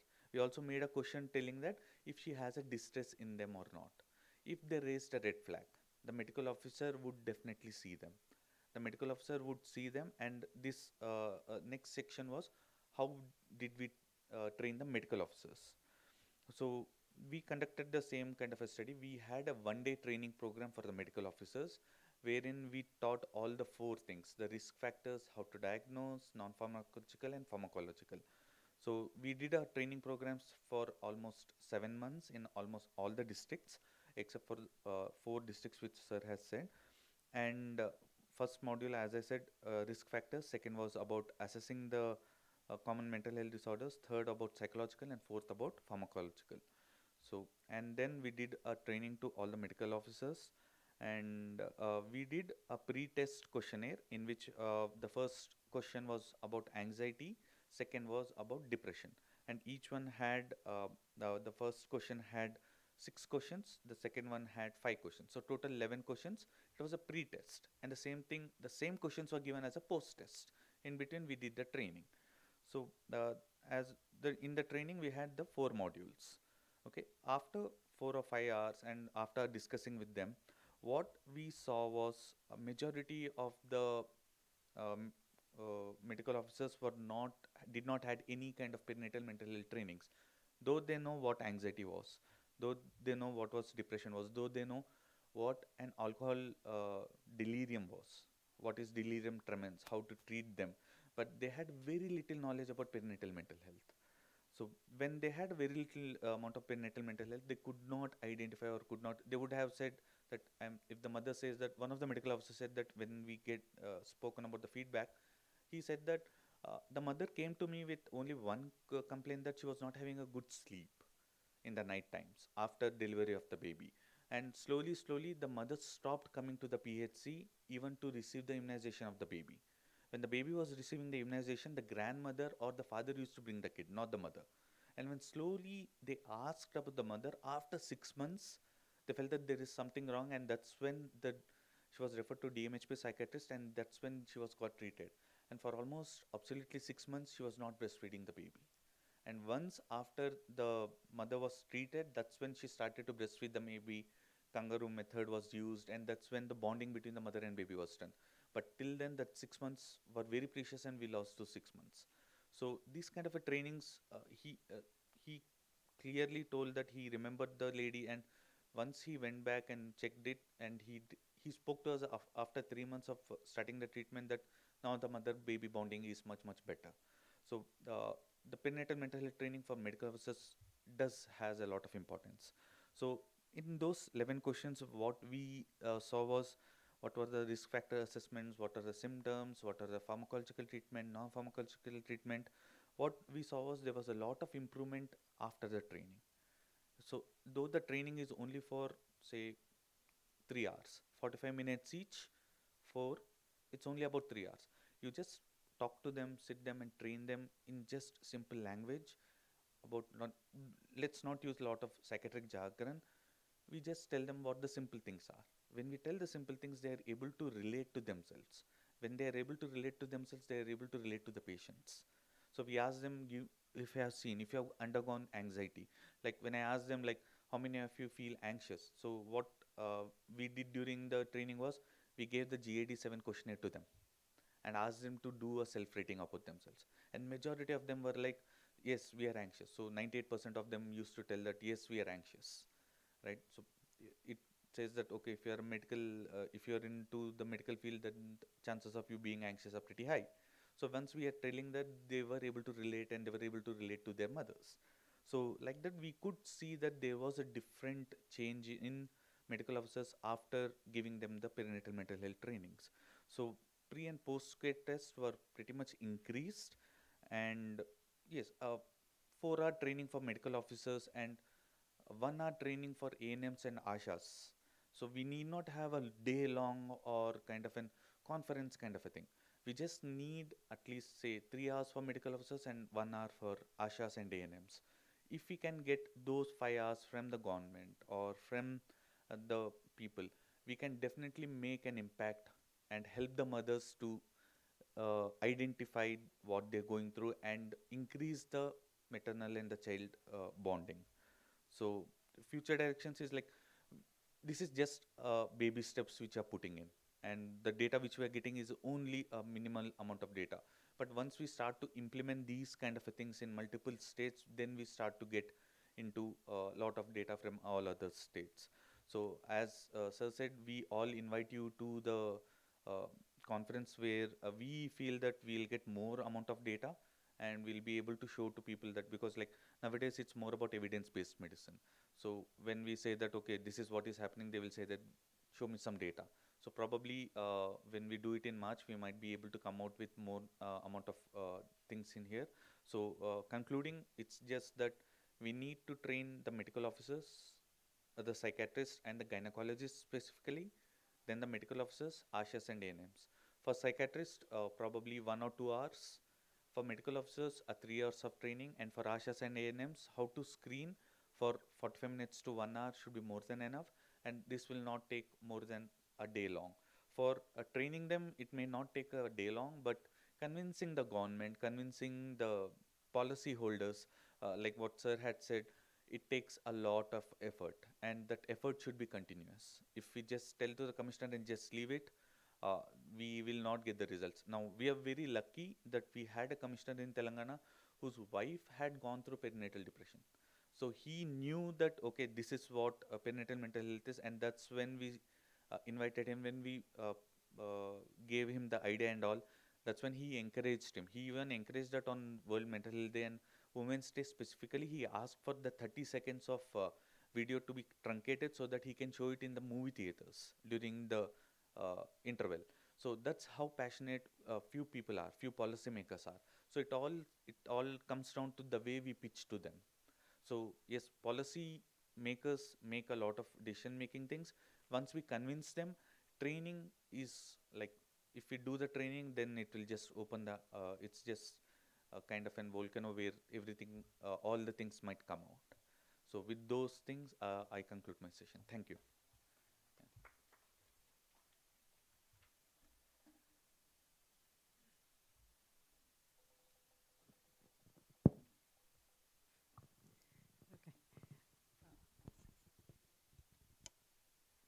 Okay, Nitin, come on to the dais. The session is open for the discussion.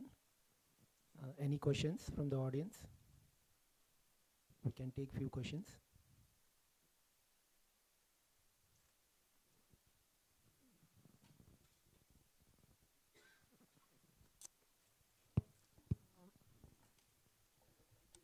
I just wanted to know the funding for your program.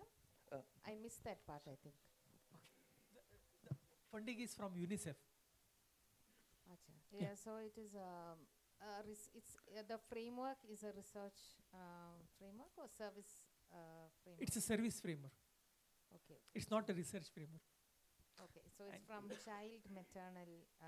yeah, Yes, ma'am. It's from the child. we have maternal. adopted the implementation research model here. Implementation research model, of course, yes. And that was more about a nutrition project, ma'am, in which we were able to get little bit of amount for mental health.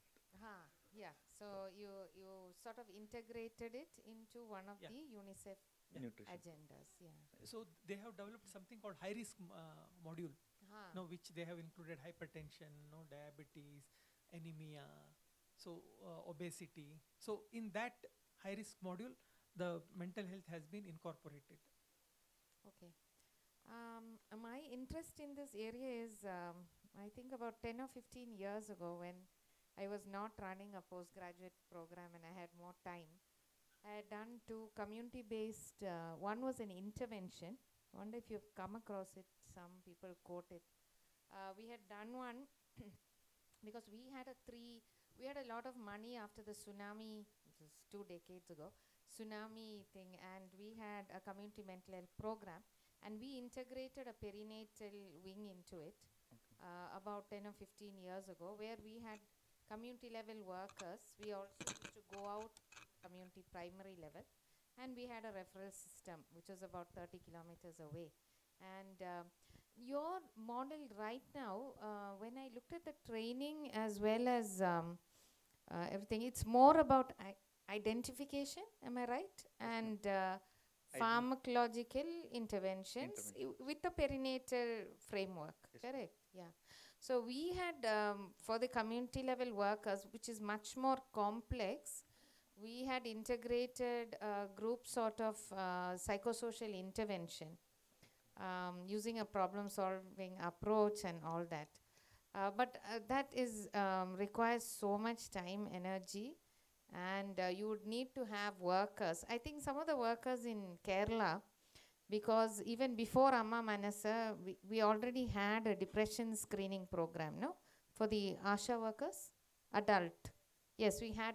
So they're already primed. And I think that is still going on in all primary health centers through the DMHP and all that. So if you have workers who are already primed to some degree of mental health, then integrating the perinatal part is not easy, but it is doable. But I can see, no, you're doing great work, particularly looking at the kind of partners you have sought, right? You have sought UNICEF, you have sought the government, which I think is always the most difficult thing.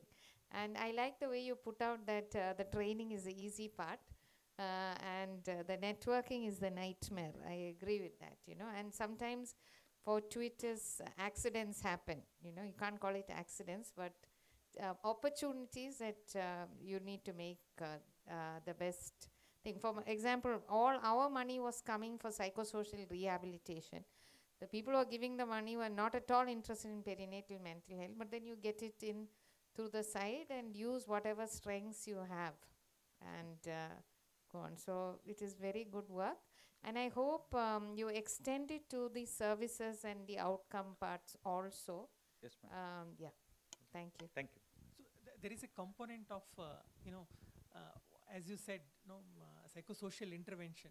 So all mothers get a kind of, well-being intervention.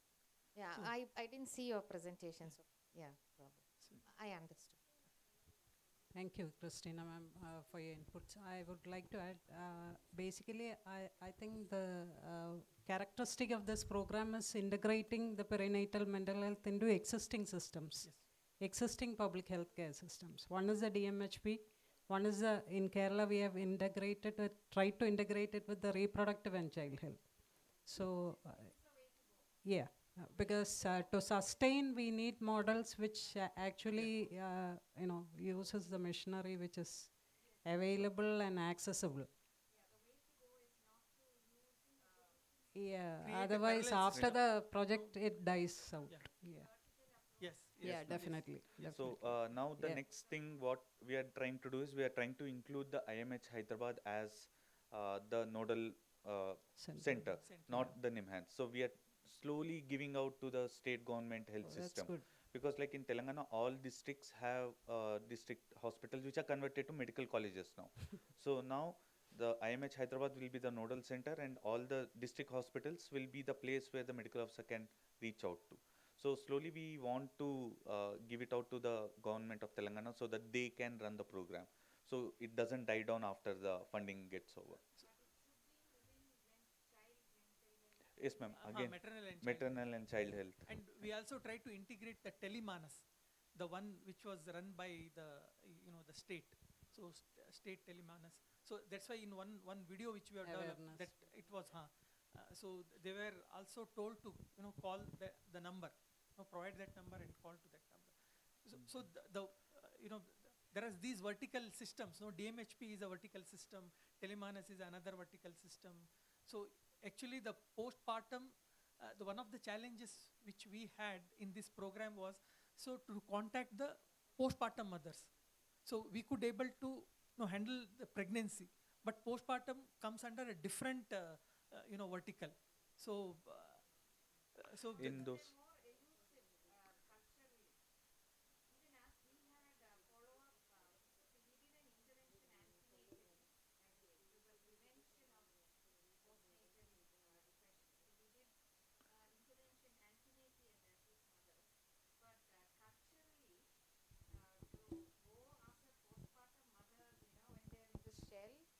Go and ask them these questions is not easy. See, antenatal, they're sitting around and happy to talk. But after that, culturally, they lose their identity and their mothers of the little baby and the property of their mother. So I think culturally, postpartum screening and all, or checking for outcomes, if you're looking for outcomes, will be a little bit more tricky, because these questions are quite stigmatizing, whatever said and done. Yes, so we are trying to be that horizontal line in the vertical lines. Yeah. Good afternoon, everyone. Myself, Dr. Kiran. I am a postgraduate. I worked as a medical officer in PHC for some time. What I faced as a medical officer in rural setups, like mothers and families, they are not aware of mental illness as such, prenatal or postnatal. And can we inculcate some group discussion, structured group discussions between pregnant ladies or postnatal ladies and the family members also, like husbands? They discuss about what are the issues facing by their spouses or as a pregnant lady. Like a third trimester pregnant lady can share her what she faced, and a priming gravida lady, like they can inculcate with those things. Can we do such things to improve? Very good suggestion. Okay, say when the initially this program was conceptualized, what I was mentioning, if you are present in the initial part, it started with something called Swabhiman. Okay, Swabhiman, it was along with the National Rural Livelihood Mission. So that is, have you heard of Jilla Panchayat? So it is a community-led initiative. There are, say, the leader is from the community, everything is from the community, and especially in certain parts of say Chhattisgarh, they will have community-led small groups. Okay, so they call it a Baitak. Okay, so we wanted to introduce mental health aspect into these Baitaks. Okay, so but these kind of Baitaks or a kind of a focus or a group discussion doesn't happen at the Ministry of Health and Family Welfare. Ashas or ANM, they do not do this kind of a group intervention at the village level. Okay, it doesn't happen. So when we took this mental health into the state rural livelihood mission, they did not agree to take it up. Okay, they were comfortable in talking about the nutritional aspect. Okay, but they are not comfortable about talking about the mental health aspect. That was a kind of a challenge we faced when we started this journey. Okay, but I would take up your suggestion. Yes. Definitely.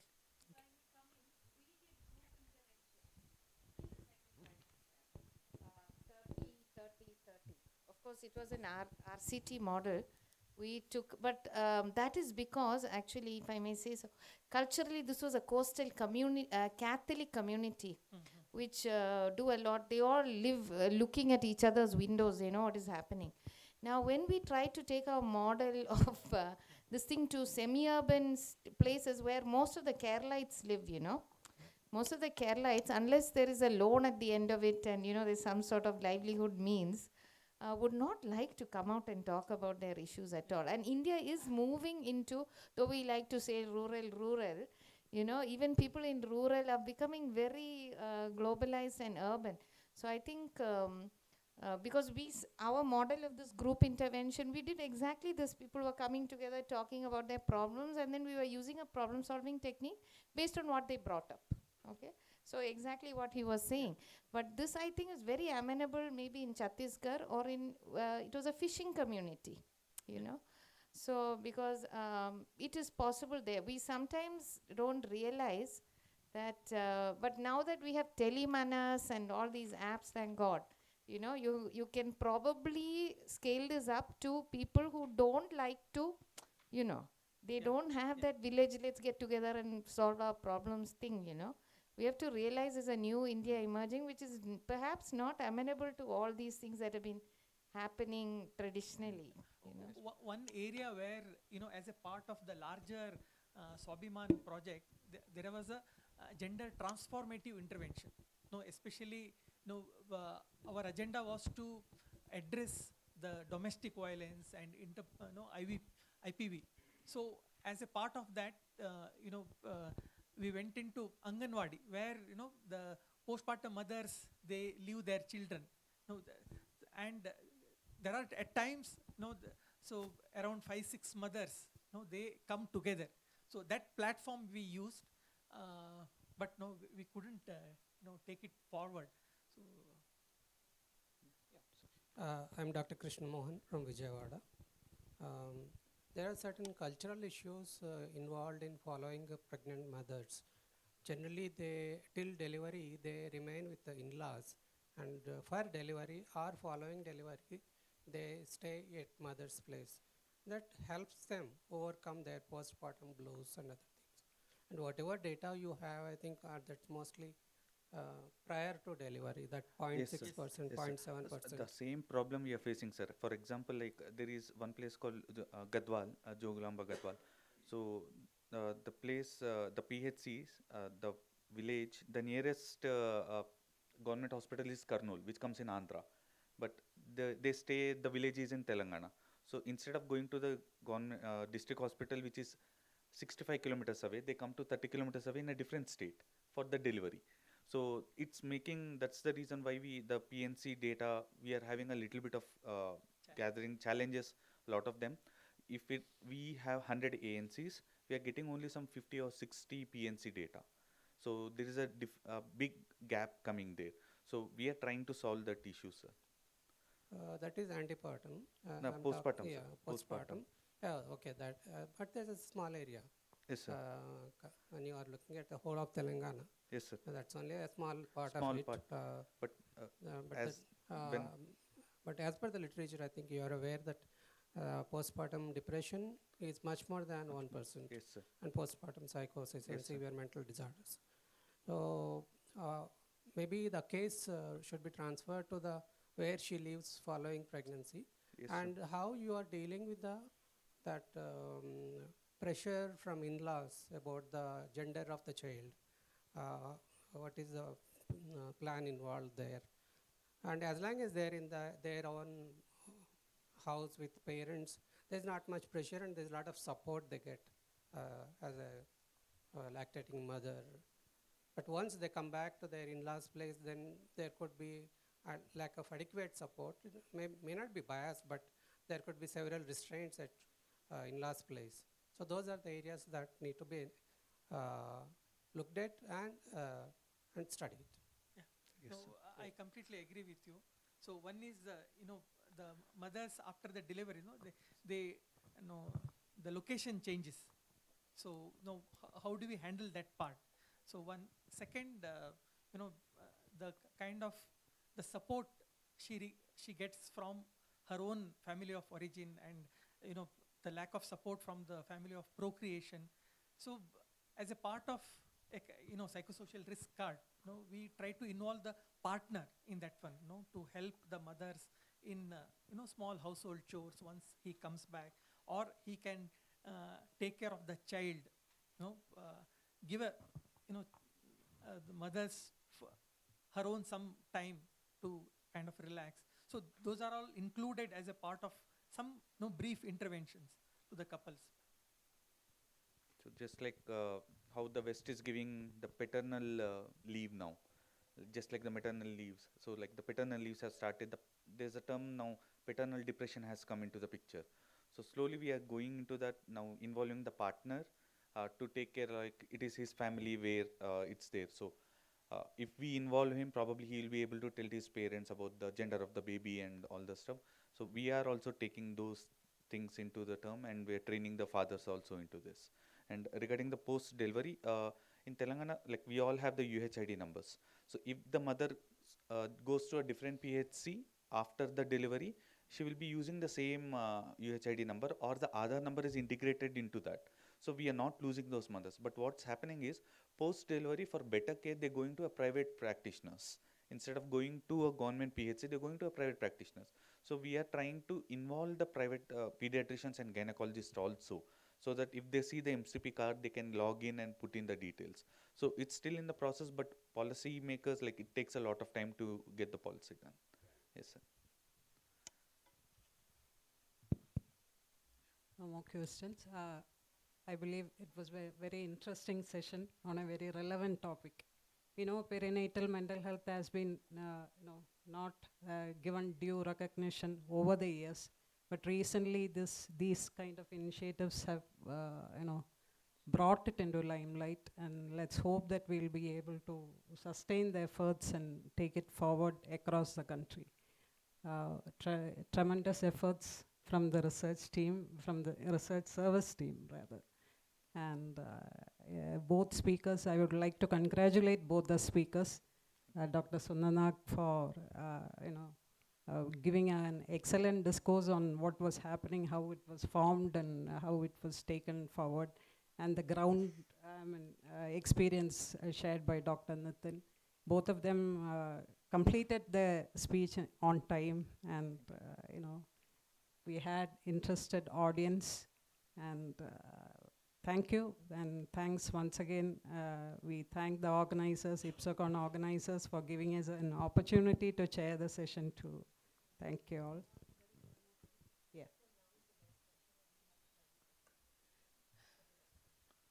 First question. We'll go to the PG. We'll go to the PG and Dr. Kiran, who has come up with a suggestion of, right? Yeah. We request you, Mr. Kiran, Dr. Kiran, to please.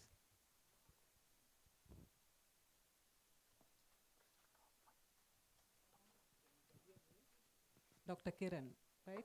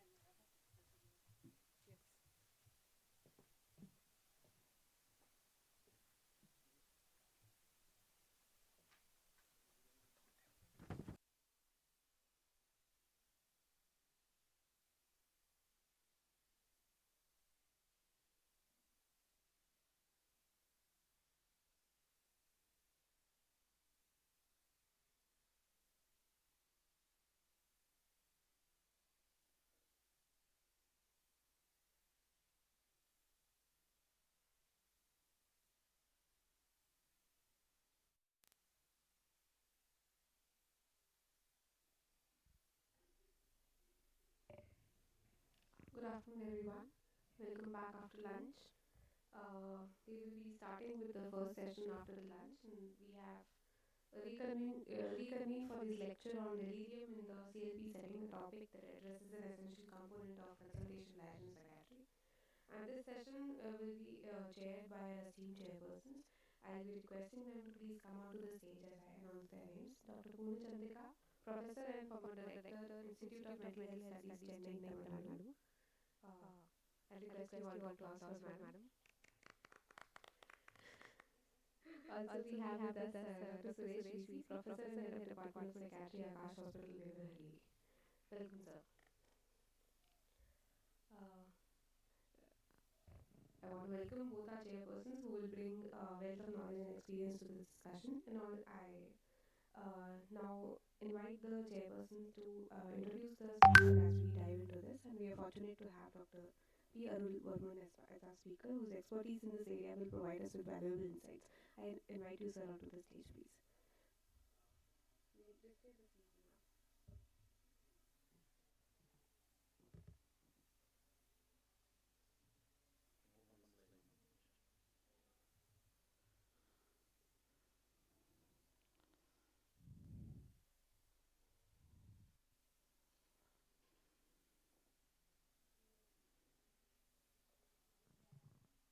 Hello. Good afternoon to one and all. So it's a pleasure to introduce our speaker, Dr. P. Arul Varman, Associate Professor and Senior Consultant, Department of Psychiatry, IJMC Narai, Puducherry. Our speaker has done his MD Psychiatry from JIPMA in 2010.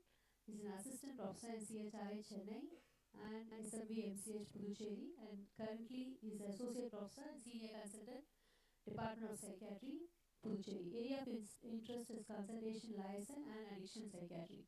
He is also author of the book Psychiatry Made Simple and is a contributor to a psychiatry chapter of Target JIPMA, and is also an organizing secretary of CLP Delirium, an update held on 28/4/2018 in Puducherry. So it's a pleasure, it's a very appropriate topic you've done, and thanks a lot, sir. Over to you. Thank you, ma'am. Good afternoon, all. Since we are providing the less time, I'm rushing to the topic directly. So we have organized this to all people, PG trainees, practitioners, and researchers. I'll be going through the individual topics, and some topics will be a little more dwelling, and some topics just I will try to rush through it, because this topic itself is a topic for one CME program, a 3-day CME program we have organized. So just a 3-day program into just 30 minutes. I must congratulate Dr. Mahesh Gowda for choosing me. Okay, topics covered. We have almost brief history to diagnosis, conceptual understanding, and then we try to go to clinical features. I think the clinical features I will try to cover within the criteria itself, and then what are the scenarios we are going to see in our CLP setting in India especially, and what are the risk factors, the mechanism we are going to in-depth because it will be useful for PG trainees, assessment tools the same way, investigation biomarkers, prevention and treatment standard protocol. I'm not going to the individual guidelines, I'm just going to give a summary of it, course and prognosis, complications, epidemiology, legal aspects, and future directions.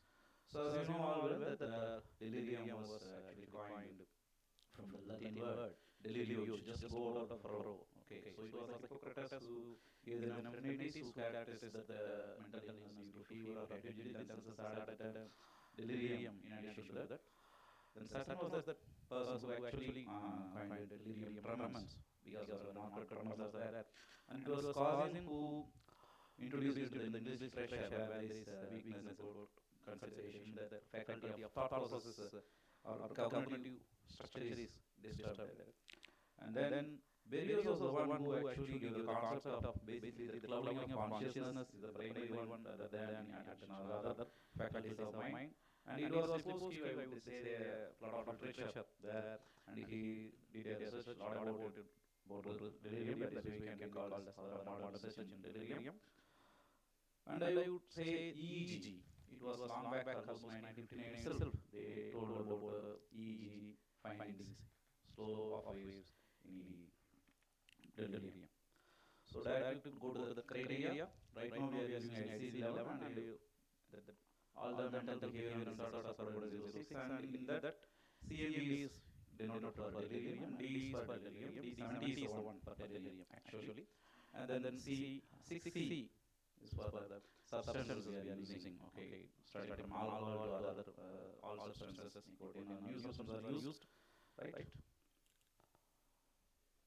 So what are the criteria we are giving? It almost covers clinical features also.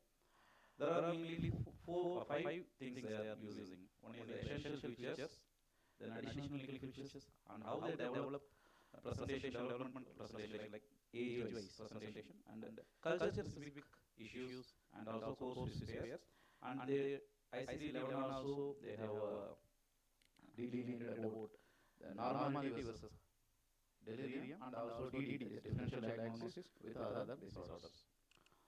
Okay, so essentially the ICD-10 says that delirium is a disturbance of attention, orientation, awareness, developing within a short span of time, usually within days or hours, okay, within minutes. So typically causing a significant confusion or global neurocognitive impairment, and usually the symptoms are transient. It means hours or days only will be lasting, or it may be fluctuating within this particular period, particular episode. And this disturbance should be marked a change from the individual's baseline finding that should be there, and it should be causative factors. So what are the causes? And it should be demonstrable or elicitable by a medical condition or a substance or a medication, either intoxication or withdrawal. Additional clinical features are cognition is very important, which is impaired in a global manner, not in a specific or sporadic manner. Okay. Impaired perception is there. Actually, they include delusions also there. Maybe seniors or researchers might give feedback to the ICD-10, ICD-11, sorry. Okay, that should not be included there. It's actually, it should come in thought process. And disturbance of the emotions, usually anxiety symptoms, or even some depressed mood or irritability, fear, anger. Sometimes aphoria, maybe the euphoria may be there. Behavioral symptoms, form of disturbance, the sleep-wake cycle, reduced arousal, all these things will be there. And all these symptoms should be there. Even there may be existing neurocognitive disorder like dementia may be there, then it should be coded along with it. What are the development and presentation ICD-11 says? Extremes of age are more susceptible, and especially in childhood, mostly related to the injury or fever, right? Or medications. The culture-related features important in the case of assessment, because it differs in the language, it differs in the comprehension, there will be reliability, validity issues are there. That is why when we are performing a clinical assessment using the standardized tools, it should be standardized in the form of particular applicable to the cultural norms. Otherwise, it is very important to have a clinical augment of the clinician who is avoiding the delirium. Then they add course features, usually or almost always the sudden onset, transient fluctuation course, and all symptoms are expected to remit by on its own, or if you withdraw the particular substance or treat the cause. That's what they say. And bound within the normality, of course, the normal aging will be there, and there will be some amount of confusion or some kind of neurocognitive impairment will be there, but it is not fluctuating in level, and it is not global in nature. The other DDs, actually the ICD-11 itself is the DDs. So dementia, we know that it's progressive in onset, and impairments more global in nature, mostly about memory and all, right? And it's more progressive. As I told you, you can get delirium plus dementia diagnosis. In contrast to transient global amnesia, where there is an isolated impairment of memory, where you have a dualistic diagnosis. Either there is delirium or transient global amnesia. That's the difference for PG trainees. Then practice disorder, mainly the symptoms will be atypical. In pattern, the magnitude or the course may be different, and medically loss may be there. Then dissociative figure amnesia, where there is some confusion about identity there, but there will be selective memory loss, and there will be no disturbances in other areas like attention awareness, all these things will be there. In some cases of schizophrenia, when you first present the case, sometimes acute transient disorder, or the patient first time is coming, sometimes it's very difficult to differentiate schizophrenia or ADPD with delirium. So only by repeated evaluation and detailed history, like examination, and where there is corroborative evidence to say it's due to medical condition or injury or incapacity factor, then it is important to rule out delirium. And this is another one point of controversy that in ICD-11, for the cause of delirium, they ruled out two things: injuries. One is external injury in the form of head injury, or internal injury in the form of stroke or myocarditis. So it is up to the researchers again to include or exclude disabled distribution or distribution criteria. And delirium about psychoactive substances, again coded in a separate way. It should be the direct physiological consequences of substance. In CLP settings, most of the time, it is not only the GMs, it's called general medical conditions, but also substances do play a part. Mostly we see mixed. Okay, for example, a patient who is alcoholic goes, drives and then get a RTA and falls and comes to us. So in case both substances as well as GMC is applicable. In ICD-10, all substances are almost implicated in delirium except caffeine and nicotine. DSM-5, of course, you know very well, almost similar. Actually, I would say the ICD-11 literally copied DSM-5. So there is a difference of attention, and then you should start with the short period of time, and then national systems cognition, all these should be there, almost similar. So what are the differences, I would say? In ICD-11, it is actually the awareness is the primary disturbance, whereas in DSM-5 it is attention. And cognitive disturbances are additional features in ICD-11, whereas in DSM it is essential feature. And sleep-wake disturbances are included in ICD, whereas DSM is not at all mentioned. And most importantly, DSM says delirium is more of a categorical one. The approach to DSM is either delirium is present or absent, whereas in ICD-11 it is more of a spectrum analysis. It's a continuum one, whether it's mild, moderate or severe. That is why subsyndromal delirium is there in criteria, ICD-11 is included. And emotional symptoms not mentioned in DSM. So this is about the differences. Okay. The basic fundamental conceptual wise differences, I hope one day all will agree, right, in both sides of Atlantic. This is the older criteria, which you know very well, no need to. And in this time, I'm going to just brief about subtyping, motoric subtyping based on that scales. Okay. We have three subtypes. Of course, there are something called etiologies are the hyperactive, hypoactive, and mixed type. Hyperactive, as the name implies, it's more of increases psychomotor activity, whereas hyperactive the patient is withdrawn, lethargic, apathetic. I would say apathy means not in the sense of association, apathy is not. It's more of reduced interaction with the environment or less consciousness. Mixed is when both features are present in more of sufficient degree to qualify each other. And just to recollect what is the pathology of the phenomena in delirium, we know what is the efficient symptoms, just to recollect it. It's a dream-like changes in consciousness, and we have a disorientation time. What is important is duration of the time disorientation, because if say for example I am coming to the demands, okay, it takes about 6 hours, but the patient in delirium may take 12 hours or 11 hours, more than that. That's called duration of time. So disorientation duration of time is also important. And loss of intellectual grasp, say for example, where are you? I am in the hospital. Okay, where is your house? Just nearby, Nimans. Where actually the house may be some 10 kilometers, 20 kilometers. So this is about the situational disorientation may be there. This is about for the PGs. Other things you know very well what it is, right? I am not going to talk about it. And there will be hypoacusis because there is increased threshold for all the sensory modalities. So hypoacusis may occur. Some cases we can see the typically black patch is sensory deprivation, the patient may have visual illusions or hallucination mentioned in fish. And when we talk about before going to the hallucination, there may be illusions, maybe there are visual illusions, auditory illusions. That is why whenever a patient in delirium, when you are talking, staff nurses are talking, or doctors are talking, you will perceive it as a different kind. Okay, there is an object. Okay, there is a stimulus is there, and they are perceiving such illusion. There may be interpretation. That is the source of illusion, resulting in the behavioral component. This is how patient may be presenting the CLP. That is why we are giving referrals. Otherwise, we won't get referrals most of the time. Only the patient is agitated or violent, or the patient is refusing to take food or medications, or the patient is removing the catheters, all these things, are totally withdrawn. Then only we are getting the referrals. That is the reason for this behavior is the cascade of the events. And regarding the hallucinations, most of the psychotic phenomena almost always they are fluctuating in nature, right? Unlike the schizophrenia or other counterparts, and they are fleeting.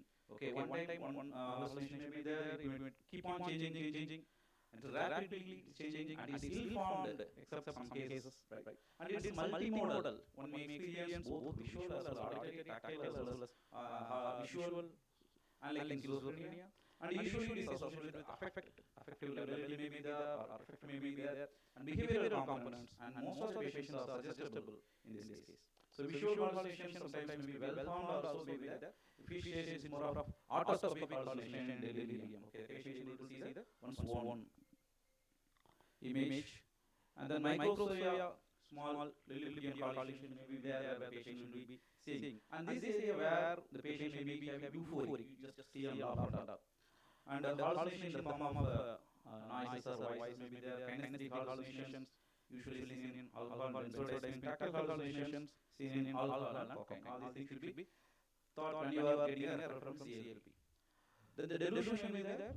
Of course, the delusions are of persecutory nature. In some cases, nihilistic delusion may be there. And delusional infestation may be there in thalamic lesions. And most of the times, the patient will be distressed about the delusion. This is for the higher level. Okay. Then mood, as I told you, it's more of a perplexed mood. Patient will be frightened and anxiety, sometimes irritability will be there. And Sandeep Grover, in a study, he found that most of the delirious patients, not most, 1/3 of the delirious patients, they go on to develop what is called PTSD symptoms post-delirium.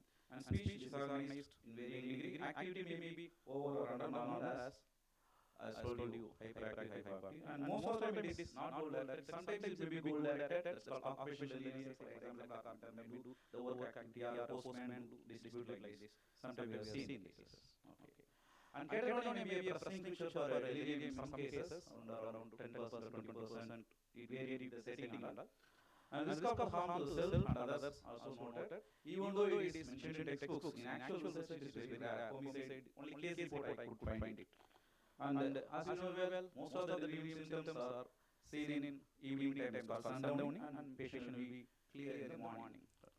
So the psychotic symptoms in delirium, the prevalence, I told, it's more almost half of that. Patient will develop delirium, especially when they are having higher risk factors in form of substance abuse or other drugs. Right. The impact of psychotic symptoms is it will affect the patient's mortality and also delirium severity. So these are the risk factors for delirium. As I told you, it's more of a culmination of a single or multiple etiologies. Okay, they may act synergistically, or sometimes they may influence each other, or there is no interaction at all. So the factors may be endogenous or exogenous. It can be predisposing or precipitating or perpetuating factors which are more of theoretical nature. Okay, so what is more important is we look for modifiable risk factors. That is very important in case of CLP, delirium, and drugs. So the host of drugs, I would say almost all drugs can precipitate delirium, and whenever you are using a medication list, you get a list. Okay, you get an anticholinergic burden scale is there. Okay, you use the scale and use what are the type of drugs are used, what is the dose, duration, and potential interactions, side effect profile of all the drugs used in a CLP setting is very important. So this any patient who are admitted in CLP setting, they are having already multiple chronic medications or medical complications. So these are the host of conditions where the patient is more probably to develop delirium in addition to that. So that the nail comes in the form of precipitating factor, in terms of the form of intoxication or withdrawal, poisoning, or stroke or seizure, any metabolic insult in the form of hypoxia, hyperkalemia, hypoglycemia, fluid imbalance, all these things. So gender differences, of course, when you are seeing CLP, then most of the time we see females also there and males also there. But by and large, females are morely hyperactive, and sometimes they are having more severe symptoms, longer duration of symptoms are there. And the differences may be due to estrogen, and unfortunately there are equal number of studies which propose that testosterone also responsible for improving the cognition, and suppose there is less testosterone, there will be increases risk for delirium. And they say hormonal fluctuations are there, that is important in case of postpartum strategy. And in neurotransmitter wise, we say estrogen modulates serotonin and dopamine, and also it has a play a role in anti-inflammatory role, estradiol, ER, that is estrogen like receptors are there, related receptors in the brain. In such a way, these estrogen may play a role in gender differences. Now coming to age-wise differences, in children, pediatric delirium, most of the cases will be referred to us to PICU. So we have to see the PICU. Unlike in Western countries where we get the referral ICU also, ICU, emergency department, also we are getting referral. So that is also conventionally used as a CLP. Right? In sixth they are not included as CLP. CLP means only the medical, surgical, or afterwards only mostly. So when I talk about pediatric delirium, so the causes are almost same, but there is little bit of most common like infection, medication, all these things. The risk factors are the younger age group, pre-existing developmental issues, chronic medical condition, history of trauma, all should be noted. So assessment tools are separate tools are available. It's just modified form of CAMS, confusion assessment method is available. DRS also can be used. The important is whenever a child is developing delirium, there will be long-term complications in the form of emotional, behavioral problems, academic, scholarship performance. Maybe issues may be there. That's why we have a little bit tailored personalized management strategy. We call it as in CLP. Delirium as such. It can be non-pharmacological methods should be used judiciously and carefully be used. And pharmacological methods are also available. The special considerations. Whenever you are using the drug, use always the lowest effective dose, and frequent monitoring should be there, and also consider the child's developmental stage. And prevention is more important. Identify the risk factors, minimize sedation and restraints, and promote self-hygiene and encourage the mobility as soon as possible. Usually the pediatric delirium is associated with post-op delirium. Okay. So this is an Indian scenario studies. Okay. In old age, we take old age geriatric delirium. That's also very commonly studied. Okay, so Indian studies, let us say around 15 to 16% of the elderly people, they are prone to develop delirium, hospitalized. And delirium may occur in dementia in any course, in early stage or middle stage or late stage, wherever it possible can occur. And there may be overlap of symptoms between delirium and dementia may be there in form of disorientation, memory disturbance, where you have to delineate. That is why frequent MMSC, frequent orientation, frequent examination, and other factors should be important. The special strategies for the older people is assessment and management of the risk factors. Again, minimize sedation and restraints, promote self-hygiene, and encourage the mobility as much as possible. So hypoactive delirium is one form of delirium which we see in CLP. Even though it is classically say hypoactive means always organic causes, it is not necessarily always so, because most of the some of the times substance withdrawal, like alcohol withdrawal or benzodiazepine withdrawal may present as hypoactive delirium. Okay, around 15 to 30% of the cases. Another issue where we get reference is post-op delirium. Usually within the first fifth post-op, usually around the second and the 40 to 70 hours, we get a referral. And risk factors are extremes of age, again, cognitive status, level of education, some studies, especially Western studies, not in India, and what are the types of surgeries, what are the type of anesthesia given, and most importantly, pain. Important. And then other concomitant drugs usage also increase the risk of delirium. We have diagnostic scales, CAM and CAM-IU are used, right? Mostly the general, almost always general anesthesia, and when we talk about the surgery, it's mostly orthopedic and abdominal surgeries, major surgery call it. They are high risk for delirium, unlike small surgeries. Right. So this is about risk factors which can classify into pre-operative, perioperative, and post-operative. Again, the non-pharmacological management takes precedence. Okay, we have to address all these factors. For example, we have to address the pain scale, address the pain, admit the pain scale, and assess the pain syndromes, and manage the pain importantly. Okay, with preferably low dose analgesics. Even anesthesia is also associated with delirium. Adequate mobilization should be provided. Pay attention when we have urinary retention, remove the catheter, and encourage the patient to avoid the urine. Okay, wound infection should be prevented, and antiseptic measures should be there. Sleep promotion methods should be there. And most importantly, involvement of family members and encouraging them to interact with the patient may prevent the development of delirium. And of course, pharmacological management are used by and large, even though they are secretly, most of them used, and the use should be judicial. Okay. Now about some theoretical aspect of pathogenesis of delirium. Fandol in its recent review has summed up around six major factors. The one is abnormal brain function under the neuropathological condition, the neuroinflammatory pathways, neurotransmitter imbalances, neuroendocrine disruption, oxidative stress, and intestinal microbiome dysregulation disrupting the gut bioaxis. So neuropathology, I'm just rushing it because like time.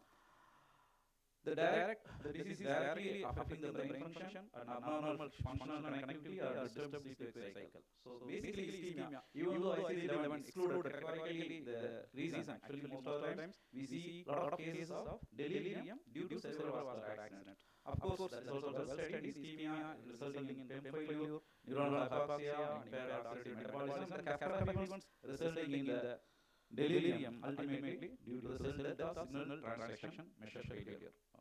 The metabolic derangements, you know well. Okay, for example, hypoglycemia, you know well. Hyponatremia, there is a cellular swelling, maybe edema, maybe there hypercalcemia, there is influx of the calcium into that, resulting in hyperglycemic state, direct neurotoxicity, all these things.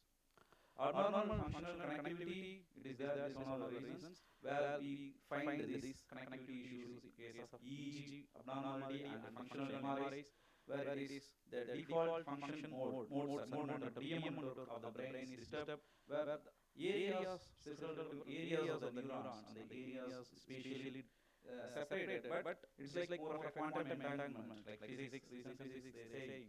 It moves the reverberation circuits, they are oscillating in a certain frequency, resulting in the continuing consciousness, which is disturbed. Of course, the basic thing is RS, there is ascending reticular activity system, also diminishes in delirium.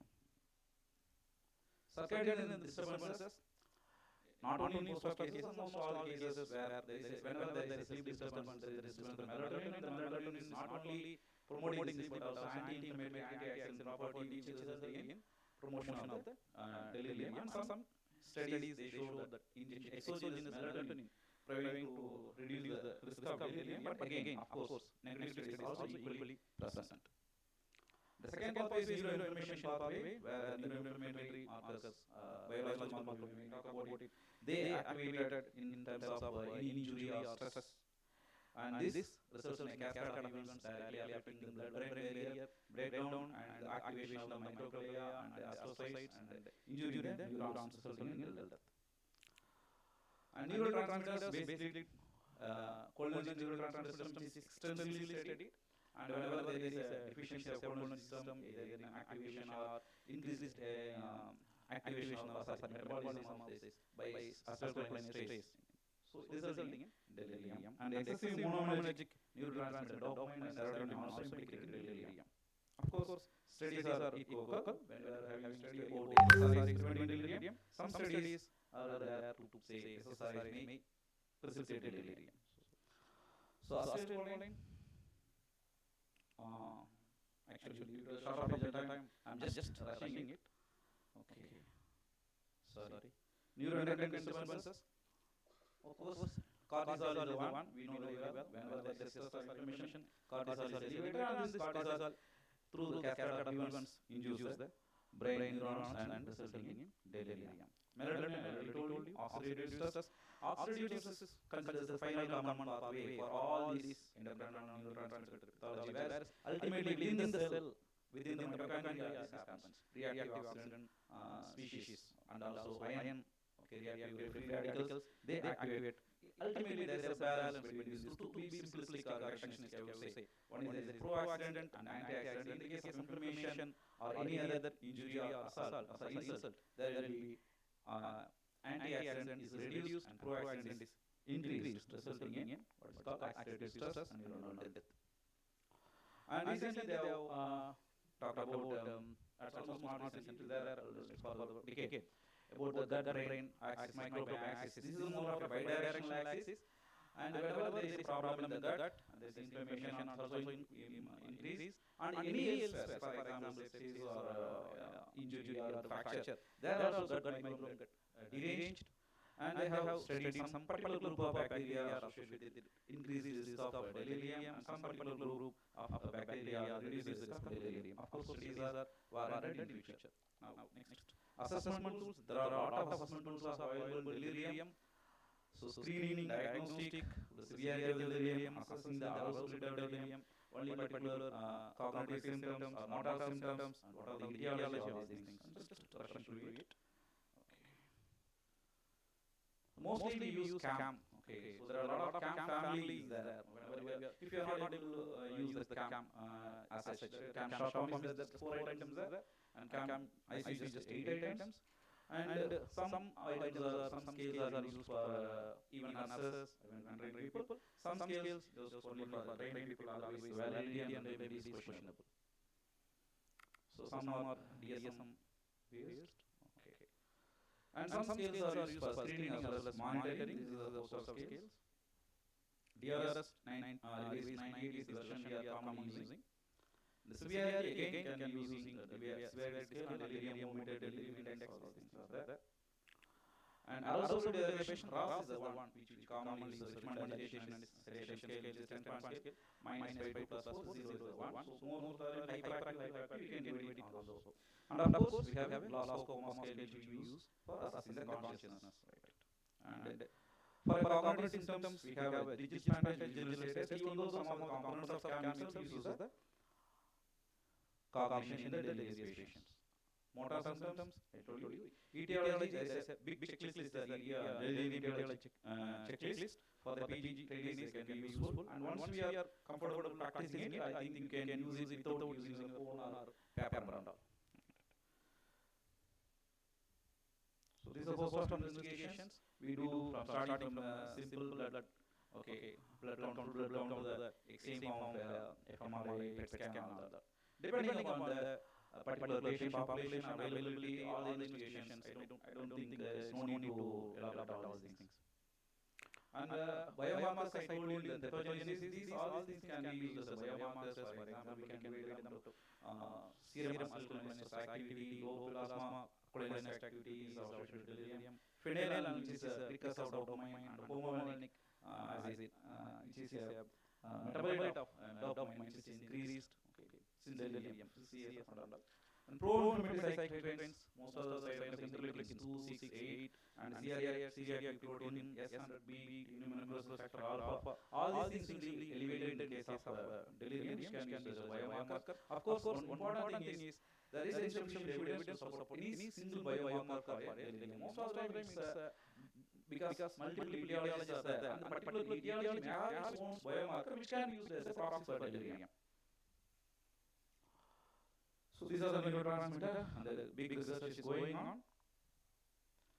And regarding the genetics, so all the candidate genes, and we can have a genome. Mostly, I will just say dopamine systems and apolipoprotein E, even though it is associated with dementia. In delirium, in some cases is there, but obtained low evidence. EEG. There is actually it's a big slide there. EEG is very important. Just I want to only one point. Most of the findings are generalized slowing. There is an increased activity of theta and delta. Time's up. I'm just having 2 minutes or 5 minutes. 2 minutes. Yes, I'm rushing. Neuroimaging studies. There is digital images and functional circuitry images are there, depending upon this. Okay, now coming to the CLP, mainly thing we are focusing on prevention. We have a guideline, American Cancer Association guideline. So cognitive impairment will be addressed, disorientation, hypoxia, immobility, encourage mobilization, and review the medications. Try to minimize the possible or replace with some other better medication where there is reduced side effects. So infection, sleep, all these things are there. Dehydration should be addressed. Pain should be treated appropriately. Nutritional supplementation should be given. Sensory impairment, I told you, family involvement is very important. You are talking on your own with the patient. So this is brief about the thing. Non-pharmacological management is very important in CLP because many times we are not using it or overlook these interventions, but it's very important because whenever you use pharmacological measures, sometimes because already the patient is having host of medications, we are adding more burden to the patient. So specifically what about sleep? So even sleep promotion technique, specific techniques are there. So due to the paucity of time, I'm just rushing it. right? Sleep promotion specific activities and improve the arousal by specific techniques are there. Okay. Most of the time it's more of environmental modification and patient-centered activities, sensory stimulation, and all these things. Of course, there are critical skills. Then agitation, how to manage agitation and aggression, assessment by specific scales, and then you have to create a calm and quiet environment, reduce that noise and stimuli, and maintain the routine familiarity, encourage the communication, or they rewind, or actually redirect the physical violence to the verbal violence. Say, let them say whatever they feel, let the patient say, and then of course physical comfort measures like touch and massage, and most importantly, we have to use the restraint as per MSCA guidelines, 2017 guidelines. And pharmacological interventions, this is the what I said, most of the time it is falling into two categories. Okay, antipsychotics and then benzodiazepine. Sometimes we have to give. So these are the complications of delirium, immediate, short-term complications. Okay, there may be long-term complications in the form of cognitive decline, and risk factors for complications, of course, depending on the duration, severity of delirium, underlying medical conditions, and pre-existing issues, and of course, inadequate. Time's up. Shall I have 1 minute? 1 minute. So complications, physical complications, psychologically, cognitive behavior, all this. In the scenario, I think I can these things refer. Current treatment gaps, what are the important things? Early detection methods we lack. Okay, we can use this latest gadgets. Okay, for example, DPTs, delirium prediction tools are there, that we can use early detection methods. Then personal treatment approaches. Important thing is long-term outcome studies should be there. These are the research purposes. Okay, what are the I say most of the observation is something over. Lack of interdisciplinary research, lack of multisensory studies, and evaluation of the biomass of delirium, and depth of studies, non-pharmacological measures. So these are the standard guidelines you can make. These are the summary of my presentation. Mostly pharmacological and non-pharmacological. And importantly, whenever we research the patient, so ensure clear communication and research instruction, the patient should come up or follow and should provide resources for ongoing support. Legal aspect, stop a minute. Delirium patients, they also come under MSCA, and whenever they are having this problem in consciousness and they have impairment in cognition, and the capacity assessment should be made, and they cannot make an will or fitness to stand in a trial. And when they are losing interval, patients who are at risk of delirium, they can give advance directive or they can nominate a representative, and based on them, we can admit the patient and treat the patient in discharge patient as per MSCA guidelines. This is about cognitive rehabilitation. Once we discharge patients, we have to improve the long-term goals are there. In India, this is a little bit in the budding stage and infant stage. I hope maybe after 10 years will be useful. Thank you.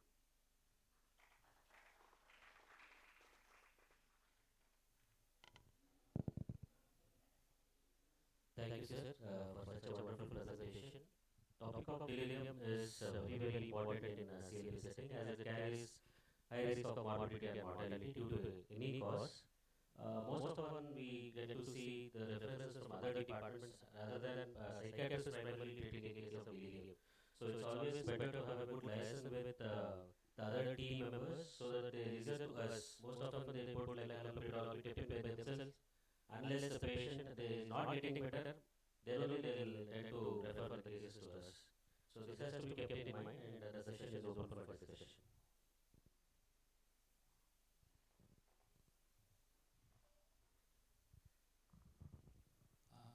My name is Dr. Vinod. I want to ask a question, sir, like challenges and solutions in a case of protracted delirium. Apart from antipsychotics like haloperidol, does the new drug endoxifen, that is zonal, does it has any role in treating protracted delirium? Zonal actually used in mostly bipolar disorders we are using, and of course some cases they have a delirium. Rather than it's more of a dextromethorphan that agonist, alpha agonist can be used. I have not used it personally. Protracted delirium, again, the standard protocol is activated, the etiology, risk assessment of what are the risk factors, addressing the risk factors. Many times we overlook some of the minor factors, like for example, diabetes ulcer may be there in the patients, the ward patients, so maybe respiratory infections, maybe there, pneumonia.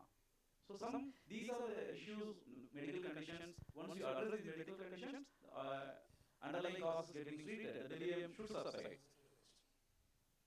Yeah, I'm Dr. Alachandra from Hyderabad. Before I proceed to my question, I want to just comment upon what Dr. Vinod has said. I have been using endoxifen in geriatric patients, dementia patients with delirium, which is going on for a long time, and I found it fairly useful in reducing the agitation and impulsivity. And the best part about endoxifen is it doesn't cause lowering of the insulin, just like your haloperidol or other antipsychotic drugs. So endoxifen can be a useful drug. I'm using it.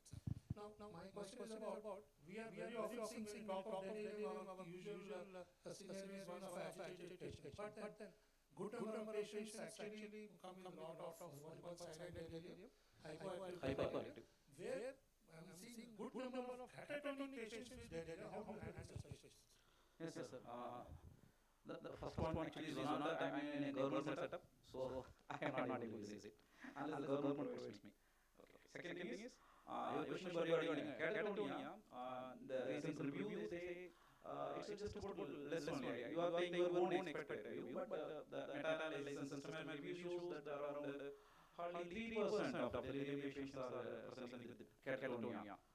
That's what systemic reviews or systematic reviews and meta-analysis says, sir. Of course, Indian settings is more common, and West, I am not able to find any research on it, catatonia presentation. Again, catatonia, there is a overlap is there. One is catatonia due to mental disorder, catatonia due to GMs, general mental conditions. And almost all the catatonia due to GMs can be considered delirious, provided they are fulfilling other criteria for delirium. So it's more of an overlapping one.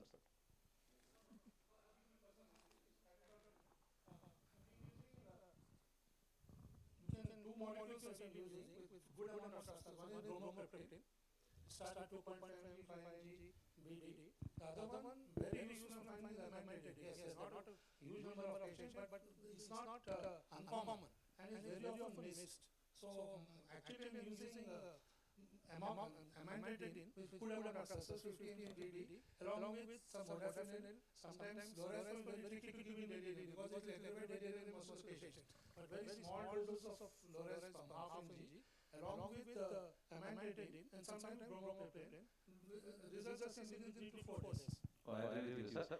Regarding modafinil, I have some experience. I agree with your point. Modafinil is useful. But regarding amantadine and bromopeptide, we say the results we are just waiting, sir. We have to, unless we have a RCT with the good quality studies, high quality studies, good evidence support, we cannot recommend on it. As of now, it is just individual expert opinion only, sir. Sir, any comment about delirium in patients with higher QTC? Because haloperidol and between yes, QTC and olanzapine.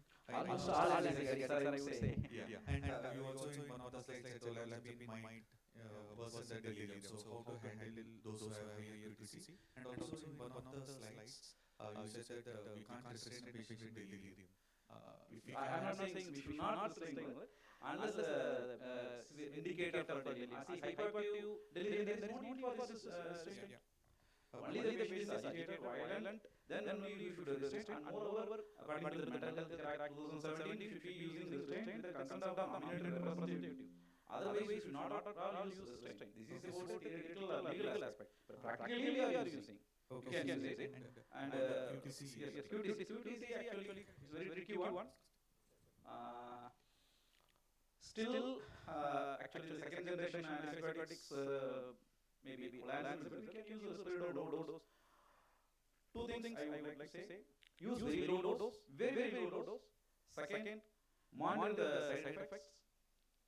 With serial ECCs, almost continuous ECCs available. When the patient is most likely get referral from ICU, cardiac ICU, sick will be there, and the patient will be on continuous ECG. So you have to instruct the nurses and instruct the physician. That is why I forgot to tell or I rushed it. Whenever you are going to CLP, better to take a rounds with a collaborative thing. Okay, physician and psychiatrist, if we both go together around ICU rounds or wherever patients are there, when we go together, especially in the evening time where the symptoms are more marked, we can have a communication, a better understanding, but the discussion shows that the patient will benefit. This is one of the components of personalized medicine techniques. Very good presentation, sir. Just clear out technical, sir. Can I ask? Sir, after please. I mean, the point regarding severity of disorientation to time and place. Yes, yes. Is there, for example, I am in America versus somewhere in Luxembourg? Does it make any difference with the prognosis, something like that? Any data on that? No data, sir. No data. It is just more of a theoretical question for PGs. More of theoretical interest for PG students. Hello. Sir, I'm Dr. Srishma, sir, from first year postgraduate from Isaac, sir. How can we differentiate hypoactive delirium stupors in clinical settings? Yes, there in stupor there is basically there is a decrease in consciousness and the Glasgow scale should be applied and the Richmond scale should be less than 2. Okay, in case of delirium, for all practical purposes, the question comes only the Richmond scale RAS score is more than minus 2. That is, say for example, minus 1 or 0 plus 1 or 2 only comes. If you apply RAS, the first one is RAS. Even in the camp, you should first apply RAS, Richmond agitation sedation scale. Okay? I because sometimes the patient may be sedated, either exogenously, you give more sedation, the patient will be more sedated and goes to stupor. That should not be there. Shall we have the question for the doctor? Thank you. Comments? Yes. Yes.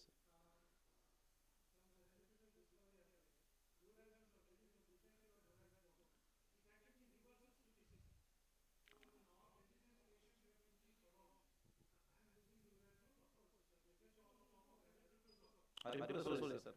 That's what I want to tell. Aripiprazole is there, but not with lorazepam.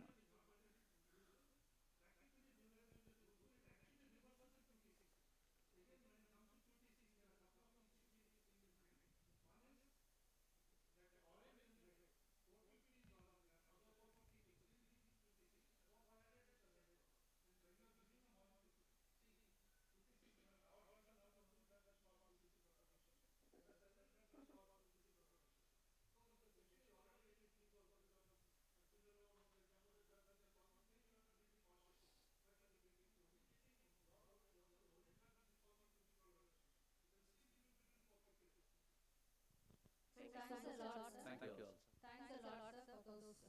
And also thank you, sir, for giving us a 3-day program into a 30-minute lecture. I think all the postgraduates and everyone here would have benefited from this. Thank you, sir. And also, and we have decided to give the most question prize to you, sir.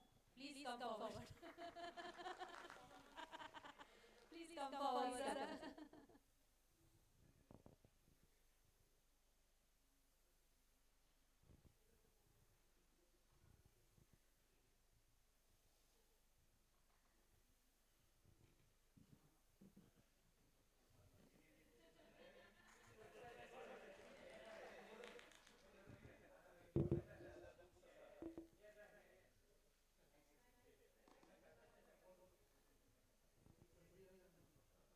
Thank you, Dr. Roman and esteemed chairperson. So you want to present a token of appreciation, sir, for the. So you also be on stage.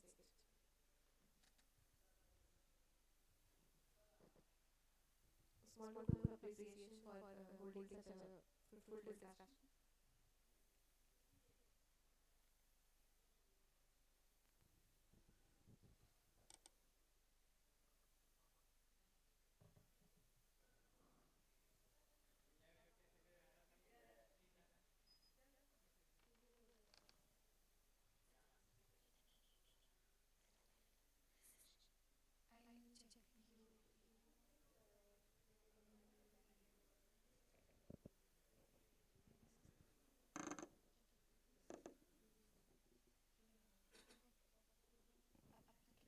Thank you, all chairpersons and our esteemed speaker, Dr. Roman, for the session and informative session. We now move on to our next lecture. It is titled Neuroradiology for Psychiatrists.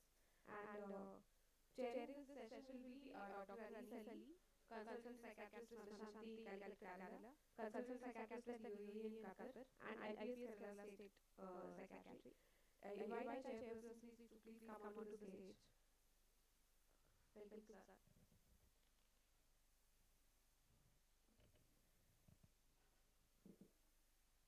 Sir, I request you to introduce our speaker, speaker of the day, Dr. M. Shivashankar Reddy, a leading expert in the field of psychiatry.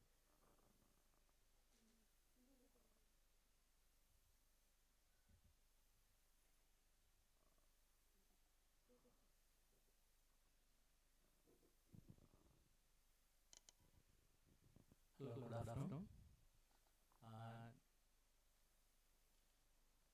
Today's our topic is psychiatry in the neuroradiology in psychiatry.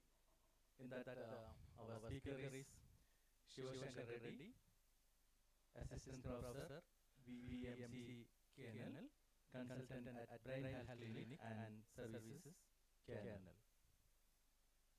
His experience and areas of interest lies in psychiatry, geriatric psychiatry, neurocognitive disorders, authored 42 index articles, national and international journals, authored 8 books, chapters. Awards and recognition, Best Research Paper at International Dementia Conference, Bengaluru 2018, Best Research Paper at Annual Geriatric Mental Health Conference, Imphal 2018, Tirupati 2019, Young Research Scholarship Award at World Conference of Asian Psychiatry 2022, Associate Editor of Indian Journal of Psychological Medicine, Associate Editor of Archives of Mental Health. With this, I just welcome Dr. Shivashankar. Kind introduction, sir. Good evening to everybody. It's leading. First, I'd like to thank the organizers for kind invitation on this topic. I'm not a radiologist, so I'm a psychiatrist basically, but with expertise in late life mental illness, frequent use of neuroimaging in our patients. I gained some experience in reading and also advising what to be done for patients. So this is an important topic going ahead in a digital era where the objectivity is also very important when you are seeing patients in day-to-day clinical practice. So we start with this, the formulate cover as much as possible. So just read this. George Gershwin is a American music composer. His albums have become very famous in the early 1920s and 1900s. Unfortunately, he suffered a premature death at 38 years because he was receiving treatment from a psychiatrist for his headaches and were trying to discover psychoanalytic process which underlies his headache. And he didn't detect that he has a growing tumor. Only at autopsy, they found he has a large tumor. So maybe if hindsight you had done the scan imaging at that time, you would have saved him and created would have been much useful. So in today's digital era, neuroimaging has a growing role than previously. So just we'll go through what are the imaging techniques we have, so that then we can go through what are the uses of it in where we can use it effectively. So CT scan, half a century ago it was invented. It is very simple technique where you have an X-ray tube which is aligned and rotating through the entire body and taking multiple slices of images and a detector which runs parallel to it, which captures the signal. And these signals are reintegrated and to form a three-dimensional picture. So these are very effective. So long time back we have only X-rays and let's see of the brain. But after the CT scan has come, there is a lot of progress has happened. And MRIs, subsequent 10 years later, MRIs were invented where we use a powerful magnet. And then we use the method where we align the protons in the cells to align to a magnetic field, and we throw a radio frequency pulse to disturb these. And once these disturbances happen, we measure the time they take to return to their normal regular alignment position. So that is what T2 relaxation we call. And we transform these electronic data into imaging data. That is called Fourier transformation.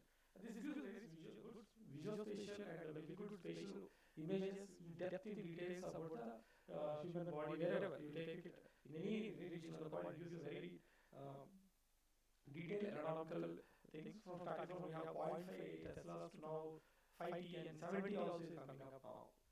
So fMRI brain, functional MRI. So we have no only structural MRI, we have functional MRIs also. So this is based on the principle that deoxyhemoglobin, oxyhemoglobin have a magnetic and paramagnetic effects. So whenever there is a task given to the brain, speech or you are writing something or you are using hand, the particular eloquent cortex will be activated. It means the circulation will increase to the brain and there will be more oxygen that reaches that part, less deoxy movement will be there. This differential signal will be picked up and portrayed as an image to see whether activity is there more in the eloquent cortex or in the resting cortex or not. So, and perfusion scans, even though we are not using regularly in the psychiatric field, but in other fields of medicine, perfusion scans are very important. So, they're starting from xenon, CT scan, SPECT, MRI-based contrast images are there. And recently, MRI-AS, arterial spill labeling have come, where we don't use any contrast, we don't inject any dye to the human person, but we use the technology of the water molecules, the hydrogen atoms as a tracer, and we have inbuilt tracer, so we use the technology to create a good perfusion scans. So this is a very good value now in stroke methodologies and also in dementia research that are coming up now. So we have that kind of images, molecular imaging. So this is even more now last 15 years and more so in the last 10 years even in India. This has come up in a big way, starting from DOPA scans, dopamine scanning, FDG PET, amyloid, just started in India research level and tau imaging also. So the premise is this, we are not only measuring structures and function of each structure, we are trying to measure what is happening at biochemical level. At a metabolic level, we are trying to measure the abnormality in the neurons, in the living neurons we are measuring. So there is a ligand which binds to receptor and known target in the neurons, and we attach tracer, radioactive tracer to it, and this tracer gives the activity which is picked up as a detector, and that will be shown as an image. So depending on what kind of ligand you use, what kind of receptor you are using, depending on that, the pathology will be shown. Without a biopsy, we can have some kind of pathology before you. So applications, a lot of applications are there. So starting from, so till now, they use primarily for hypothesis generating and neurobiology of primary psychiatric disorders, and also to use a diagnostic aid in primary psychiatric disorders to rule out neurological illness, which masquerade as psychiatric illness. And role as a biomarker is coming up, and prognostic tools. So we see each one of it a bit cross-sectionally, we see how much we have advanced in each of these things, and what are the day-to-day applications imaging can be helpful in clinical practice.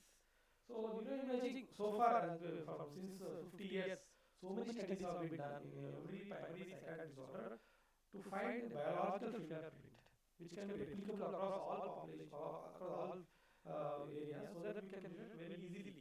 Simple like diabetes glucose level. Even though the metabolic process is very complicated, cross symptoms, very symptoms can be there. But simply by checking the glucose levels, you can have a fingerprint like that. So in this, so many studies are done. Now meta-analysis have been done, mega data has been done. Now the enigma studies have come up. So more or less, some things have survived the analysis, some things didn't. So more or less, these are things which I found out to my literature review. In major depressive disorder, decrease in hippocampal volume, decrease cortical thickness, and lower functional symmetry. In that decrease in the white matter cortex was seen in across the studies. In structural imaging, functional imaging, there is hyperactivity in the default mode network and hyperactivity in the salience network, executive network. The FDG PET shows metabolism noted in the frontal areas, that is superior, middle, and infrafrontal areas. In OCD, as we all know, the functional connectivity will increase between the orbitofrontal cortex, caudate, and putamen. There is a decrease in the parahippocampal areas in ACC. So this was noted in functional imaging. In structural imaging, the findings are very varied. You cannot pinpoint which structure is there, but more or less they say the temporal cortex and inferior lateral cortex are involved. In FDG PET, which corresponds to functional imaging, shows hypermetabolism in the orbitofrontal cortex and ACC structures. In PTSD, so as we all know, there is hippocampal volume reduction is noted. Uncinate phosphates is one area, which is white matter binding. The degree connectivity in uncinate phosphates was noted in PTSD. In functional imaging, task specifically, we see increase in amygdala activity and decrease activation of medial prefrontal cortex. In FDG PET, metabolism is noted, decrease hypermetabolism in temporal occipital fusiform cortex. Fusiform cortex is very important, directs the faces and emotional stimuli. So that being hyperactive in patients with PTSD, and hypometabolism in insula, cingulate, gyrate, and hippocampus are noted. So in major disorders like bipolar and schizophrenia, in bipolar, one interesting thing is that compared to healthy controls, there is no decrease in the gray matter as the illness goes on. So that is an important finding, it was noted. No, but reduction in fusiform cortex, parahippocampal thickness was noted, and enlargement of ventricles was also found similar to schizophrenia. In the resting state, So studies have found decrease in connectivity in the BCC cortex, that is emotion simulated cortex, and task specifically, amygdala was hyperactive in emotional tasks. In molecular imaging, there is increase in the cerebral glucose metabolism in prefrontal areas and decrease in left superior temporal areas. In schizophrenia, which is well studied across all disorders, schizophrenia is one disorder where neuroimaging data, the huge data is available. So studies have found there is a decrease in gray matter across the brain, and also decrease in the gyriform index, gyrification, and total intracranial volume also been reduced. And abnormal gyrification was also noted. In resting state, decreased function between the substantial network, that is the default mode network, and hypometabolism was done across studies. Only the prefrontal cortex found out to be distinct. It has hypermetabolism compared to all other structures. When the studies were compared between the controls and schizophrenia patients, it will found to be reduced. So these are the major findings across the studies.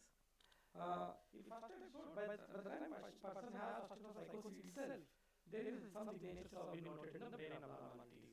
So when you compare the regions of the cortex and subcortical regions, except putamen and cardiac, almost all regions are found to be significantly reduced in patients with schizophrenia, and there is subsequent enlargement of lateral ventricles and cardiac ventricles was noted. So this was another study with longitudinal studies which compared what happens to the brain of schizophrenia over the long term. Compared to healthy controls, almost all regions found their reduction is there. So compared to healthy individuals, there is progressive atrophy in almost all regions of gray matter and also white matter also noted. So BBAD, if you see fMRI studies, they noted hyperactivation in the posterior cortex. In emotional state, there is hyperactivity in the amygdala. And in cognitive tasks, there is hyperactivity in the superior and right inferior parietal lobe. This was noted across the studies. Structural imaging, as I pointed out earlier, there is kind of things which are not explainable but distinct compared to the major depressive disorder. Patients with bipolar didn't show any accidental decline compared to healthy aging, and they show less cortical thinning compared to healthy people. The only change is the ventricular volume is increasing in these people, and also within the BBA, in the bipolar disorder, people have more manic episodes found to have thinning of the prefrontal cortex compared to people who have less number of manic episodes.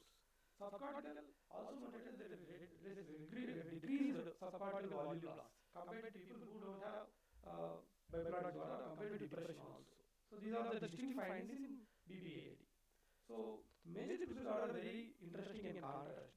So we all know that patients with depression have lower hippocampal volume. This many people have studied it in our PG days, postgraduate days, we know that.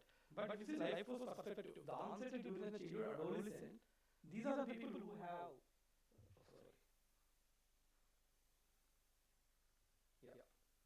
So these are the people who have more of hippocampal reductions compared to people who have adult onset. People have earlier onset, earlier the number of episodes, there is more hippocampal loss will be noted compared to adult onset.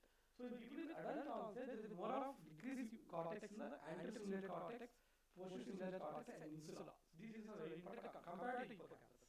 So there is a difference. And you compare to late onset depression after 50 years or 60 years, they tend to have not much of hippocampal volume loss or these findings. They have more of white matter abnormalities, like reduced connectivity in the white matter. This was noted. So this is lifetime perspective, depending on the age of onset. If person is already 40 years but he had onset in childhood, we see more of markers of hippocampal volume loss than other abnormalities. So these are the important findings in major depressive disorder. So when we about neurobiology, what are the important rules of neuroimaging in acute psychiatric settings? So we do see as just last discussion about delirium, and we see lots of CLP cases in medical wards or in emergency setting like casualties. So what is the role of neuroimaging in acute psychiatric disorders? So in these conditions, if person are acute or suspected delirium, post-critical confusion, suspected Wernicke-Korsakoff syndrome, delirium tremens or delirium, signs of catatonia, episodes of altered awareness or stupor is there. So in all these conditions, definitely neuroimaging has a role, depending on availability, like CT scan or MRI, whichever is available at the emergency point of time, the reporting available, that should be recommended at that time. So all these are important causes where you suspect a neurobiological substrate for all these conditions, and you try to rule out as soon as possible because these are very acute conditions. So there are also indications for primary psychiatric disorders also. So we don't regularly recommend, but there are different indications are there. So few indications like atypical onset, you have depression, schizophrenia, bipolar, atypical onset, extremes of age groups, atypical course, neuroleptic sensitivity. There is a primary psychiatric disorder with involuntary movements, prominent cognitive symptoms and diagnostic workup for cognitive impairment like dementia and all. And subtype dementia, you want differentiate between FTD and Alzheimer's and Parkinson's and DLBD, you need to do a neuroimaging also. And visual hallucinations, another important thing. Differentiating idiopathic Parkinson's from regular Parkinson's disease, we also require imaging. Psychogenic movements also organic involuntary movements. It can be psychogenic tremor, it can be Parkinson tremor, it can be dystonic tremor. So how do you rule out these things without imaging? So you need imaging even though you do clinical examination. And headaches, secondary headaches, it's red flag signs.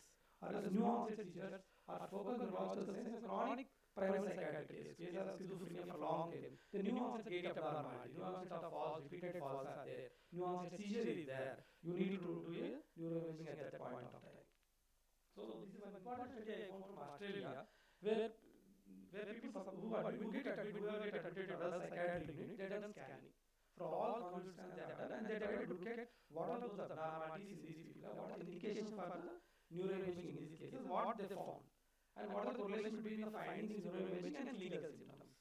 So, of these 100 scans, one of the important indications is abnormal neurological examination, followed by preceding abnormal imaging and cognitive impairment. These are the three main indications. They have majority of them got imaging done again. So, of them, how many people are real abnormalities scan? So they have found out, right? So 19 people scans have relevant abnormalities. I mean that people who have neurological abnormalities examination wise also may likely to have neuroimaging abnormalities which correlates with psychiatric symptoms. So but when we do analysis, so which is more yielding, if you do a scan for a person with these symptoms, what the yield you get for neurological substrate is more of cognitive impairment. If cognitive impairment, there is more likely that you will be able to get a significant abnormality in the imaging which can explain the psychiatric symptoms. So this is what found in this study. Subsequently, there are also studies from Canada and USA also, where they have done scans of all the acute indications like 240 scans they have done. And they found that of all the scans, the abnormality, the real abnormality is less than 2% in all primary psychiatric illness. In that again, what can explain the psychiatric symptoms is less than 1%. So the yield, even though the number of scans are more, the yield itself is very, very less than 1%. Further, which can explain the symptoms. So what is the role of neuroimaging prognostication treatment process of primary psychiatric disorders? So these are the one endophenotype. So now studies are going in like find out the activity pattern in the brain and try to see what kind of treatment can be given or can be chosen. So one example is an ADHD, where using a SPECT scan, perfusion scan, they found increased activity of the prefrontal cortex and orbitofrontal cortex and caudate nuclei. These people have good response to stimulants, psychostimulants. Whereas people have overall simple activity, they not respond, and these people present more of aggression, impulsivity, agitation. So these children we also clinically know the people respond well to anticonvulsants. So this is also proven in SPECT scan. And people who have reduced temporal metabolism may not respond to either stimulants or anticonvulsants, they may respond with the cholinergic deficits. So they may respond to low dose of anticholinergic drugs. So this we may not practice 100%, but these are the things which we can look on. Similar findings are there in depression also, where antistimulant hyperactivity, the response to activity is very good. Otherwise, the activity, overall activity network is poor, then they may not respond to antihistamines very well. So in that way, they also can also prognosticate, and also the choice of treatment also depends on the findings in perfusion scans. So neuroimaging biomarkers. So this many people might be knowing, but we'll try to review it.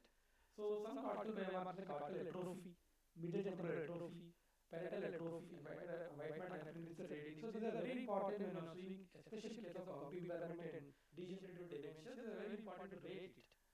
So visual cortical rating of gray matter atrophy. So we know, but how to rate it? What is abnormal? So if a person 60 years comes with kind of one grade 1 abnormal, this is actually taken as normal. We cannot label it as abnormal. So anything above 1, we label it as abnormal finding. So depending on the grade of atrophy, we grade as 0 to 3. 3 is always significant when you look at the clinical symptoms also. Similarly, middle temporal atrophy, we take 2 parameters. So one is the temporal horn, one is the choroidal fissure. So this is the temporal horn, this is the choroidal fissure, and this is the height of the hippocampal. So on these parameters, we grade the middle temporal atrophy. So this is a collateral sulcus. What is medial to the middle temporal lobe? What is lateral temporal lobe? So you rate it. See, this is no atrophy. There is mild, there is moderate, there is severe. So this, if it is this grade there in person above 60 years, this can be taken normal. You will not grade it as abnormal. If this is there, this is abnormal. This can explain the symptoms also. So in this way you can quantify, you can also show to the patient also, shadows also that okay, this is where abnormality is. So this is a very sensitivity and specificity to detect Alzheimer's dementia. This is noted in the scans. The other is Coden score based on the precuneous atrophy. Precuneous is located between the posterior cingulate cortex sulcus and post-occipital sulcus. So this is the specific structure which we are looking at. So this is the specific structure, the atrophy, this is the specific structure we are looking at. So depending on the atrophy grade to 0 to 3. So this is very important again in differentiating Alzheimer's from frontotemporal dementia. This is noted in Alzheimer's dementia and also in DLBD also we noted. In both conditions we see. The other is white matter hyperintensities. So we all see when you do a MRI image and do a flare, we see a flare. A lot of people have these white matter hyperintensities. The lightening of the structures is noted. But what is abnormal we should know. So this periventricular capping, so it is normal. So as you age, it is normal. If there is capping, this is normal. If there is increase in the intensities, there is also dots of white matter which are confluence, which are kind of increasing in size, which are becoming coalesced with other structures also. That is very significant. So we take Fazika's grade 1 and grade 2 as age of abnormalities. Anything 3 is abnormal. Okay. So this is very important in diagnosing subcortical grasp dementias.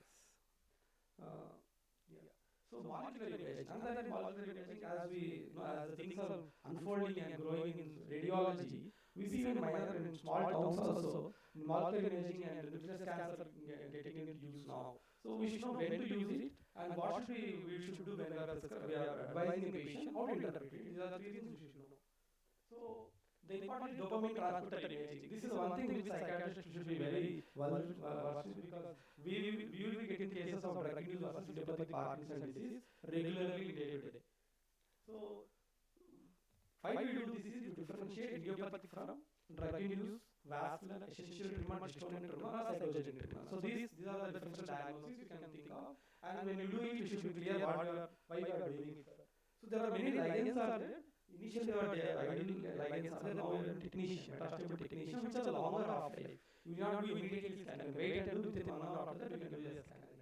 So this is based on principle that when you give a ligand, it binds to the dopamine DAT, dopamine transporter. There is decreased dopamine transporter, the lesser binding is there. Lesser binding shows lesser activity of the ligands in the striatum. So this is normal. Inverted commas is normal. If it is reduced, it becomes dots, it is abnormal. So these are the set of medicines. Patients should not be on when you are sending a patient for a dopamine scanning. So some of these important are antipsychotic haloperidol should be, or any other antipsychotic should be given a washout period before sending a scan. And along with antidepressants. So when we are in enhance also, we used to take 10 days time to withdraw all the antipsychotics before sending. Antidepressants, there is a lot of controversy, there is no consensus on that. Right now, bupropion should not be given. And about anticholinergics and syndrome medication, they can be given. The patient can be sent for dopamine scanning. This is consensus criteria recently released in 2023. So how to read a dopa scan and Rodat scan?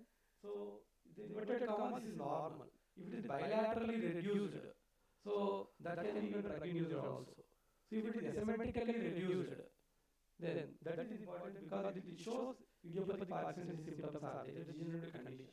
So this inverted comma means that the tail is actually putamen, the dot is caudate. The putamen is first the one which degenerates in Parkinson's disease. If that get lost, the signal is lost here. So the signal loss itself is usually Parkinson's disease. So asymmetrical uptake of pressure is important. Reduction more on contralateral side of the clinically dominant. Tremor is on the right side. You see reduction on the left side. So this should be noted. The reduction is proportional to duration of illness and severity of the illness. So this should also be kept in mind. It has sensitivity of 90% and sensitivity of 91%. So it fairly reducts. Your confidence will be large to do if the person is having a lot of difficulties diagnosing or you are facing a lot of difficulties because both symptoms are prominent. The psychotic is also prominent, Parkinson's is also prominent, and you should know how to choose a drug. So our legally also important, then we can use this scan to differentiate both. That is FDG PET.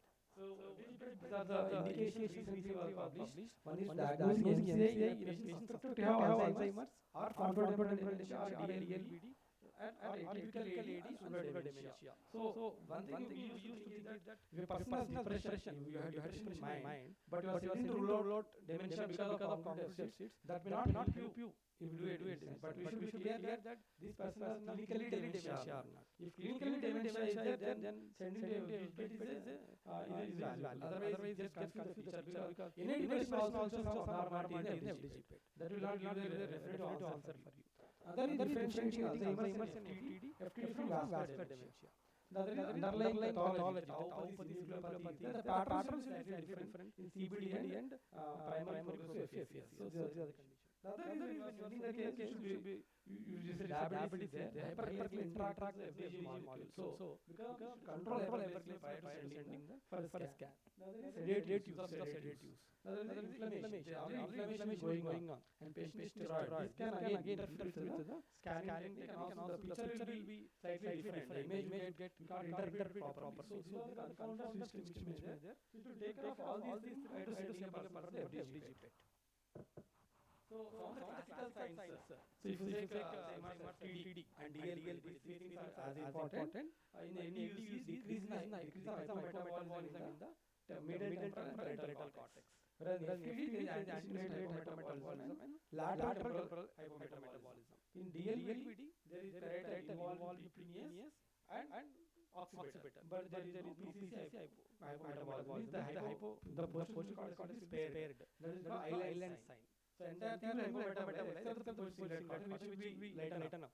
So that sign is very important in DLBD. There are also other signs which are important in posterior atrophy or PPA or semantic variant of IPS. So these are slightly different. It is as you see more. 5 more minutes. So in treatment also, now neuroimaging has a role in you see deep TMS, the location of the placement of the magnet requires neuroimaging technology. It's a 3D scans to position properly on it. It's an example in OCD. And also in DBS, the neuroimaging guided placement of electrode. So in all these places, neuroimaging has a potential role. And some of the machine learning methods, performing methods by Das et al., Mario et al. So a lot of algorithms are being built up now using clinical symptoms, the age of onset, and the imaging methods to give a kind of a prediction that at-risk mental states will progress to schizophrenia or they remain stable or they revert to normal. So this is also the other thing is about the treatment response, how the treatment response and relapse also, and prediction of relapse is also.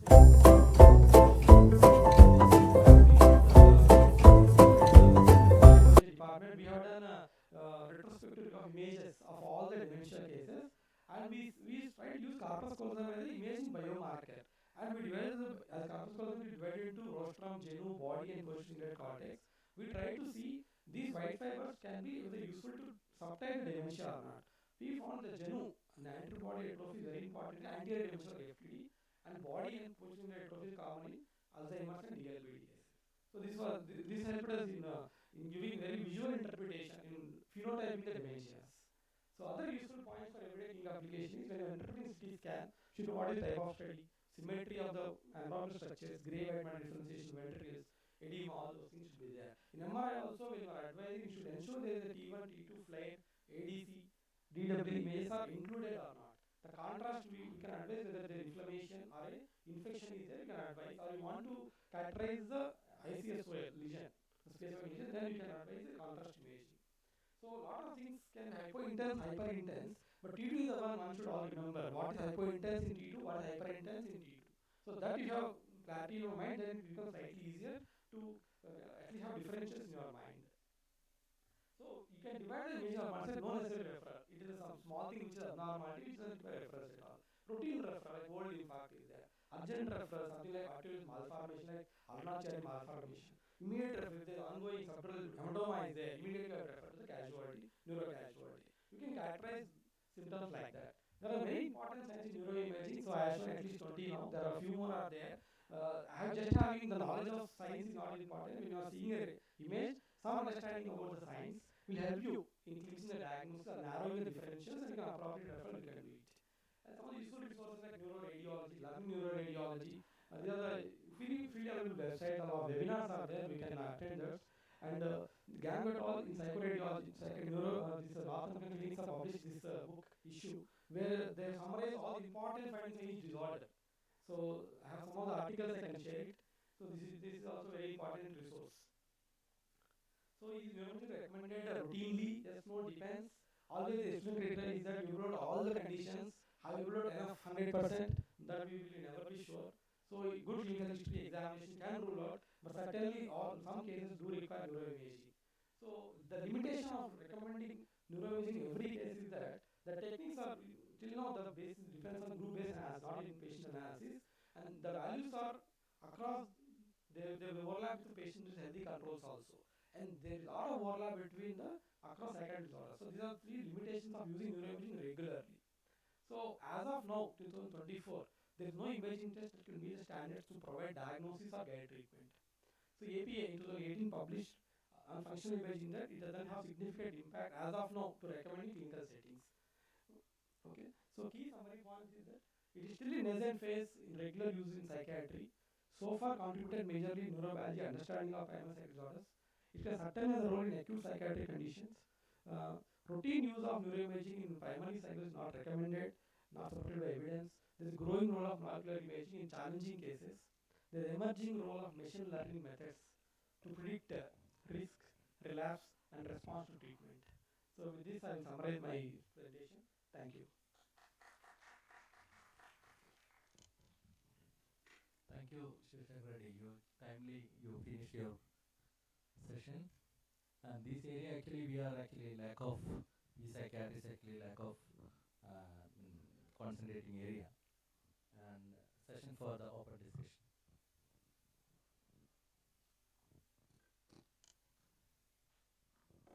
Good evening, sir. I'm Baniran from Madhuri Medical College, postgraduate. Sir, is there any use regarding neuroimaging in case of preventing the psychiatric illness, especially in addictive disorders like that? Yes, sir. People having already risk factors, they not yet have developed any problem, but risk factors, their machine learning methods are emerging now, especially in at-risk mental states, they are emerging now. And also people who have adolescent onset maltreatment or trauma in childhood, they are now predicting methods to have any, they have risk of depression or not.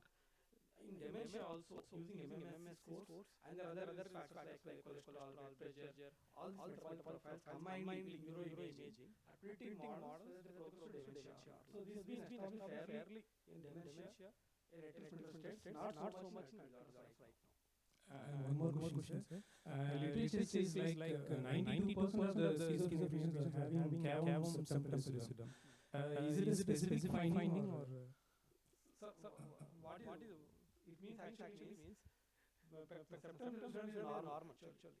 So if there is small amount of fluid between the two layers, that is the cavum symptoms. This is very normal commonly seen in patients actually. So it doesn't have any role in treatment response and any about long-term prediction of the patient at all. So this we regularly see in the patients. Thank you, sir.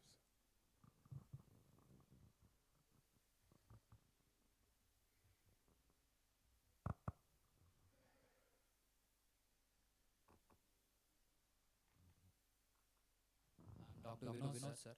So patients with family history of dementia. So usually clinically refer to neuroimaging. Can we detect neuroimaging at the earliest before we clinically detect? That was clinical and radiological synchrony not there in most patients. Patient may have abnormal atrophy, but patient may function very well because he has a lot of reserve is there. Just because brain showing atrophy or abnormality doesn't mean that he has dementia. One should have clinical features, then only we can imaging has an important role. So we have seen both kinds, patients having abnormal structural imaging, having ongoing impairment, FDG showing positivity. Patient having a lot of atrophy, functioning reasonably well. Just meeting MCA only. For many years he is like that. So both things we have seen, but this is not indication for routine use of imaging, there is no symptoms at all.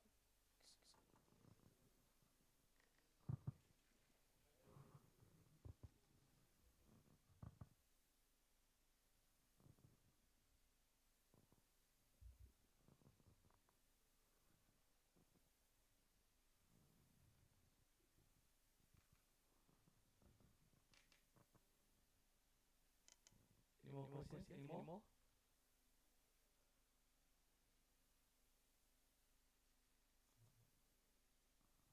Okay, then two questions were asked actually here, and one question we just selected. What's the doctor your name? Please come to this.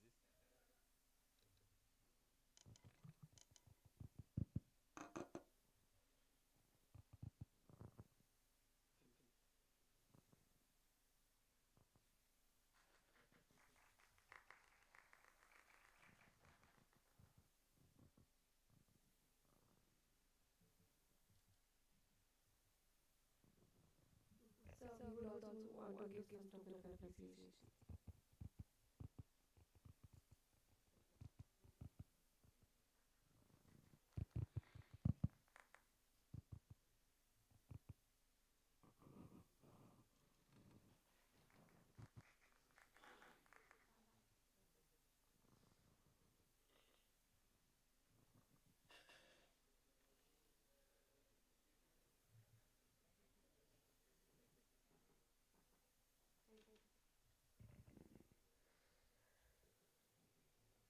Thank you so much, sir, for the insightful session. And as we approach the final session of the day for policy, I hope everyone is feeling inspired by the knowledge shared thus far. Our last lecture for today is on mental distress, a non-psychiatric mental health condition. And we are privileged to have with us Dr. C. Sadanan, Senior Consultant Psychiatrist at RC's Hospital, Tamil Nadu, and President-elect of IPS, Tamil Nadu State. I request you, sir, to please come on to the stage. And I request everyone to please applause. Also, I will want to request Dr. Narayana Kumbati, Consultant Psychiatrist from Telangana and President-elect of Telangana Psychiatric Society. Welcome, sir. Please come to the stage.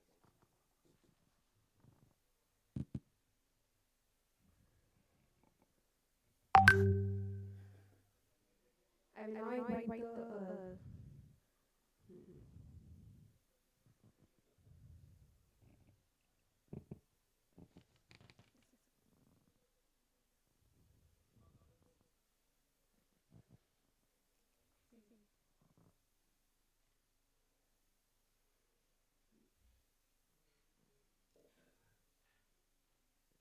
I will now request sir to introduce the speaker, please.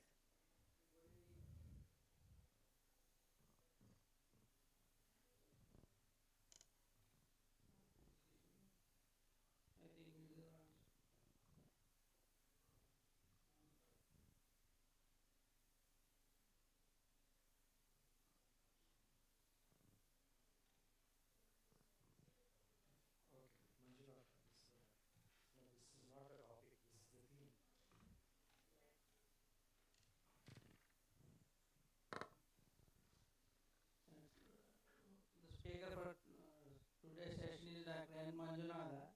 He did his MBBS, MD and EPM, Additional Professor of Psychiatry, Telemedicine Center, Nimhans, Digital Academy, Nimhans, Bangalore. Experience and areas of interest. Sir is consultant psychiatrist at Nimhans, worked as consultant at AIMS, New Delhi, PGI MSR, Bangalore, MS Ramaya College, Bangalore. His areas of interest are primary care psychiatry, common mental disorders, telemedicine, health economics, health advocacy, policy and planning. He received many awards. He is a co-recipient of prestigious Dr. S.S. Jairam Award 2023 at the annual national conference of IPS South Zone held at Guntur, Marfati Award 2020 and Professor R. Raghuram Distinguished Young Teacher Award at Karnataka ANSIPS 2019. Paper publications and book chapters, 218 journals, 41 chapters and 26 books. Now I request sir to start his lecture. Thank you very much, sir. Good afternoon, all of you. I think this is a topic which is out of the syllabus for most of the psychiatrists because it's not in our standard textbook of psychiatry. And whatever I am talking is more of my experiences which I am talking, and you people are free to agree or disagree. And please express your agreement or disagreement with a logical build on that thing so that area can take up in a different shape. Thank you very much. These codes, I think all of us know as MBBS doctors, right? I can't see what mind doesn't know, right? So we don't know who gave a comment code, but we know that. So it captures the fundamental truth about the perceptions. And this quote also implies that our perception of the world is influenced by our knowledge, belief, and experiences. And we hear often schizophrenia or psychosis is bread and butter of psychiatrists, right? We hear, and how many of you think it is true, or how many of you think it is true, false? Okay, yeah. And I will just give you here the visible and invisible psychiatric illness. Just imagine yourself, so many psychiatric disorders are there. How many are visible, how many are invisibles? Then as I just narrate my story, I did my DPM in 2002 to 2004. And from the day one of my psychiatric postings here, even before DPM, I worked as a psychiatric resident in Ramana Loya Hospital in New Delhi. And one of my first patient was not first patient was came with alleged erectile dysfunction on first night. Wife brought him and saying that I want certification that he is imported, and give him certificate I want divorce from him. So this was the first case which I saw when I was non-PT resident. Since then, the psychiatric my perception of psychiatry is a different, not what is not in the book. I started observing from then. When I did DPM here and I did my MD from Central Institute of Psychiatry, Ranchi, then I did my SRships. And you just see that I work in both mental hospital as well as general hospital psychiatry. And most of us are comfortable in psychosis. Yes, from the beginning of my psychiatric career, I was not really comfortable in psychosis. One of the reasons is that it's not that I don't like, but I say that there is psychiatry beyond it, kind of things. That is the attitude I had. And I observed that many of patients are not falling in a category of psychosis. Especially when I was in CAP Ramchi, 90% of the patients more are falling in psychotic spectrum, but many of them are not falling in that. But I was always in the opinion that lesser 10% of the people are not getting a justice what they are supposed to get. This was my feeling. I may be wrong also, but this was the feeling. So I started observing in a different way. I also observed many people do not fall in category of common mental disorder and severe mental disorder, and we would call them as an ill psychiatry. That was my senior resident's onward observation. This was not falling in psychotic kind of spectrum, and it's more of psychosis, more of CMD, was my DPM and MD observation. So nil psychiatry, which we are conveniently call it as, and it is a diagnosis of convenience, no curve, no nosology is given that way. Okay, and nil psychiatry doesn't mean that no abnormality, please remember that way also. As a medical doctor, we trained in abnormality, we have never been trained in normality. So it is easy for us to pick abnormal than normal, right? So this is one of the book.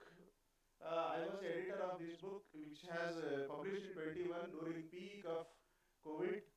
It has 36 chapters, 672 pages. Every page I have read myself and understood, and I edited it, kind of things.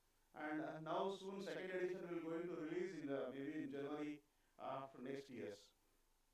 So based on that, I just share some of the COVID time case vignettes. See, this is 18-year-old girl and feeling too stressed about her exams, occasional panic attacks when thinking about the exams. Her parent requested a medical certificate stating that she has a depression and anxiety, and a recommendation letter from us to repeat her exam later exclusively for their daughter in her college. This was and parents were little influential in government jobs, and they want some letter from psychiatrist saying that she cannot attend these exams, give one recommendation letter, we will make sure she will write her exclusive right. Detailed evaluation during 10 days inpatient care stay revealed she does not have any full-fledged mental illness. And we were left wondering about the diagnosis. This is, just imagine some influential family, we have admitted 10 days. At the end of 10 days, we are saying ill psychiatry and how to convince family member. And they are sitting left and right and expecting some letter recommendations. And I am sure all of you come across these cases, not only comes to us. Maybe we handle differently, you people have your own way of handling. And this is a second case, 22-year-old daughter was brought by her parents for inpatient care, stating that she has been picking quarrels with her mother every day for last 2 years. This was a highly influential family. And to be honest, this is the judge who brought her daughter. Okay, with reception order. Just imagine. And after 3 weeks of inpatient evaluation, we could not find any diagnosable psychiatric disorder, referred for family therapy. Father was graciously accepted that nil psychiatry and he understood. Okay. This is at the peak of COVID. And case 3, this is, I think maybe this 42-year-old wife was brought by her husband for inpatient care with a referral from private psychiatrist. That psychiatrist is roaming around here only. In the conference I saw him, stating that she has been demanding a divorce for past year. COVID-19, this was peak.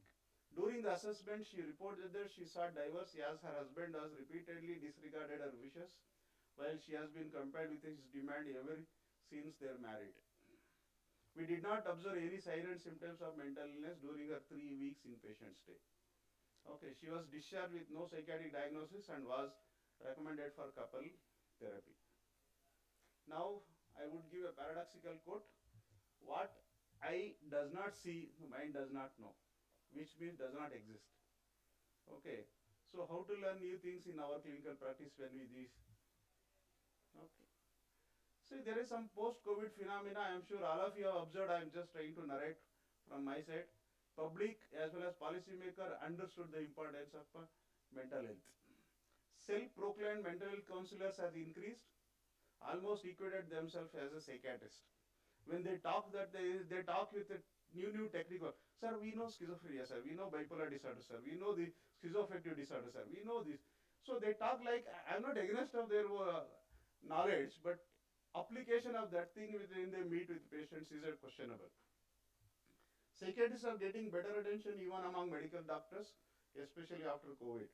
Psychiatrists are beginning to see new kind of their clinical population with self-diagnosed or proxy-diagnosed with mental illnesses. So these are out of syllabus clinical populations, then what to do? And let's thank to COVID because it has improved the awareness of the mental health. Then this is, I would call as a hyper awareness about mental health, not really mental health, hyper awareness about the psychiatry. And demand has increased. How demand has increased? In a wrong way. So how to handle this in our clinical population? And there is a very interesting study. Not only this, many studies are there, but I am just trying to quote this. Studies in scientific journals, National Union of Students, they have conducted a mental health poll survey in 2015, well before COVID. Please remember that. And they found 78% of people have said that they have a mental health problem. So can you imagine 78% of people have a mental health problem? So there is something wrong in the way of survey has been conducted, right? So they called up here the Simon Wesley. This is Sir Simon Wesley was the first psychiatrist, has become a president of Royal Society of Medicine, which is a 200-year society. And he called after this, he says, stop awareness program. Because he says we don't need people to be more aware. We can't deal with the one who already are aware. And can you just see this thing, read yourself?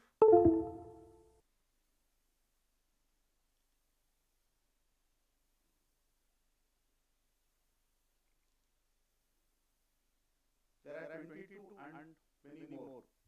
Terminology has been used and left and right across scientific journal, public media, social media, everywhere it is there. So I'll go to next slide. And as a scientific reviewer for many journals, I began to see exponential article with claiming increased depression and anxiety, especially during COVID or post-COVID, with very poor methodology. And I'll tell you how poor methodology. Screener positive, some screeners has been used, and they say positive, and with or without stressor. They could elicit some stressor. There is no confirmatory diagnosis claiming as a psychiatric disorder. And there is a misuse of psychiatric scale, GAD-7, HAMS, PSU, HADS, etc. This is meant for ruling out psychiatric disorder, including psychiatric disorders. But they claim with smaller, even GAD 4, 5, they say that their patient is reported anxiety disorder, anxiety kind of psychiatric disorder. In fact, every stressor has become psychiatric disorder in many of the articles if you read. And many of the time I could say that, see, please ask author about these clarifications, why he did not do the confirmatory diagnosis. Just imagine the possibilities of overdiagnosis of psychiatric disorder and its impact on reader and policymakers. And I would say that as a human being who doesn't have anxiety, who doesn't have sadness in life, and tracks is over-awareness, increased demand, psychiatrization of the stressors of the life, and their mental health has become fashionable in recent years. Okay, Sir Seaman Wester, I already said, he is a regious professor of psychiatry at King's College London and first psychiatrist to be president of Royal Society of Medicine in 200 years old society. What he said is that we are not part of global conspiracy of making everyone into the mental health problem. We do the opposite. And we really are the people who try to maintain some form of boundary between sadness and depression, between eccentricity and autism, between shyness and social phobia. These very, very important statements which we made. Thoughts to ponder for psychiatrists. Reality is that there was certainly distress about certain various aspects of their lives, leading them to believe that they have a psychiatric disorder, causing their unhappiness. Probably we should think as a distressful population rather than ill population. And this raises the following question: are we overlooking any undiagnosable condition? Are these are subthreshold conditions?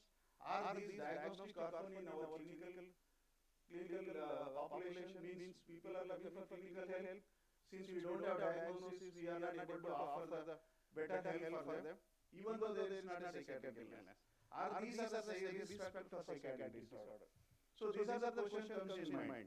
Perhaps as there is currently no diagnostic category in our standard psychiatric textbook, people are not getting what they deserve to get the help.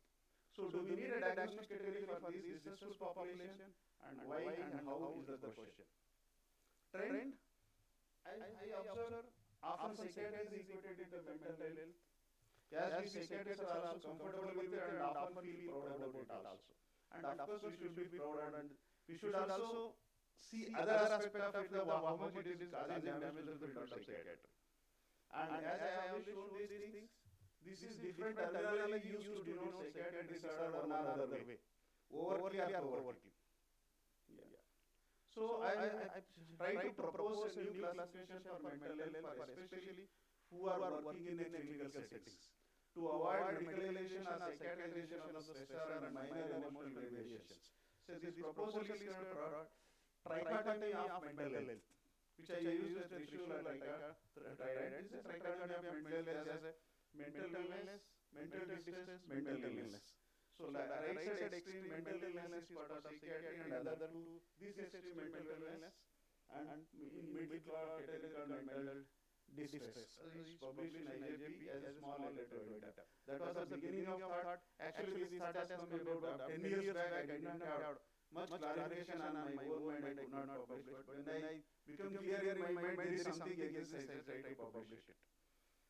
And the prevalence of this kind of mental health, we know about the prevalence about mental illness 10 to 15%, but we don't know what is the prevalence of mental distress. But I could fairly hypothesize it could be around 30 to 40% of the population having mental distress.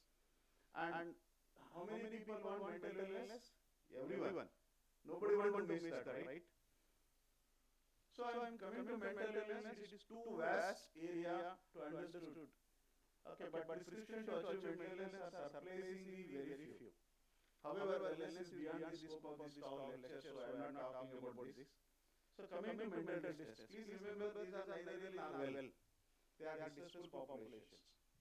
Another name which you could call, because we always find out stigmatized terminology.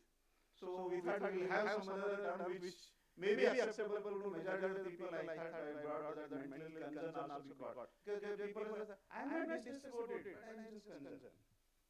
So is that all are safe in the frame is given other terminology also. As I said, 30 to 40% of the general population may be coming under mental distress category. And I would try to give a categorization of mental distress later point of my presentation, and what what could be the interventional package which we could propose in public perspective and general population perspective as well as clinical populations. And at the end, I would propose a diagnostic criteria for mental distress, which is first time I am proposing, and I don't know whether it is right or wrong, and some kind of validation exercise need to be done, but that I will present at the end of my presentation. The first thing is the core of mental distress is stress, right? And stress is a risk factor for many non-communicable diseases, which every doctor knows it. Okay. But if you come to stress, what is stress? It is all doctors is some kind of that thing. It looks like a layman. Why it is? I'll just talk about it. Stress and human being in general understanding. WHO says stress as a health epidemic of 21st century, and popular perception that stress is ubiquitous in modern life. Everyone is going through stress.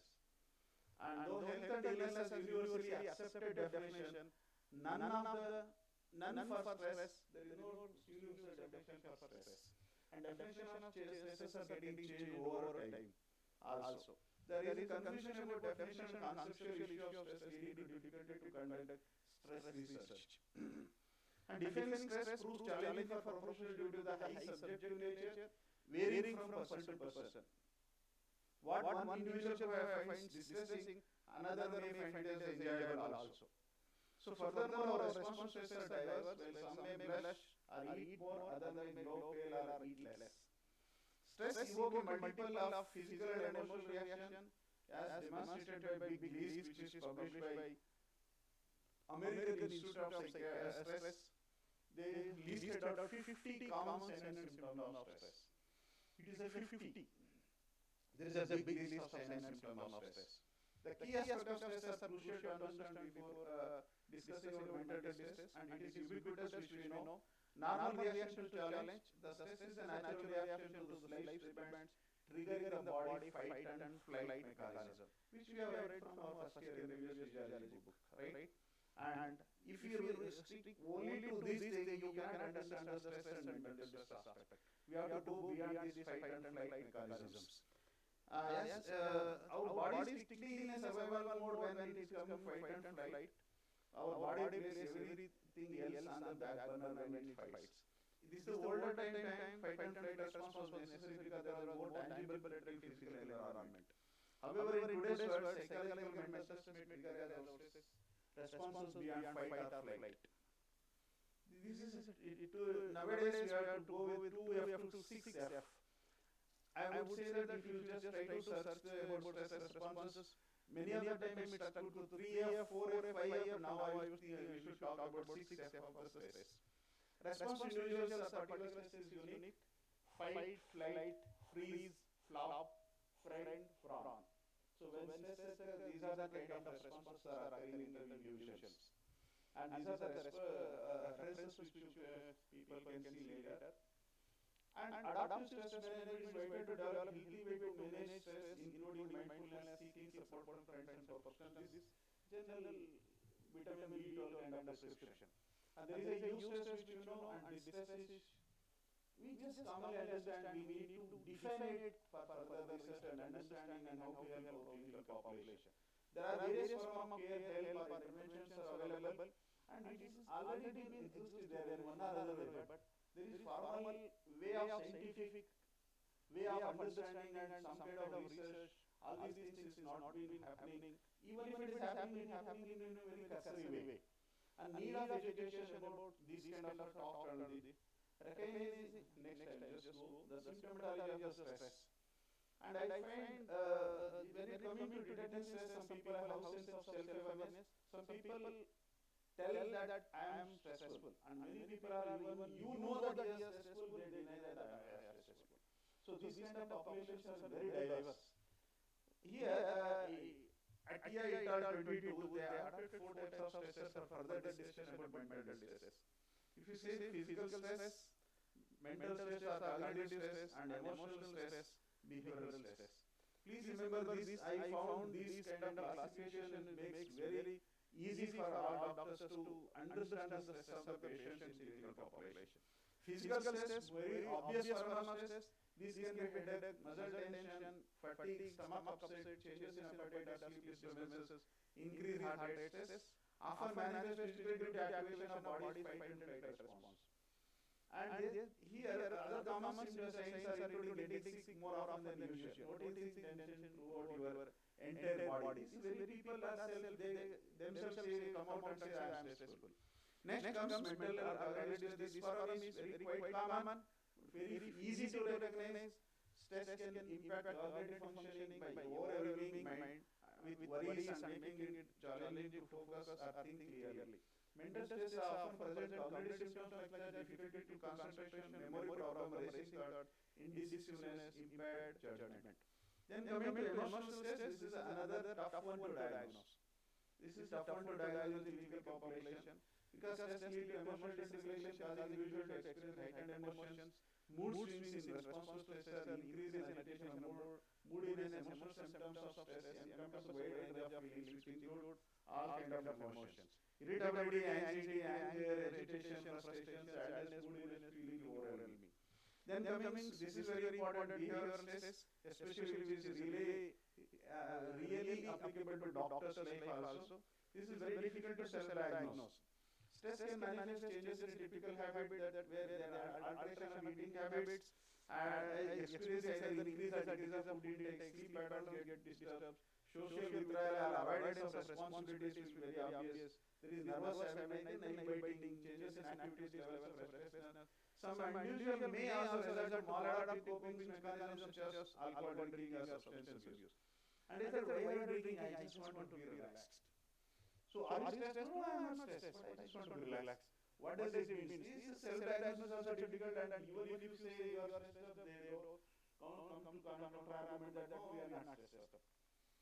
And we are proposing, we just try to propose the categorization of mental disorder based upon the types of stress. This is a common sense approach which all of you can just equate with your patient clinical experiences. Relationship distress, grief and distress, societal distress, physical illness related distress, even people say psychological distress in cancer patients, which is considered as 6 vital signs in medicine. And body-related distress, lifestyle-related distress, work-related distress, academic distress, sleep-related distress, financial distress, and there are always invoice category everything in mental health. Then I propose this interventional model for mental distress, especially public health approach, which encompasses combining medical, psychological, and social interventions. We should promote social research first to deal mental distress. Medical science, we may not have answers for every problems of mental distress. Invest in social security programs, population-based intervention has to increase in bigger level, destigmatization campaign, and universal access to mental health supports like anytime, anywhere, help to all. Like India has launched now telemedicine program, which is available 24/7 with their call, immediately it is available. These kind of things will also be really helpful. Community-based support program, not the medical, I am not talking about hospital support, it is community-based supports. Employees or workplace intervention or programs. Life skill as a mental health promotional programs like Yuva Spandana, which NIMHANS has been actively doing across the country. And this is an individual level intervention for mental distress. Mental challenges can affect everyone. There are 4 different levels on which are higher, depending on individual need and nature, challenge and availability of the resources. First, we should promote self-care, next community care, then come primary care, then last will be the specialist care. So in self-care resources and strategies should be developed, websites, app, mindfulness technique can equip individuals to manage their mental distress proactively. Approaches are self-assessment, self-diagnosis, self-care. Community care, we should encourage people to talk with their friends, family about their stress and get the solution at their own level rather than coming to professional level. Neighbors, community volunteers from crucial support system, peer support groups. Community outreach program can provide safe place to connect and share the experiences. And many other times it is happening at especially in rural area, it is not happening at urban area. That is another concern which we need to deal. And next come to primary care level. Primary care means, I am not talking about primary care of PHC, primary health center. Primary care can also be available at the Gram Panchayat level, social care organization, even at PSCs to provide basic counseling, mental health assessments, and preparatory specialized care. Here also centrally managed telecounseling can also be helpful, like telemedicine which I already spoke. Last should be the specialized care for those needing intensive intervention, and team of psychiatrists, social care specialists are also available. And please remember, only these three people are not sufficient to handle the mental distress. For example, I'll just give you farmer suicide.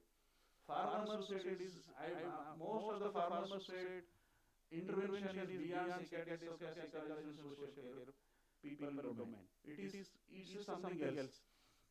This step-up care model ensures the smooth transition between different levels of support. It empowers individuals to take charge of their well-being while offering a safety net of professional intervention when needed. I would just talk about primary care counselors available at primary, provide the primary care for this mental distress. This initiative proposes a new professional care approach to mental health support by introducing primary care counselors to provide generalist social care intervention at first point of contact. These counselors could be community health officers or social welfare workers who are available providing social care, as I said, Gram Panchayat level or social care organization. By leveraging existing infrastructure and pursuing this approach aims to make essential mental health counseling, social care services more readily available to the distressful populations. And I would just, we are started using a telemanas as a manasvita. Manasvita is a very brief counseling in a one single session, 1+1 or 1+2 kind of session.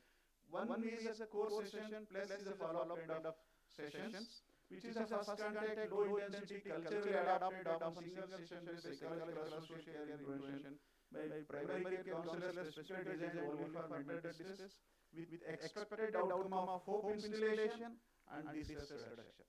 Not to solve their problem. I am sure many of the problems may not be able to solve by just counselor at that. This intervention framework for Manasvita, we just try to propose it in telemanas guidelines is also there. Then coming to specialist care, distress-oriented psychotherapy need to be encouraged. Illness orientation a reason for no scaling up of current form of psychotherapy. Many of the psychotherapy which we practice is based upon the illness. I would think that should come down and say that whatever symptoms are there, distress is there, that distress-oriented psychotherapy should come up in every field, especially in the psychiatry. Please note that social intervention for mental distress is actual practice is difficult and beyond the mandate and comfort of most of the psychiatrists. Dr. Jacob from CMC has written about 2013 only. And after we are proposing the role of psychiatrists in mental distress to assess these kind of health seekers, rule out possible psychiatric disorder, refer to appropriate psychological or social intervention when needed. Coming to pharmacological management, author do not recommend pharmacotherapy as a sustained treatment, and however symptomatic pharmacotherapy may be used as symptomatology on SOS or short period, few days to few weeks. In general, long-term pharmacotherapy is not recommended until unless mental distress is converted to mental illness. So finally, I am proposing the diagnostic criteria for mental distress for further research purpose. A prominent, this is the first thing, a prominent subjective experience of negative emotional state. So it is more of, I given a 4 types of stress. Emotional stress is the first thing. From a wide range of feeling like anxiety, depression, stress, fear, sadness, emotional discomfort, very tension, irritability, anger, frustration, feeling overwhelmed, and any equivalent dialect prevailing in the local culture. Because this is a stress word may not be accepted by rural people. They have their own way of expressing their distress. At least one symptom from the remaining 3 types of stress which I already described: physical, behavioral, or cognitive stress. And experience of these stress responses is proportionate to the manageable level. Please remember, proportionate to the manageable level. They also should feel it's not excessive and remain under the individual control. Nil or negligible disruption of biosociocultural dysfunction. Please note, so signs and symptoms varies from person to person, and above signs and symptoms of stress linked to significant one or more perceived stressor or precipitating factor explained above. Means source of stressor as a criteria here. And duration, any duration, it may be small, 1 day to 1 year or whatever kind of things. And here we have to exclude any concurrent mental illness that could account for presence of the mentioned stressor and their associated stress response there. So this is a diagnostic criteria which proposed for further academic discussion and further research. And I would also categorize the mental distress for simplicity for our professional discussion and in clinical population. Based on duration of the stress, there are 3 types: acute distress, chronic distress, and episodic acute distress. These 3 kind of thing. Acute stress referred to short-term stress, which may also include positive stress. Also, please remember positive stress. And we have a lot of disagreement with Dr. Suresh Badavan about use stress kind of thing. So I will try to put it as acute stress here, which may be helpful also. Episodic acute stress occur when acute stress occur frequently, leading to pattern of recurrent stress episodes. Chronic stress, on the other hand, persists over a long period. And this course, remission, conversion, prognosis of mental distress, these are all hypothesized kind of things. Since MD is a relatively new diagnostic category which is proposed, further study is required to understand course, remission, conversion, prognosis. Evidence suggests individuals can handle mild to moderate level of stress without any negative impact at all. They may not come to the notice of the clinical population, many of the people. Whatever we are getting is a tips of the iceberg of the mental distressed people. Some form of mental distress seems to be transient, resolving on their own, which are self-limiting condition, especially use stress. Life course of mental distress, equivalent condition and its recurrence have been explored to some extent. And research suggests, and this what I am saying is individuals typically face average 2 stressful life events within the past year, around 10 events throughout their lifetime, without experiencing adverse physical or psychological effect. This is the Indian study. See, please remember, this is I am trying to equate as a mental distress and talking about it, but real research I am not sure how it should be interpreted. And when we accept mental distress as one of the non-psychiatric mental condition, then many of the existing psychiatric disorder comes under controversy. So I am just putting the diagnostic list and which need to be discussed in a lengthy form: mixed anxiety depressive disorder, dysthymia, mild to moderate depressive disorder, adjustment disorder, acute stress disorder, suicidal ideation, plan and attempt, personality disorder, now and personality difficulty, ICD-11 is calling. Future research, distressful population needs their due attention, there is no doubt, but what does psychiatry do, what does psychiatry field do, we need to define. And wellness research we should encourage, delineate psychiatry with various terminology related to mental health and preserve the sanctity of field of the psychiatry. Epidemiological study of trichotomy of mental health also to be carried out further, and validating the proposed diagnostic criteria of distress especially to be carried out further and see whether it can be validated or not kind of thing. And interventional package, we have to see whether it is workable, which there, and Manasvita, which I said, it is my understanding that it is a single session or 1+1, 1+2 kind of sessions is badly needed in majority of our clinical populations, where our research and practice is almost zero. This need to be taken care in the future. Thank you very much.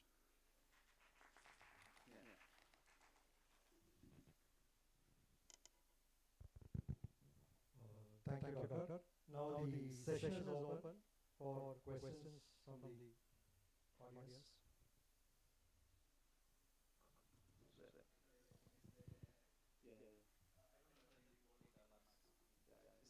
You told about the mental distress. We all know recently NMC circulated Google Forms to all medical colleges where students and of course faculty also, they have to fill it and submit it, and the results also came. So what's your take on it? I have seen the Google form. I hope you have seen the Google forms. I know. Sir, that's why. No, sir, about epidemiology of prevalence of mental distress and thing. Recently, NMC has circulated, so I'm just asking. And he is a person who is part of the Google Forms, yes.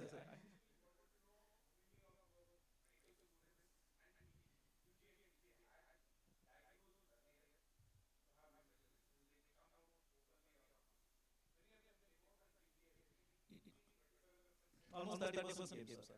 30%.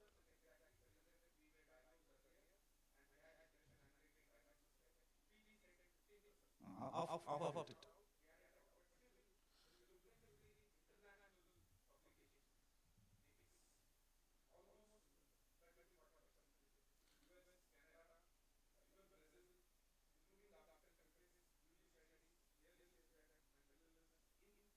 Medical colleges. But any differences, the first year, second year, final year, any differences? That was not divided. We were discussing, and it's not academic discussion. It was just open discussion among the faculty and the administration. Actually, they called me, and from Pondicherry, they were trying to implement all these people are medicals themselves are very stressful. So what would that like? So I was telling, okay, let us see whether there could be adjustment disorder first year students or the exam of a 5 year students. In between, people are a little bit, they are enjoying life.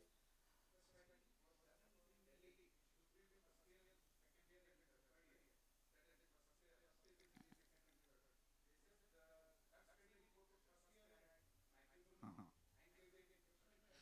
Uh-huh. That's what I hypothesis. Maybe the first year is mostly adjustment disorder people are coming from foreign places, hostels in Pondicherry because many people are coming over. Other Kota people are coming. Even from remote places. Nowadays, in Tamil Nadu, a lot of medical colleges come. A lot of people from other parts of the India also coming. So now it is mandatory. That is one thing. And the final year, of course, exam stresses. I don't find anything in between. I don't know what is your observation.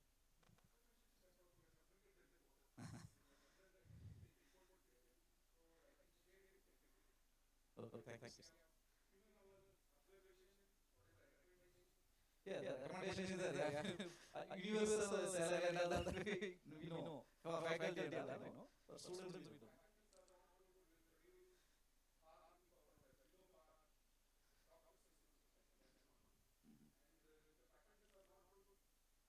I hope that one day, yes, hope one day your recommendation will be coming to the legalized gazette education. Yeah, thank you. Yes, sir. Can you do this?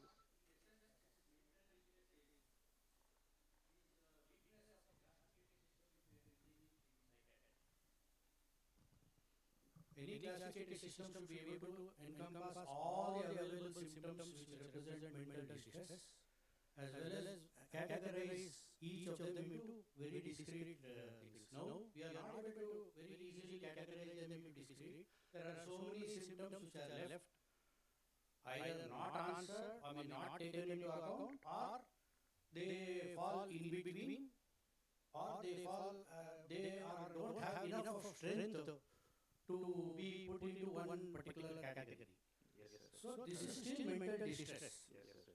Correct. If you come to me as a private practitioner, I have no problem at all.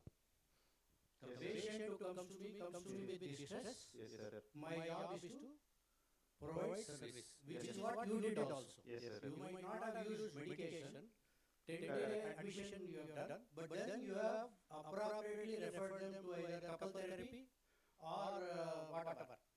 So in a sense, other than pharmacology, there has been acknowledgement that there has been these particular mental health concern or mental distress, whatever the name is. We have not been able to classify them according to our present classification system, but still there is an acknowledgement that they are suffering from some distress, and an appropriate outcome has been sought by putting them in some sort of this thing. Yes, sir. I think this is all what we do. There is no problem about it. You are now saying that there is a big group which is not entered into the classification system, so we have to have a new category where we can use that. Anyway, that's I'm not so forceful in trying to do that. I'm just trying to say that as private practitioners, none of us have this problem at all. Okay, We are sir. able to Thank provide you. solace to all these patients. Yes, sir. Sir, I'll just extend your argument also. ICD-10 and ICD-11, if you see, outside the F chapter, one or other way these kind of things category has been added. But the issue is that many of the psychiatrists we are not using that. And if we know that we can categorize as one group and make it subtype and some kind of research can be carried out further, it is welcome decision and we are more comfortable, especially when this kind of problem makes difficult for our life is when it becomes medical legal kind of things, when they request for certificates. When you are just saying that you don't have psychiatric illness, but you just go to couple therapy or family therapy or individual kind of thing, and then when they come and back and ask us, can you give me a certificate? Then you don't know what kind of certificate you need to issue. So at least if you have clarity, you can say that you don't have psychiatric disorder, you have some kind of mental disease that you need. You don't need medication, you need to some kind of therapy or counseling and whatever kind of things are there. So this kind of clarity is required for many of our patients, especially after COVID. Thank you, sir. Manjuna, that's a very interesting kind of a presentation. See, all kinds of like problems cannot become mental diseases. Yes. If somebody passes away in the house, he is likely to have a problem. So we had put bereavement out of psychiatry at some point of time. And there are multiple examples. Some boy fails in the examination, he is likely to have. So during that time, he will feel distress. And most of these things are subsyndromal or subclinical presentations, which do not qualify for a diagnostic level as far as ICD-11 or even ICD-10 or DSM-5. So what to do with these kind of people is a very difficult proposition. As practitioners in private practice, it's very easy because somebody has come, he has a problem. If he gets better with antidepressant, whether he gets classified into DSM-5 depression or not, we are not bothered. But the policy, the problems arise because of this. If you take all these people as depressive illnesses or anxiety disorders, whether they fulfill the criteria or not, and add them in National Mental Health Survey or something, then suddenly we come out with 30%, 40%, 50% kind of things, and then there is a huge mental health gap, and then you have to produce more kind of psychiatrists, and the psychiatrists already are getting unemployed in most of the places. So it becomes a very lopsided kind of thing. So your idea of making these three distinctions, mental illness, mental distress and mental illness. So all mental illnesses are not mental distresses and problems. So we cannot. So somewhere we have to draw a line. What happens is some celebrity or some star comes, I was feeling very depressed and I went to therapy and I became all right. Obviously the fellow doesn't qualify to be a ICD-11 depressive episode diagnosis, but then it gets added to the community level of understanding of depression, and that is what goes on happening. So we'll have to think in terms of the policy we are going to make. Maybe people like Suresh and you and Naveen who represent demands in various committees in the government probably should keep it in mind something of this, at least from my side. That's the observation. Thank you very much, sir. I think what you said is true. Majority of the mental distress people are self-limiting kind of things. Very few people will come to clinical, but as many of the time when it comes to medical issue, we get into trap. I just responding to your yes, sir. The thoughts what you said. Of course, what is happening is yes, these are all self-limiting because the society is evolving, and when we had interacted with for the same task force, we met many of the medical colleges. We personally met first year students, second year, final year. When we talk to them, we realize yes, the support system is gone. And now we can say yes, they cannot be diagnosed, fine, but tomorrow the insurance company has to reimburse them. The system has to provide them, give them the money. Even if they have come for one session, two session, in Bangalore for one session is around 2,000 is minimum nowadays. Yes, sir. So psychotherapy is becoming very, costly. So, and if you look at all higher education centers, you take IISc, now they have hired 5 psychiatrists, which we never thought, and they have 5 psychologists. So every higher institutions are looking for, they should not have even a single suicidal attempt. That is the way they are looking at it. And many of these teachers, their own children are going through a distress. So when we talk, like I went through this during my MBBS, current kids are in a different domain. We cannot expect them to undergo through the whatever ragging we had. So we need to change our diagnostic system and also the service system. We need to provide services system as sir said. Like I don't have any problem in private practice, but in the government services, or tomorrow if we have to give insurance or we have to capture them, we have these many people, we have to have some amount of what we call it as government investing in that. If we don't count them, tomorrow again we will be telling the funding is less. So either we have to take a decision, should we count or not count. I would rather say better to err on the side of more and get the funding. Already the funding is less. So I would err on that side, sir. That is my thinking. I may be wrong. Yes, sir. Swaminathan, sir, please.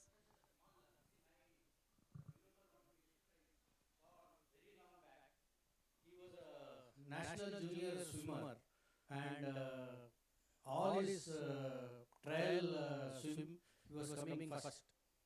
But whenever he stood for a competition, he never used to win. And anyway, because athletics, you don't know which drug to give and all that. Otherwise, as private practitioner, I will be very happy to put him on some type of medication. But any medication I give, he may be kicked out of the using dope test and all. Sometimes they may get into a lot of problems. So I incidentally happened to like the person, so I went into a session of therapy and tried to help him out. He did help him to some extent, but these are the ways we see where you can't actually pinpoint. I don't have a diagnosis for him, so you can just say that I use my therapeutic skills to help out a person who is in distress, but you can't put a diagnosis for him. No, I'm for that kind of person. I'm telling you can use the category of mental distress. You don't have a psychiatric disorder. That is why your discussion is begins, sir. Yeah. Sir, I would also request you to share your experience with farmers. As a finance director, you have worked with US Dharwad also. Yeah. See, during my tenure there, 75% was non-psychiatric reasons. Only 25% needed some kind of intervention. Yes. And from demands, we would go weekly once, and then the intervention would do. If OPD was not sufficient, we would admit and then.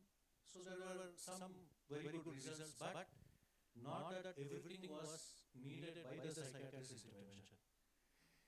Now, I want to take it slightly a philosophical view. See, we have discussed from the medical point of view and the social model.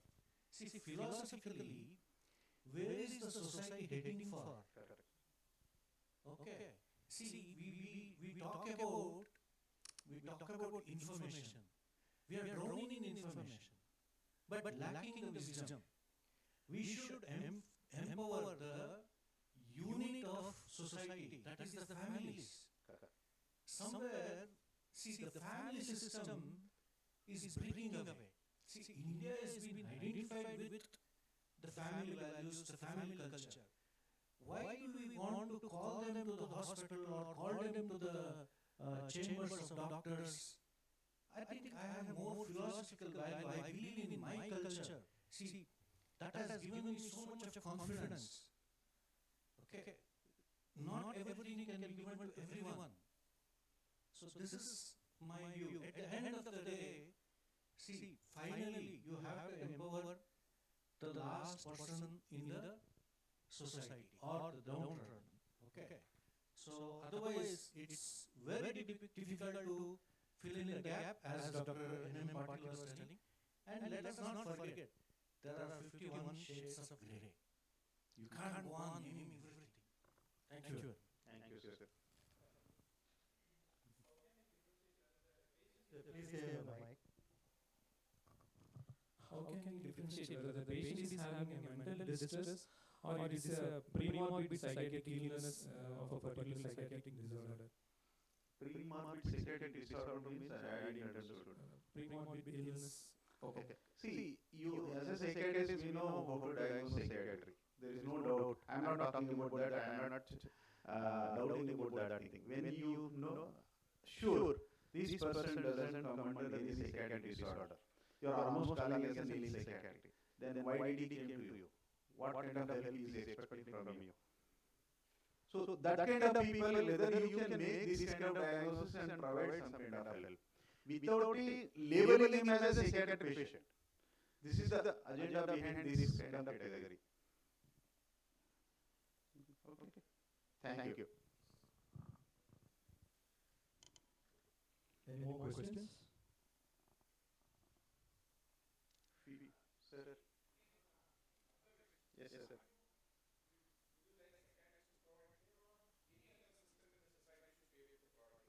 Maybe Guruji, it can be Maulvi, or it can be Father from himself.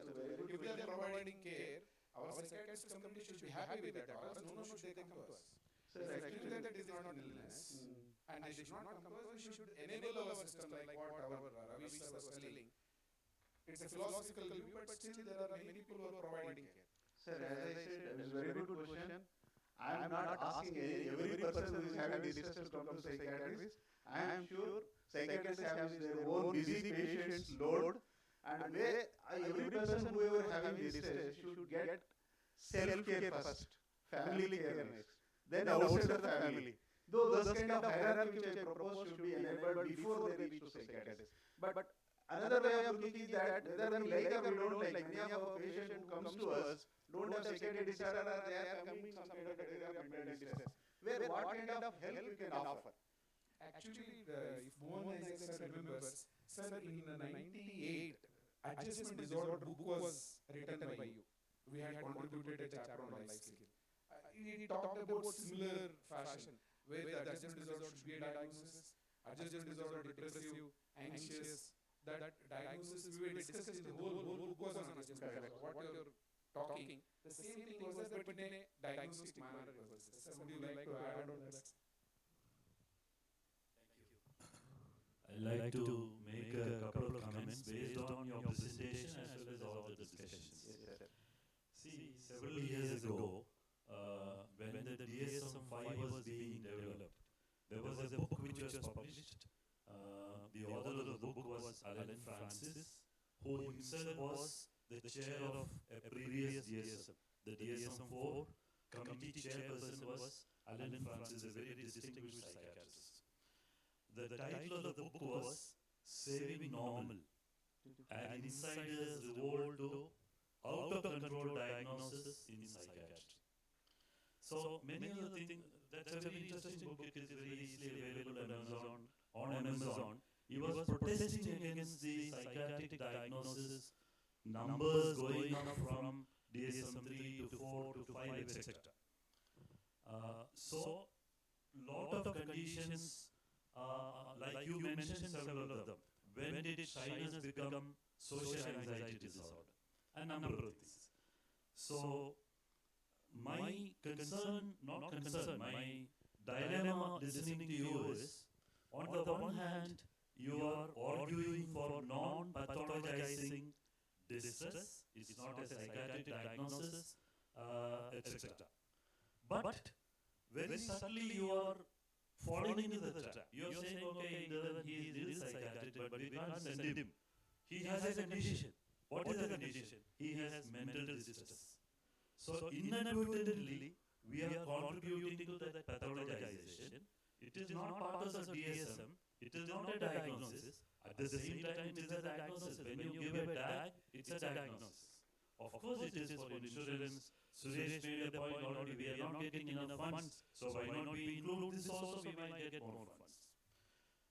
So these are all the thoughts which I have in mind. And also the question which came up, you answered it, of course, but I don't think you answered it completely. What he is asking is, how do we know that this is not the prodrome of an impending condition? Somebody with mental distress 3 weeks later or 1 or 2 months later may come with a full-fledged above threshold depression. How do we know that it is not so? We know that it occurs. In fact, in another session that I was listening to Sanju Jha, he was seeing somebody and ultimately the person committed suicide. Okay. So my response to this is, it is a problem of, as Swaminathan said, the problem with our current diagnostic system. We can't diagnose all diseases. You quoted Professor Simon Wesley. He has written about it recently. He said it's become a problem. He said in Britain, in fact, the Economist also has written about it. He says our outpatient emergency departments are flooded with people with mental distress. So in the process, all our effort is going to deal with these people to see who requires what. Is it one counseling, 2-session counseling, etc. In the process, we are neglecting people with severe mental disorders, schizophrenia, bipolar disorder, etc. So it's a problem all over the world. These are sub-threshold disorders. Now, do we live like very experienced psychiatric practitioners like Swaminathan and all saying, no, this is not a problem, we are managing. But you are referring to your problem, such people come and ask for certificate. So, my own personal response is to deal with the certificate problem of a certain number of people who are nil psychiatric, but they come, they want a certificate. My submission is we should not create a new category. Because I am in line with Alan Francis, saving normal. You made a case saying that all of us, I feel depressed sometimes. If I go back today, I get a bad news about somebody very close to my family, I may not come tomorrow and day after tomorrow for the conference because I was upset by that. I will need some time to deal with it. It might take 1 week depending on the intensity of the stress that I have. But that isn't it part of the normal process? And there's another bigger dimension which Ravish mentioned. There are problems about what the society is currently going through. Misinformation, lies, there are a lot of problems. Now, what is the solution? That is a societal solution. In India, we might use about philosophy. Every country is going through this kind of a problem. There are 2 wars going on. We are talking about PTSD prevention, but we are creating in large numbers people in 2 parts in Europe and in the Middle East. Large number of people. Society is going through a lot of problems. Now that I don't know whether psychiatrists alone will have all the solutions. So my submission is, this is a very interesting thought you have worked through. This is based on your experience of working here. This is, you have also raised some problems. One of the slides you said, if you include this as a category, what happens to all this starting from dysthymia, adjustment disorder, which Suresh mentioned, etc. So, while we accept that mental distress is a problem, they do come. My own submission is creating a new category of mental distress. Maybe, like what Alan Francis said, we are not saving normal, we are, an insider's reward to the out-of-control diagnosis of psychiatry. That's my submission. Thank you very much, sir. Yes, sir.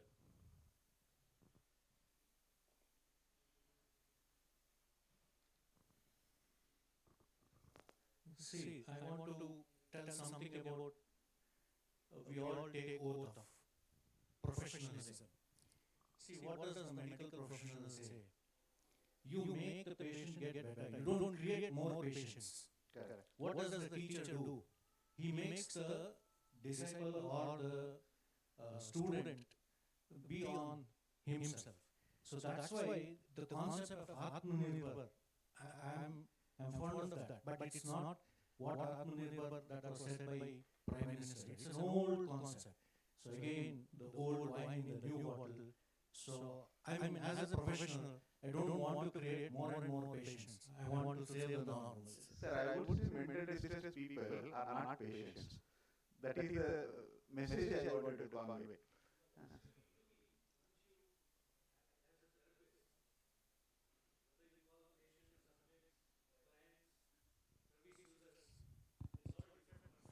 Okay. Yes, sir.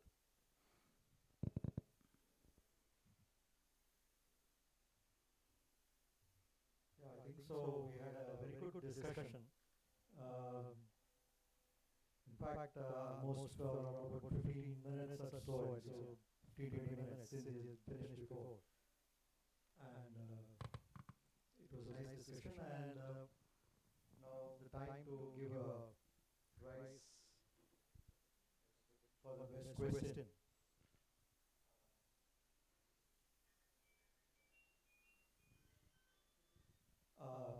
Dr. Patil, I don't know, next.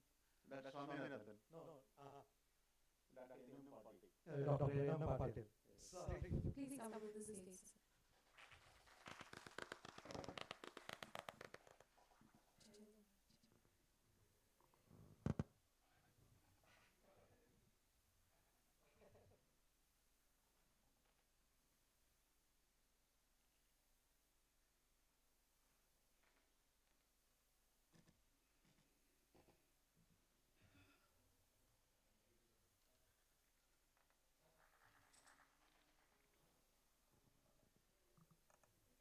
Congratulations, sir, and thank you all for your participation.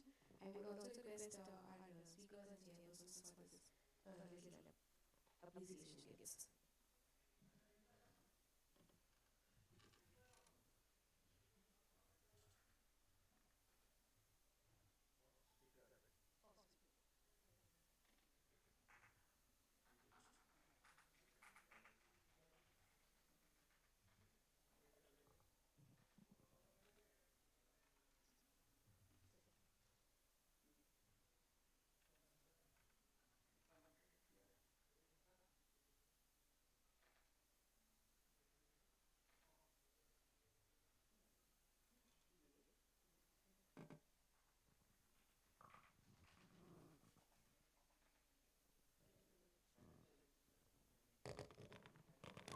Thank you all for joining us in Hall C. This will be the end of the sessions in Hall C. However, we will request you to proceed to Hall A for the inauguration of the program.